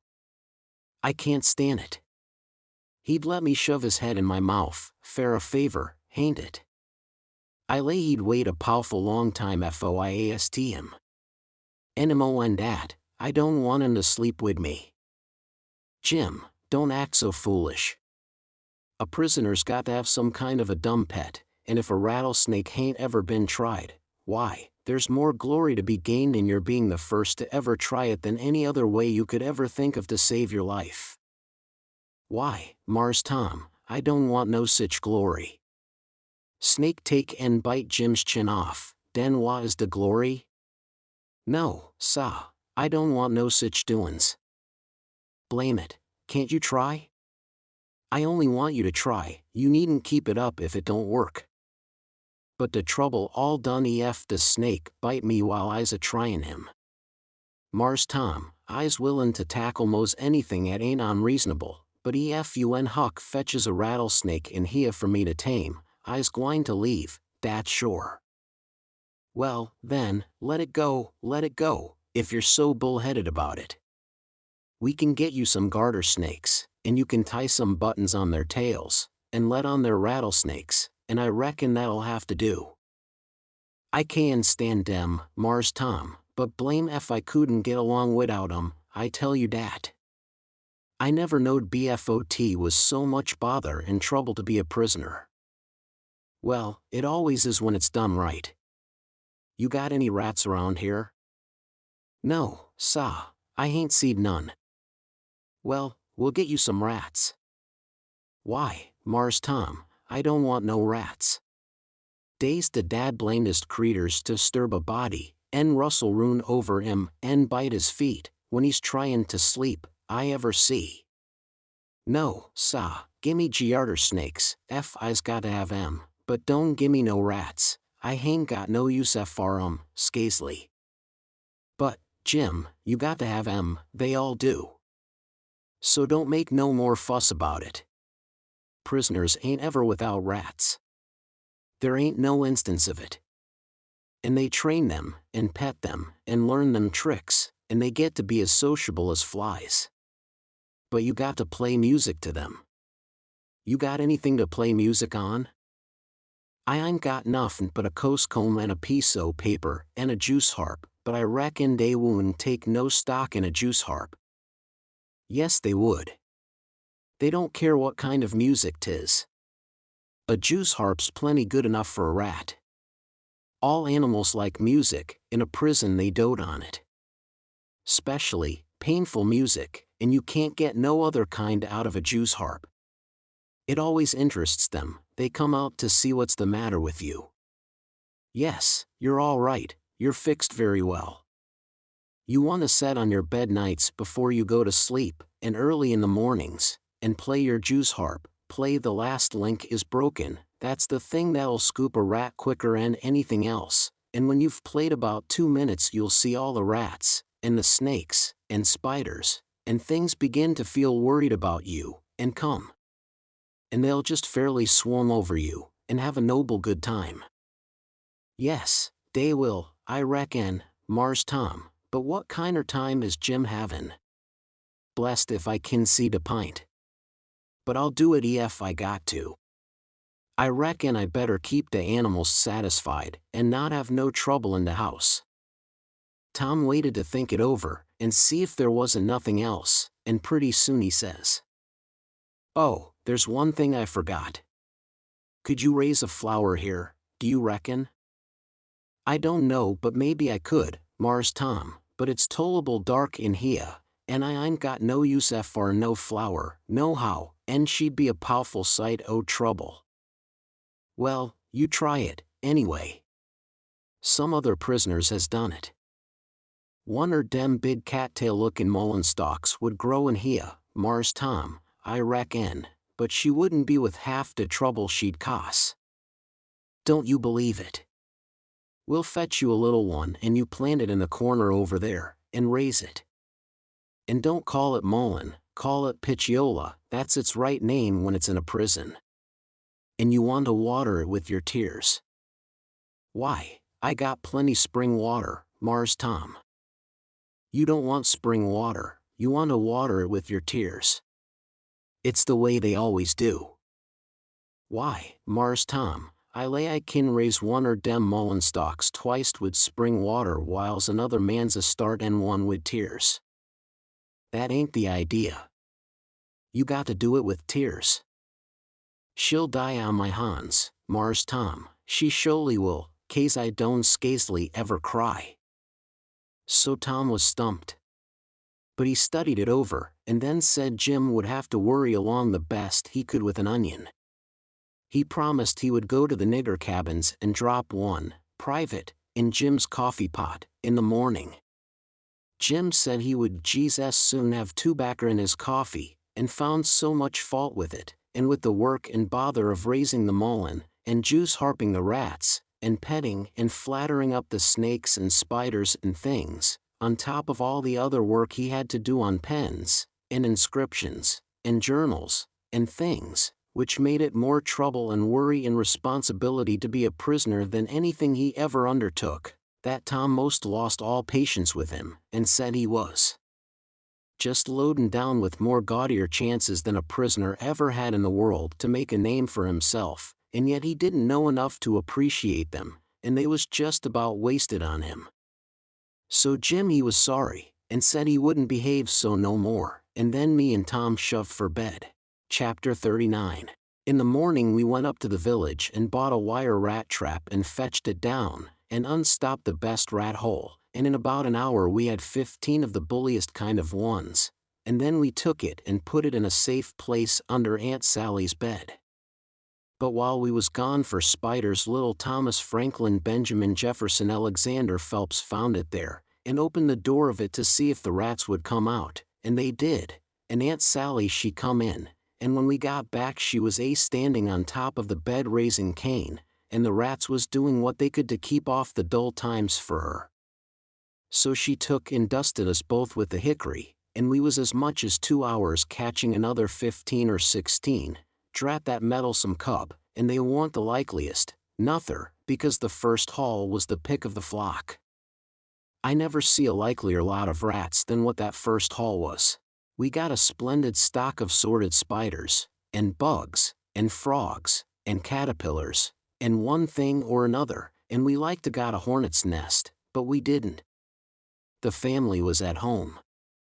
We didn't give it right up, but stayed with them as long as we could, because we allowed we'd tire them out or they'd got to tire us out, and they'd done it. Then we got alicumpain and rubbed on the places, and was pretty near all right again, but couldn't set down convenient. And so we went for the snakes, and grabbed a couple of dozen garters and house snakes, and put them in a bag, and put it in our room, and by that time it was supper time, and a rattling good honest day's work, and hungry, oh, no, I reckon not. And there warn't a blessed snake up there when we went back. We didn't half tie the sack, and they worked out somehow, and left. But it didn't matter much, because they was still on the premises somewheres. So we judged we could get some of them again. No, there warn't no real scarcity of snakes about the house for a considerable spell. You'd see them dripping from the rafters and places every now and then, and they generally landed in your plate, or down the back of your neck, and most of the time where you didn't want them. Well, they was handsome and striped, and there warn't no harm in a million of them, but that never made no difference to Aunt Sally. She despised snakes, be the breed what they might, and she couldn't stand them no way you could fix it, and every time one of them flopped down on her, it didn't make no difference what she was doing, she would just lay that work down and light out. I never see such a woman. And you could hear her whoop to Jericho. You couldn't get her to take a hold of one of them with the tongs. And if she turned over and found one in bed, she would scramble out and lift a howl that you would think the house was afire. She disturbed the old man so that he said he could most wish there hadn't ever been no snakes created. Why, after every last snake had been gone clear out of the house for as much as a week, Aunt Sally warn't over it yet. She warn't near over it, when she was setting thinking about something. You could touch her on the back of her neck with a feather and she would jump right out of her stockings. It was very curious. But Tom said all women was just so. He said they was made that way for some reason or other. We got a licking every time one of our snakes come in her way, and she allowed these lickings warn't nothing to what she would do if we ever loaded up the place again with them. I didn't mind the lickings, because they didn't amount to nothing, but I minded the trouble we had to lay in another lot. But we got them laid in, and all the other things, and you never see a cabin as blithesome as Jim's was when they'd all swarm out for music and go for him. Jim didn't like the spiders, and the spiders didn't like Jim, and so they'd lay for him, and make it mighty warm for him. And he said that between the rats and the snakes and the grindstone there warn't no room in bed for him, Scaisley, and when there was, a body couldn't sleep, it was so lively, and it was always lively, he said, because they never all slept at one time, but took turn about, so when the snakes was asleep the rats was on deck, and when the rats turned and the snakes come on watch, so he always had one gang under him, in his way, and t'other gang having a circus over him, and if he got up to hunt a new place the spiders would take a chance at him as he crossed over. He said if he ever got out this time he wouldn't ever be a prisoner again, not for a salary. Well, by the end of 3 weeks everything was in pretty good shape. The shirt was sent in early, in a pie, and every time a rat bit Jim he would get up and write a little in his journal whilst the ink was fresh, the pens was made, the inscriptions and so on was all carved on the grindstone, the bed leg was sawed in two, and we had up the sawdust, and it give us a most amazing stomach ache. We reckoned we was all going to die, but didn't. It was the most undigestible sawdust I ever see, and Tom said the same. But as I was saying, we'd got all the work done now, at last, and we was all pretty much faggied out, too, but mainly Jim. The old man had wrote a couple of times to the plantation below Orleans to come and get their runaway nigger, but hadn't got no answer, because there warn't no such plantation, so he allowed he would advertise Jim in the St. Louis and New Orleans papers, and when he mentioned the St. Louis ones it give me the cold shivers, and I see we hadn't no time to lose. So Tom said, "Now for the anonymous letters. What's them?" I says, "Warnings to the people that something is up. Sometimes it's done one way, sometimes another. But there's always somebody spying around that gives notice to the governor of the castle." When Louis XVI was going to light out of the Tuileries, a servant girl done it. It's a very good way, and so is the anonymous letters. We'll use them both. And it's usual for the prisoner's mother to change clothes with him, and she stays in, and he slides out in her clothes. We'll do that, too. But looky here, Tom, what do we want to warn anybody for that something's up? Let them find it out for themselves, it's their lookout. Yes, I know, but you can't depend on them. It's the way they've acted from the very start, left us to do everything. They're so confiding and mullet-headed they don't take notice of nothing at all.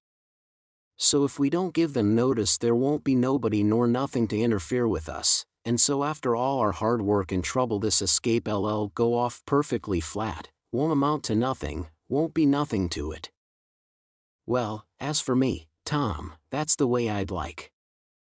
Shucks, he says, and looked disgusted. So I says. But I ain't going to make no complaint. Any way that suits you suits me. What you going to do about the servant girl? You'll be her. You slide in the middle of the night, and hook that yaller girl's frock. Why, Tom, that'll make trouble next morning, because, of course, she prob'ly hain't got any but that one. I know, but you don't want it but 15 minutes, to carry the anonymous letter and shove it under the front door. All right, then, I'll do it, but I could carry it just as handy in my own togs. You wouldn't look like a servant girl then, would you? No, but there won't be nobody to see what I look like, anyway. That ain't got nothing to do with it. The thing for us to do is just to do our duty, and not worry about whether anybody sees us do it or not. Hain't you got no principle at all? All right, I ain't saying nothing, I'm the servant girl. Who's Jim's mother? I'm his mother. I'll hook a gown from Aunt Sally. Well, then, you'll have to stay in the cabin when me and Jim leaves. Not much. I'll stuff Jim's clothes full of straw and lay it on his bed to represent his mother in disguise, and Jim'll take the nigger woman's gown off of me and wear it, and we'll all evade together. What a prisoner of style escapes, it's called an evasion. It's always called so when a king escapes, for instance. And the same with a king's son, it don't make no difference whether he's a natural one or an unnatural one. So Tommy wrote the anonymous letter, and I smouched the yaller wench's frock that night, and put it on, and shoved it under the front door, the way Tom told me to. It said, "Beware. Trouble is brewing. Keep a sharp lookout. Unknown friend." Next night we stuck a picture, which Tom drawed in blood, of a skull and crossbones on the front door, and next night another one of a coffin on the back door. I never see a family in such a sweat. They couldn't have been worse scared if the place had been full of ghosts laying for them behind everything and under the beds and shivering through the air. If a door banged, Aunt Sally she jumped and said ouch. If anything fell, she jumped and said ouch. If you happened to touch her, when she weren't noticing, she done the same. She couldn't face no way and be satisfied, because she allowed there was something behind her every time, so she was always whirling around sudden, and saying ouch, and before she'd got 2/3 around she'd whirl back again, and say it again, and she was afraid to go to bed, but she daren't set up. So the thing was working very well, Tom said. He said he never see a thing work more satisfactory. He said it showed it was done right. So he said, now for the grand bulge. So the very next morning at the streak of dawn we got another letter ready, and was wondering what we better do with it, because we heard them say at supper they was going to have a nigger on watch at both doors all night. Tommy went down the lightning rod to spy around, and the nigger at the back door was asleep, and he stuck it in the back of his neck and come back. This letter said, "Don't betray me, I wish to be your friend. There is a desperate gang of cutthroats from over in the Indian Territory going to steal your runaway nigger tonight, and they have been trying to scare you so as you will stay in the house and not bother them. I am one of the gang, but I've got religion and wish to quit it and lead an honest life again, and will betray the hellish design. They will sneak down from Nordhards, along the fence, at midnight exact, with a false key, and go in the nigger's cabin to get him. I am to be off a piece and blow a tin horn if I see any danger, but stead of that I will be like a sheep soon as they get in and not blow at all. Then whilst they are getting his chains loose, you slip there and lock them in, and can kill them at your leisure. Don't do anything but just the way I am telling you. If you do they will suspicion something and raise whoop jamboree. I do not wish any reward but to know I have done the right thing. Unknown friend." Chapter 40. We was feeling pretty good after breakfast, and took my canoe and went over the river fishing, with a lunch, and had a good time, and took a look at the raft and found her all right, and got home late to supper, and found them in such a sweat and worry they didn't know which end they was standing on, and made us go right off to bed the minute we was done supper, and wouldn't tell us what the trouble was, and never let on a word about the new letter, but didn't need to, because we knowed as much about it as anybody did, and as soon as we was half upstairs and her back was turned we slid for the cellar cupboard and loaded up a good lunch and took it up to our room and went to bed, and got up about 11:30, and Tom put on Aunt Sally's dress that he stole and was going to start with the lunch, but says, "Where's the butter?" "I laid out a hunk of it," I says, "on a piece of a corn pone." "Well, you left it laid out, then, it ain't here." "We can get along without it," I says. "We can get along with it, too," he says. "Just you slide down cellar and fetch it. And then mosey right down the lightning rod and come along. I'll go and stuff the straw into Jim's clothes to represent his mother in disguise, and be ready to bay like a sheep and shove soon as you get there." So out he went, and down cellar went I. The hunk of butter, big as a person's fist, was where I had left it, so I took up the slab of corn pone with it on, and blowed out my light, and started upstairs very stealthy, and got up to the main floor all right, but here comes Aunt Sally with a candle, and I clapped the truck in my hat, and clapped my hat on my head, and the next second she see me, and she says, "You been down cellar?" "Yes'm." "What you been doing down there?" "Nothin'." "Nothin'." "No'm." "Well, then, what possessed you to go down there this time of night?" "I don't know." "You don't know? Don't answer me that way. Tom, I want to know what you been doing down there." "I hain't been doing a single thing, Aunt Sally. I hope to gracious if I have." I reckoned she'd let me go now, and as a general thing she would, but I suppose there was so many strange things going on she was just in a sweat about every little thing that warn't yardstick straight, so she says, very decided, "You just march into that setting room and stay there till I come. You been up to something you know business to, and I lay I'll find out what it is before I'm done with you." So she went away as I opened the door and walked into the setting room. My, but there was a crowd there. 15 farmers, and every one of them had a gun. I was most powerful sick, and slumped to a chair and sat down. They was setting around, some of them talking a little, in a low voice, and all of them fidgety and uneasy, but trying to look like they warn't, but I knowed they was, because they was always taking off their hats, and putting them on, and scratching their heads, and changing their seats, and fumbling with their buttons. I warn't easy myself, but I didn't take my hat off, all the same. I did wish Aunt Sally would come, and get done with me, and lick me, if she wanted to, and let me get away and tell Tom how we'd overdone this thing, and what a thundering hornet's nest we'd got ourselves into, so we could stop fooling around straight off, and clear out with Jim before these rips got out of patience and come for us. At last she come and begun to ask me questions, but I couldn't answer them straight. I didn't know which end of me was up, because these men was in such a fidget now that some was wanting to start right now and lay for them desperadoes, and saying it warn't but a few minutes to midnight, and others was trying to get them to hold on and wait for the sheep signal, and here was Auntie pegging away at the questions, and me shaking all over and ready to sink down in my tracks. I was that scared, and the place getting hotter and hotter, and the butter beginning to melt and run down my neck and behind my ears, and pretty soon, when one of them says, "I'm for going and getting in the cabin first and right now, and catching them when they come," I most dropped, and a streak of butter come trickling down my forehead, and Aunt Sally she see it, and turns white as a sheet, and says, "For the land's sake, what is the matter with the child? He's got the brain fever as sure as you're born, and they're oozing out." And everybody runs to see, and she snatches off my hat, and out comes the bread and what was left of the butter, and she grabbed me, and hugged me, and says, "Oh, what a turn you did give me.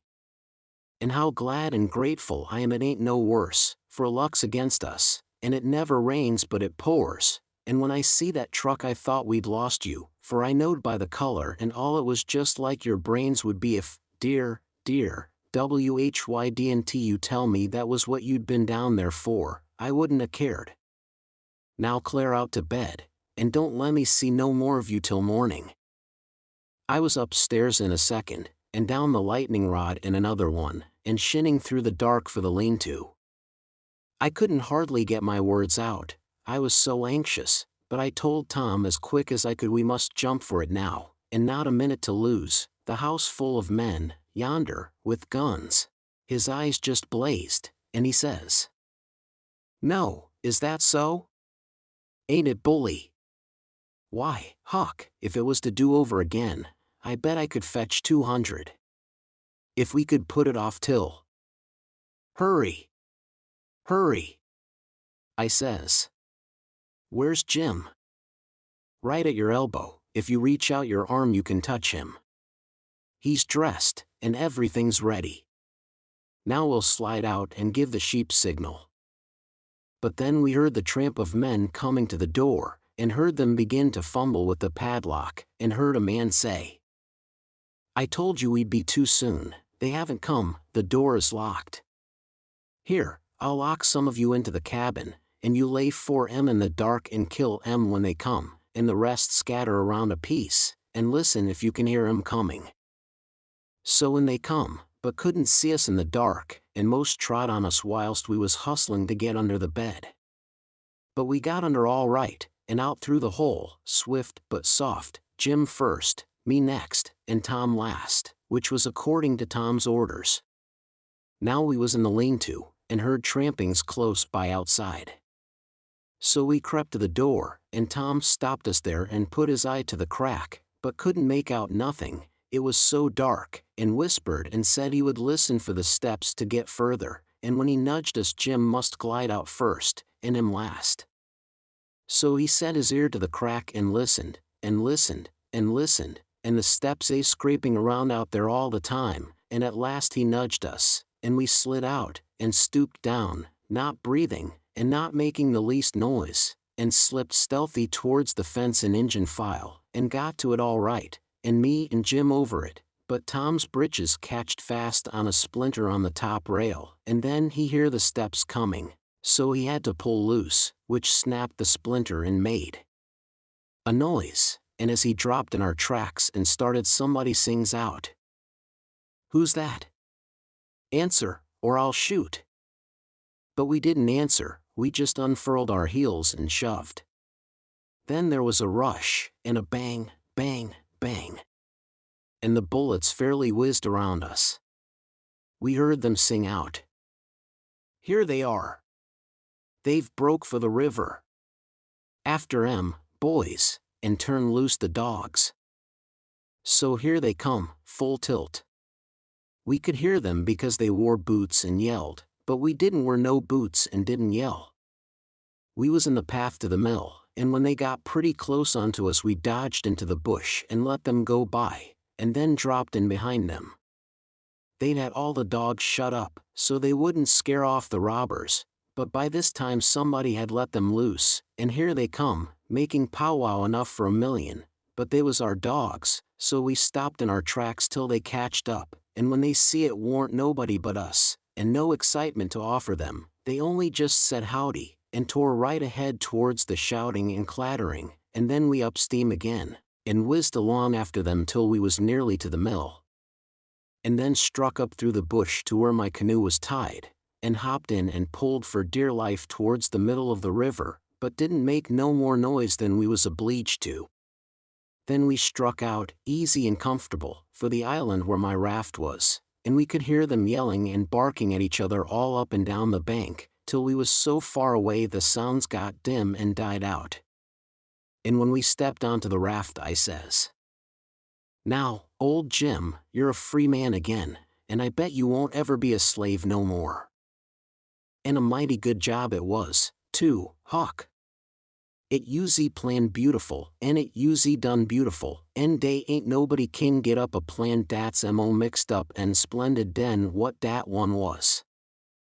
We was all glad as we could be, but Tom was the gladdest of all because he had a bullet in the calf of his leg. When me and Jim heard that, we didn't feel so brash as what we did before.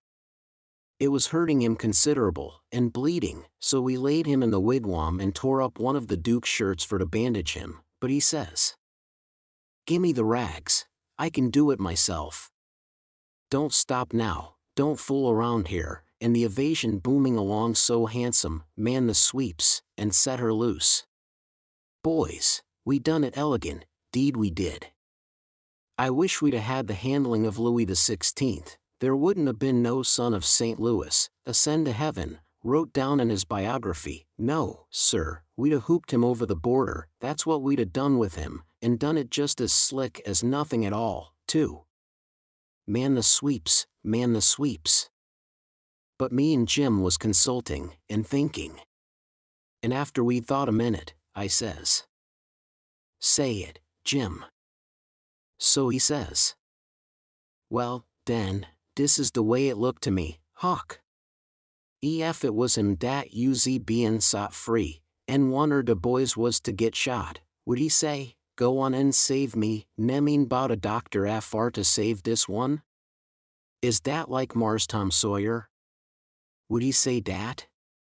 You bet he wouldn't. Well, den, is Jim jine to say it?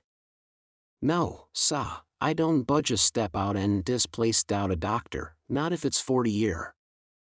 I knowed he was white inside, and I reckoned he'd say what he did say, so it was all right now, and I told Tom I was going for a doctor. He raised considerable row about it, but me and Jim stuck to it and wouldn't budge, so he was for crawling out and setting the raft loose himself, but we wouldn't let him. Then he give us a piece of his mind, but it didn't do no good. So when he sees me getting the canoe ready, he says, "Well, then, if you're bound to go, I'll tell you the way to do when you get to the village. Shut the door and blindfold the doctor tight and fast, and make him swear to be silent as the grave, and put a purse full of gold in his hand, and then take and lead him all around the back alleys and everywheres in the dark, and then fetch him here in the canoe, in a roundabout way amongst the islands, and search him and take his chalk away from him, and don't give it back to him till you get him back to the village, or else you will chalk this raft so he can find it again. It's the way they all do."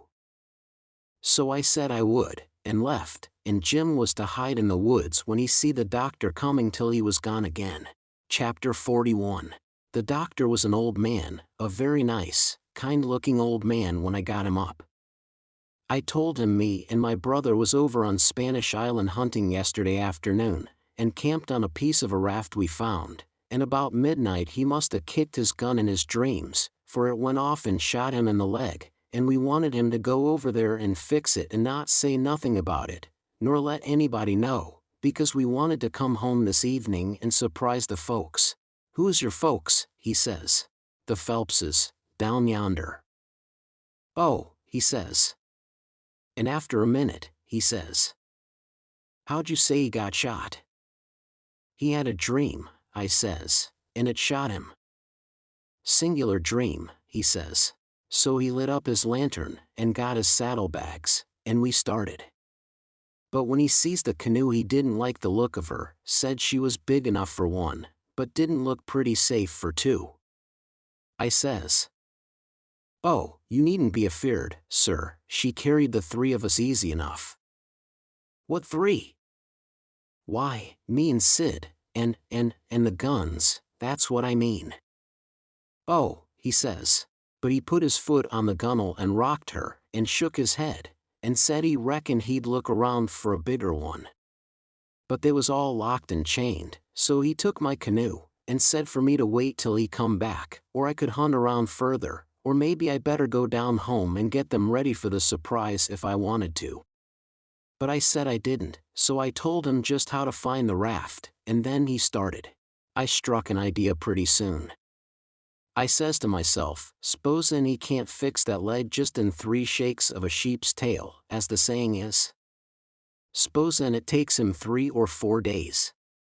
What are we going to do, lay around there till he lets the cat out of the bag?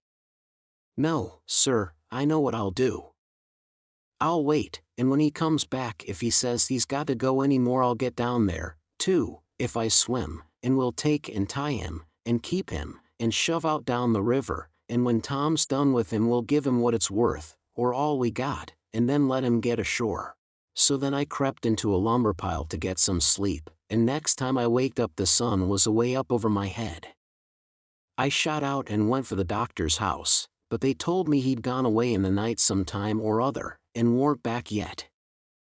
Well, thinks I, that looks powerful bad for Tom, and I'll dig out for the island right off. So away I shoved, and turned the corner, and nearly rammed my head into Uncle Silas's stomach. He says, "Why, Tom, where you been all this time, you rascal?" "I hain't been nowheres," I says, "only just hunting for the runaway nigger, me and Sid." "Why, wherever did you go?" he says. "Your aunt's been mighty uneasy." "She needn't," I says, "because we was all right. We followed the men and the dogs, but they outrun us, and we lost them, but we thought we heard them on the water, so we got a canoe and took out after them and crossed over, but couldn't find nothing of them, so we cruised along up shore till we got kind of tired and beat out, and tied up the canoe and went to sleep, and never waked up till about an hour ago. Then we paddled over here to hear the news, and Sid's at the post office to see what he can hear, and I'm branching out to get something to eat for us, and then we're going home." So then we went to the post office to get Sid, but just as I suspicioned, he warn't there, so the old man he got a letter out of the office, and we waited a while longer, but Sid didn't come, so the old man said, "Come along, let Sid foot it home, or canoe it, when he got done fooling around, but we would ride." I couldn't get him to let me stay and wait for Sid, and he said there warn't no use in it, and I must come along, and let Aunt Sally see we was all right. When we got home Aunt Sally was that glad to see me she laughed and cried both, and hugged me, and give me one of them lickings of hern that don't amount to shucks, and said she'd serve Sid the same when he come. And the place was plumb full of farmers and farmers' wives, to dinner, and such another clack a body never heard. Old Mrs. Hotchkiss was the worst, her tongue was going all the time. She says, "Well, Sister Phelps, I've ransacked that 'ere cabin over, and I believe the nigger was crazy." I says to Sister Damrell, "Didn't I, Sister Damrell, S.I., he's crazy, S.I., them's the very words I said." "You all hearn me, he's crazy, S.I., everything shows it, S.I. Look at that 'ere grindstone, S.I., wanna tell me any creetur tease in his right mind S.A. goin' to scrabble all them crazy things onto a grindstone, S.I. Here's sich and sich a person busted his heart, and here's so and so pegged along for 37 year, and all that, natural son o' Lewis somebody, and sich everlastin' rubbage. He's plumb crazy, S.I. It's what I says in the fust place, it's what I says in the middle, and it's what I says last and all the time, the nigger's crazy, crazy S. Nebuchadnezzar, S.I.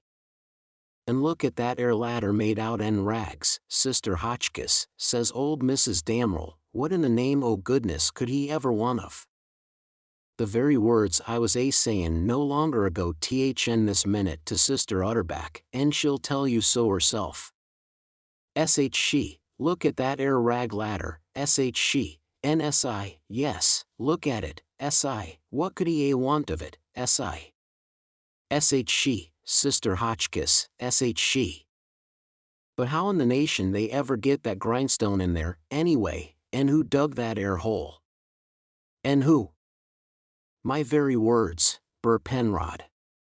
I was sayin', pass that 'ere sasser o' lasses, won't ye? I was sayin' to Sister Dunlap, just this minute, how did they get that grindstone in there, S.I. Without help, mind you, 'thout help. Thar's where 'tis.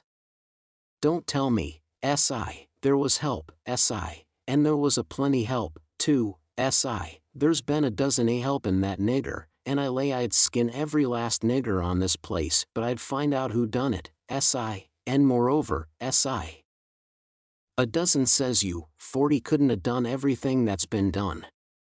Look at them case knife saws and things, how tedious they've been made. Look at that bed leg sawed off with them, a week's work for 6 men. Look at that nigger made out and straw on the bed, and look at. You may well say it, Bur Hightower.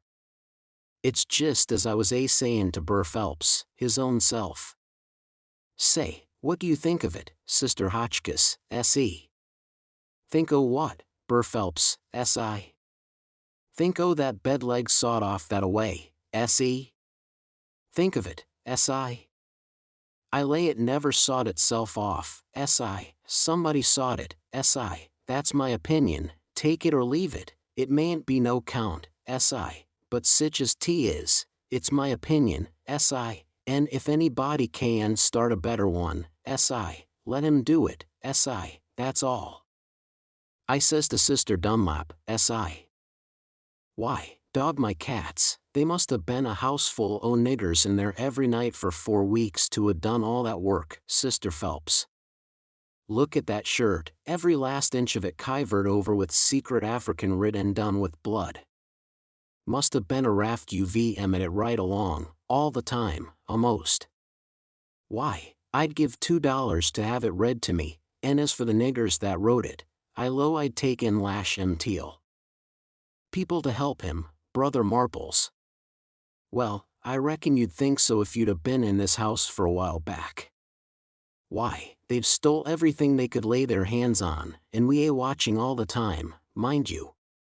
They stole that shirt right off o' the line.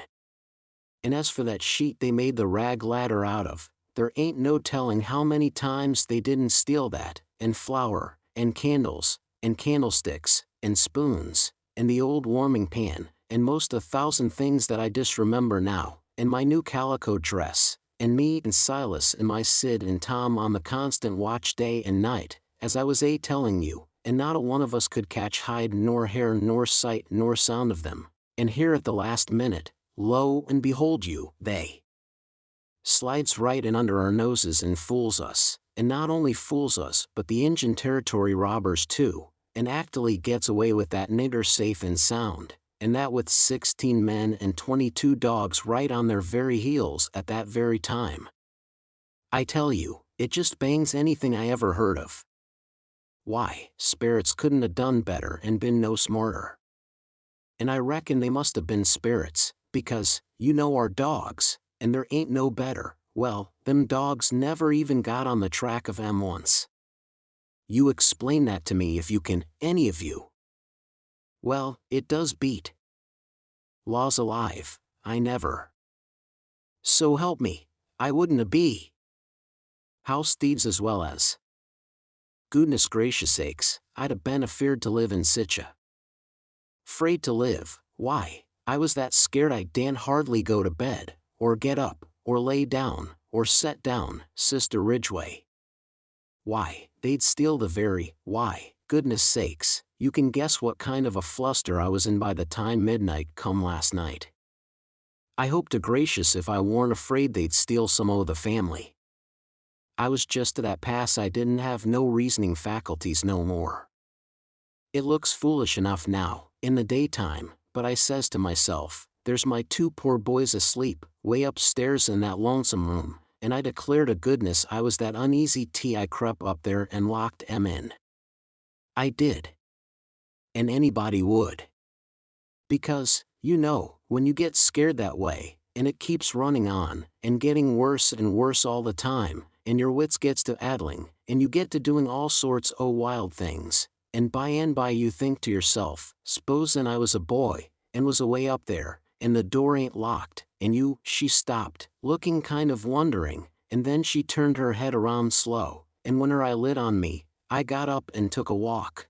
Says I to myself, I can explain better how we come to not be in that room this morning if I go out to one side and study over it a little.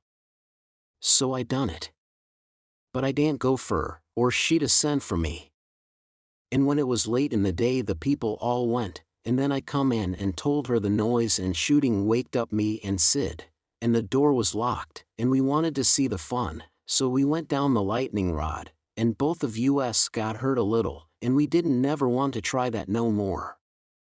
And then I went on and told her all what I told Uncle Silas before, and then she said she'd forgive us, and maybe it was all right enough anyway, and about what a body might expect of boys, for all boys was a pretty harum-scarum lot as fur as she could see, and so, as long as no harm hadn't come of it, she judged she better put in her time being grateful we was alive and well and she had us still, 'stead of fretting over what was past and done. So then she kissed me, and patted me on the head, and dropped into a kind of a brown study, and pretty soon jumps up, and says, "Why, laws a mercy, it's most night, and Sid not come yet. What has become of that boy?" I see my chance, so I skips up and says, "I'll run right up to town and get him," I says. "No you won't," she says. "You'll stay right where you are, one's enough to be lost at a time. If he ain't here to supper, your uncle LL go." Well, he warn't there to supper, so right after supper Uncle went. He come back about 10 a little bit uneasy, hadn't run across Tom's track. Aunt Sally was a good deal uneasy, but Uncle Silas he said there warn't no occasion to be, boys will be boys, he said, and you'll see this one turn up in the morning all sound and right. So she had to be satisfied. But she said she'd set up for him a while anyway, and keep a light burning so he could see it.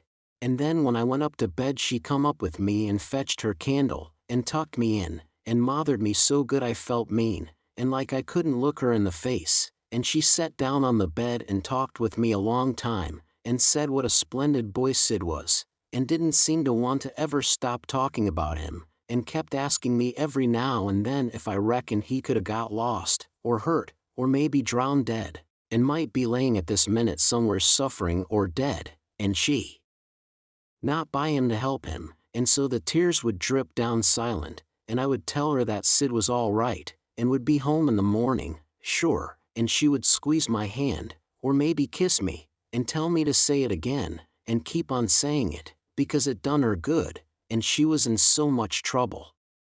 And when she was going away she looked down in my eyes so steady and gentle, and says, "The door ain't going to be locked, Tom, and there's the window and the rod, but you'll be good, won't you?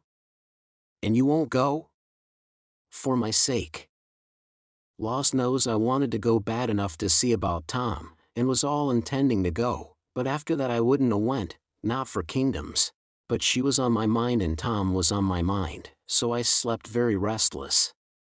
And twice I went down the Rodaway in the night, and slipped around front, and see her setting there by her candle in the window with her eyes towards the road and the tears in them, and I wished I could do something for her, but I couldn't, only to swear that I wouldn't never do nothing to grieve her any more. And the third time I waked up at dawn, and slid down, and she was there yet, and her candle was most out, and her old gray head was resting on her hand, and she was asleep. Chapter 42. The old man was uptown again before breakfast, but couldn't get no track of Tom, and both of them sat at the table thinking, and not saying nothing, and looking mournful, and their coffee getting cold, and not eating anything. And by the old man says, "Did I give you the letter?" "What letter?" "The one I got yesterday out of the post office." "No, you didn't give me no letter." "Well, I must have forgot it." So he rummaged his pockets, and then went off somewheres where he had laid it down, and fetched it, and give it to her. She says, "Why, it's from St. Petersburg, it's from Sis." I allowed another walk would do me good, but I couldn't stir. But before she could break it open she dropped it and run, for she see something. And so did I. It was Tom Sawyer on a mattress, and that old doctor, and Jim, in her calico dress, with his hands tied behind him, and a lot of people. I hid the letter behind the first thing that come handy, and rushed. She flung herself at Tom, crying, and says, "Oh, he's dead, I know he's dead." And Tom he turned his head a little, and muttered something or other, which showed he warn't in his right mind. Then she flung up her hands, and says, "He's alive, thank God.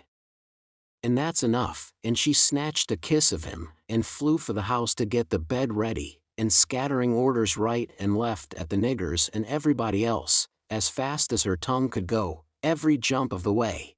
I followed the men to see what they was going to do with Jim, and the old doctor and Uncle Silas followed after Tom into the house. The men was very huffy, and some of them wanted to hang Jim for an example to all the other niggers around there, so they wouldn't be trying to run away like Jim done, and making such a raft of trouble, and keeping a whole family scared most to death for days and nights. But the others said, "Don't do it, it wouldn't answer at all, he ain't our nigger, and his owner would turn up and make us pay for him, sure." So that cooled them down a little, because the people that's always the most anxious for to hang a nigger that hain't done just right is always the very ones that ain't the most anxious to pay for him when they've got their satisfaction out of him.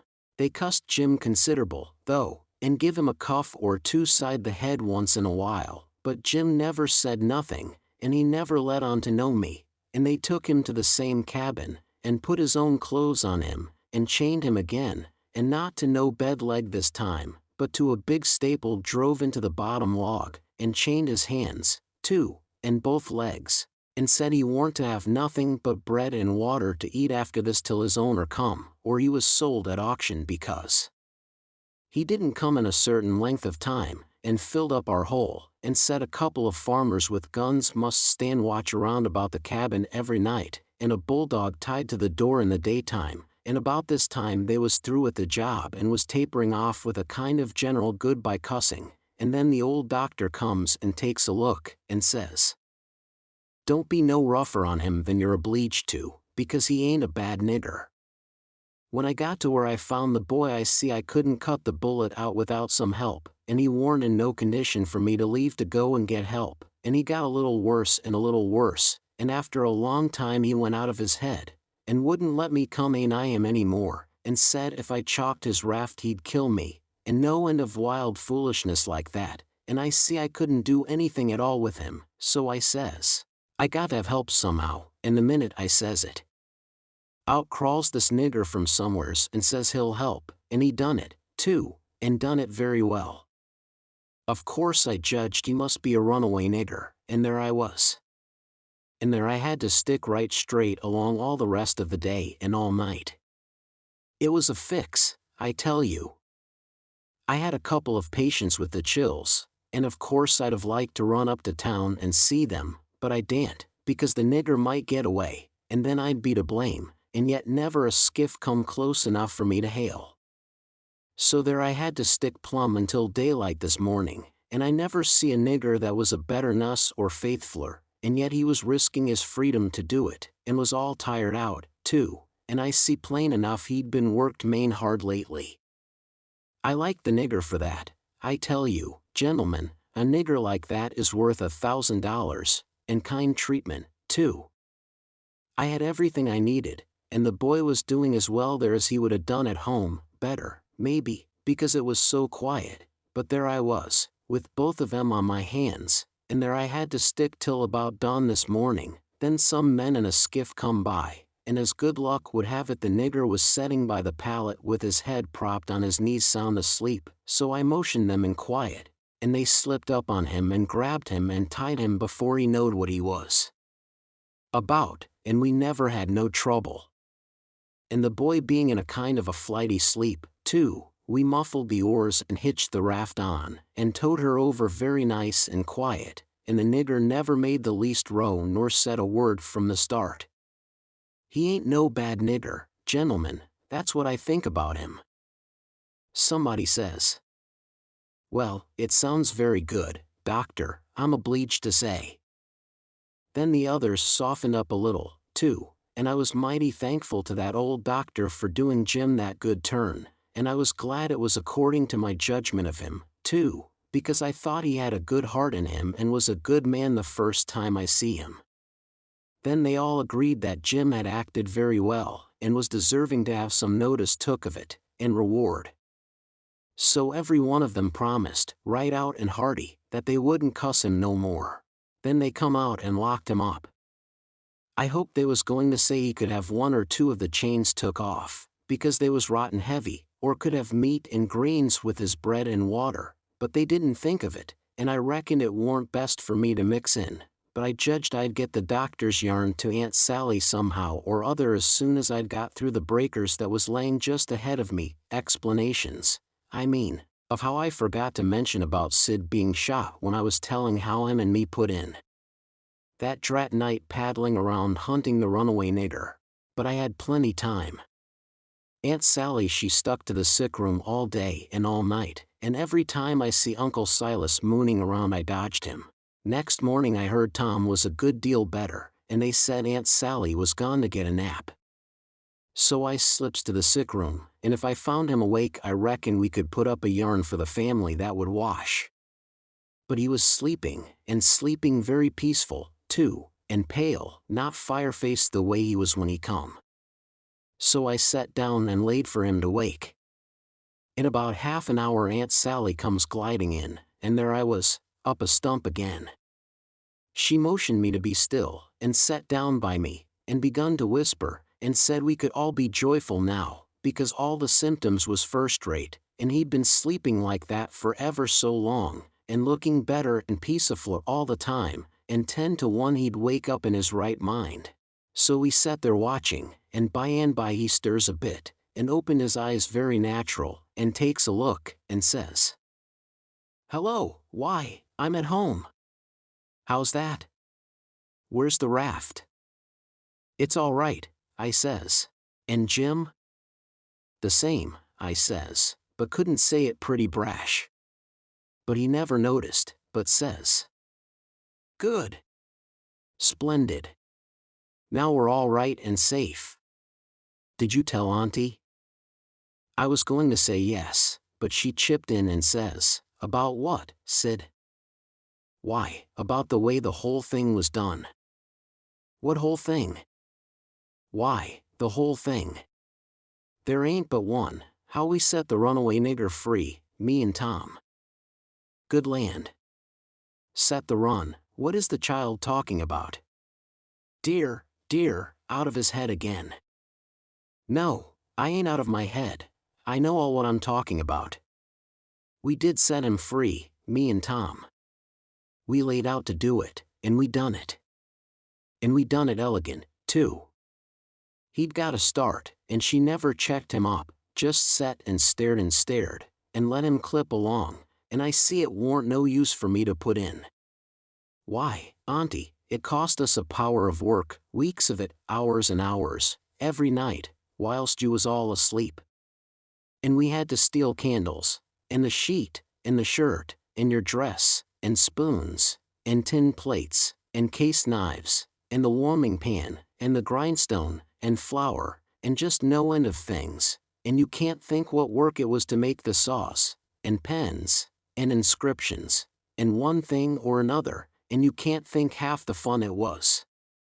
And we had to make up the pictures of coffins and things, and anonymous letters from the robbers, and get up and down the lightning rod, and dig the hole into the cabin, and made the rope ladder and send it and cooked up in a pie, and send in spoons and things to work with in your apron pocket. Mercy sakes.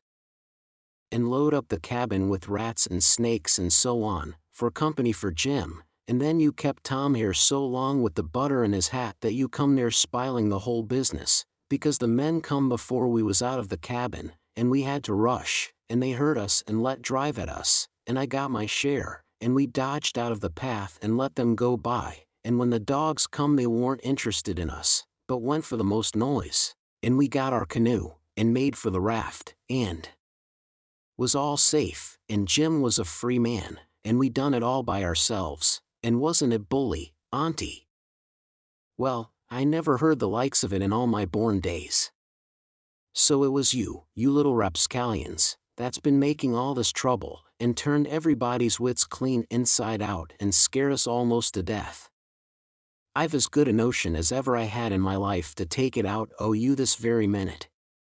To think, here I've been, night after night, you just get well once, you young scamp, and I lay I'll tan the old Harry out o' both o' ye. But Tom, he was so proud and joyful, he just couldn't hold in, and his tongue just went it. She ate chipping in, and spitting fire all along, and both of them going it at once, like a cat convention, and she says, "Well, you get all the enjoyment you can out of it now, for mind I tell you if I catch you meddling with him again." "Meddling with who?" Tom says, dropping a smile and looking surprised. "With who?" "Why, the runaway nigger, of course." "Who'd you reckon?" Tom looks at me very grave, and says, "Tom, didn't you just tell me he was all right? Hasn't he got away?" "Him," says Aunt Sally, "the runaway nigger? 'Deed he hasn't. They've got him back, safe and sound, and he's in that cabin again, on bread and water, and loaded down with chains, till he's claimed or sold." Tom rose square up in bed, with his eye hot, and his nostrils opening and shutting like gills, and sings out to me, "They hain't no right to shut him up. Shove, and don't you lose a minute. Turn him loose. He ain't no slave, he's as free as any creetur that walks this earth." "What does the child mean?" "I mean every word I say, Aunt Sally, and if somebody don't go, I'll go. I've knowed him all his life, and so has Tom, there. Old Miss Watson died 2 months ago, and she was ashamed she ever was going to sell him down the river, and said so, and she set him free in her will." "Then what on earth did you want to set him free for, seeing he was already free?" "Well, that is a question, I must say, and just like women. Why, I wanted the adventure of it, and I'd a waded neck deep in blood to, goodness alive, Aunt Polly. If she weren't standing right there, just inside the door, looking as sweet and contented as an angel half full of pie, I wish I may never." Aunt Sally jumped for her, and most hugged the head off of her, and cried over her, and I found a good enough place for me under the bed, for it was getting pretty sultry for us, seemed to me. And I peeped out, and in a little while Tom's Aunt Polly shook herself loose and stood there looking across at Tom over her spectacles, kind of grinding him into the earth, you know. And then she says, "Yes, you better turn our head away, I would if I was you, Tom." "Oh, dearie me," says Aunt Sally, "is he changed so?" "Why, that ain't Tom, it's Sid, Tom's, why, where's Tom?" "He was here a minute ago." "You mean where's Huck Finn, that's what you mean. I reckon I hain't raised such a scamp as my Tom all these years not to know him when I see him. That would be a pretty howdy-do. Come out from under that bed, Huck Finn." So I done it.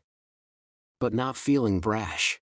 Aunt Sally, she was one of the mixed-uppest looking persons I ever see, except one, and that was Uncle Silas, when he come in and they told it all to him.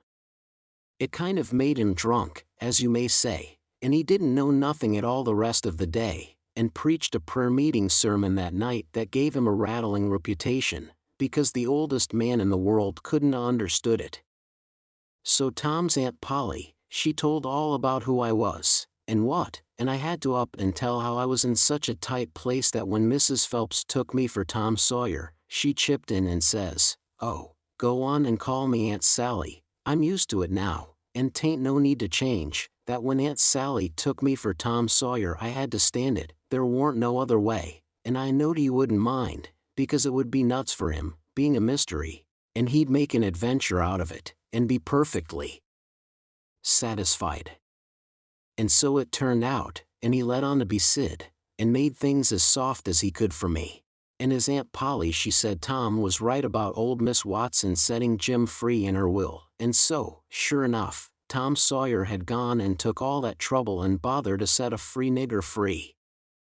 And I couldn't ever understand before, until that minute and that talk, how he could help a body set a nigger free with his bringing up. Well, Aunt Polly, she said that when Aunt Sally wrote to her that Tom and Sid had come all right and safe, she says to herself, "Look at that, now. I might have expected it, letting him go off that way without anybody to watch him." So now I got to go and traps all the way down the river, 1100 mile, and find out what that creeter's up to this time, as long as I couldn't seem to get any answer out of you about it. Why, I never heard nothing from you, says Aunt Sally. Well, I wonder. Why, I wrote you twice to ask you what you could mean by Sid being here. Well, I never got him, sis. Aunt Polly she turns around slow and severe, and says, You, Tom. Well, what, he says, kind of pettish. Don't you what me, you impudent thing, hand out them letters. What letters? Them letters. I be bound, if I have to take a holt of you I'll. They're in the trunk. There, now. And they're just the same as they was when I got them out of the office. I hain't looked into them, I hain't touched them. But I knowed they'd make trouble, and I thought if you weren't in no hurry, I'd. Well, you do need skinning, there ain't no mistake about it. And I wrote another one to tell you I was coming, and I suppose he. No, it come yesterday, I hain't read it yet, but it's all right, I've got that one. I wanted to offer to bet $2 she hadn't, but I reckon maybe it was just as safe to not to. So I never said nothing. Chapter the last. The first time I catched Tom private I asked him what was his idea, time of the evasion, what it was he'd planned to do if the evasion worked all right and he managed to set a nigger free that was already free before. And he said, what he had planned in his head from the start, if we got Jim out all safe, was for us to run him down the river on the raft, and have adventures plumb to the mouth of the river, and then tell him about his being free, and take him back up home on a steamboat, in style, and pay him for his lost time, and write word ahead and get out all the niggers around, and have them waltz him into town with a torchlight procession and a brass band, and then he would be a hero, and so would we. But I reckon it was about as well the way it was. We had Jim out of the chains in no time, and when Aunt Polly and Uncle Silas and Aunt Sally found out how good he helped the doctor nurse Tom, they made a heap of fuss over him, and fixed him up prime, and give him all he wanted to eat, and a good time, and nothing to do. And we had him up to the sick room, and had a high talk, and Tom give Jim $40 for being prisoner for us so patient, and doing it up so good, and Jim was pleased most to death, and busted out, and says, Da, now, Huck, what I tell you up da on Jackson Island. I tole you I got a Harry Breas, and what's the sign on it, and I tole you I been rich onct, and gwinneter to be rich agin, and it's come true, and he as she is. Da, now. Don't talk to me, signs is signs, mine I tell you, and I knowed G's s well at I use gwinneter be rich agin as I's they stan and he a dis minute. And then Tom he talked along, and says, Le's all three slide out of here one of these nights and get an outfit, and go for howling adventures amongst the Injuns, over in the territory, for a couple of weeks or two, and I says, all right, that suits me, but I ain't got no money for to buy the outfit, and I reckon I couldn't get none from home, because it's likely Pap's been back before now, and got it all away from Judge Thatcher and drunk it up. No, he hain't, Tom says. It's all there yet, $6,000 and more, and your pap hain't ever been back since. Hadn't when I come away, anyhow. Jim says, kind of solemn. He ain't a-comin' back no-mo, Huck. I says. Why, Jim? Mean why, Huck, but he ain't comin' back no-mo. But I kept at him, so at last he says. Don't you 'member de house dat was floatin' down de river, en dey was a man in da, kivered up, and I went in and unkivered him and didn't let you come in? Well, den, you kin get yo money when you wants it, case dat was him. Tom's most well now, and got his bullet around his neck on a watch guard for a watch, and is always seeing what time it is, and so there ain't nothing more to write about, and I am rotten glad of it, because if I'd a knowed what a trouble it was to make a book I wouldn't a tackled it, and ain't a-going to know more. But I reckon I got to light out for the territory ahead of the rest, because Aunt Sally she's going to adopt me and civilize me, and I can't stand it. I've been there before. The end. Yours truly, Huck Finn.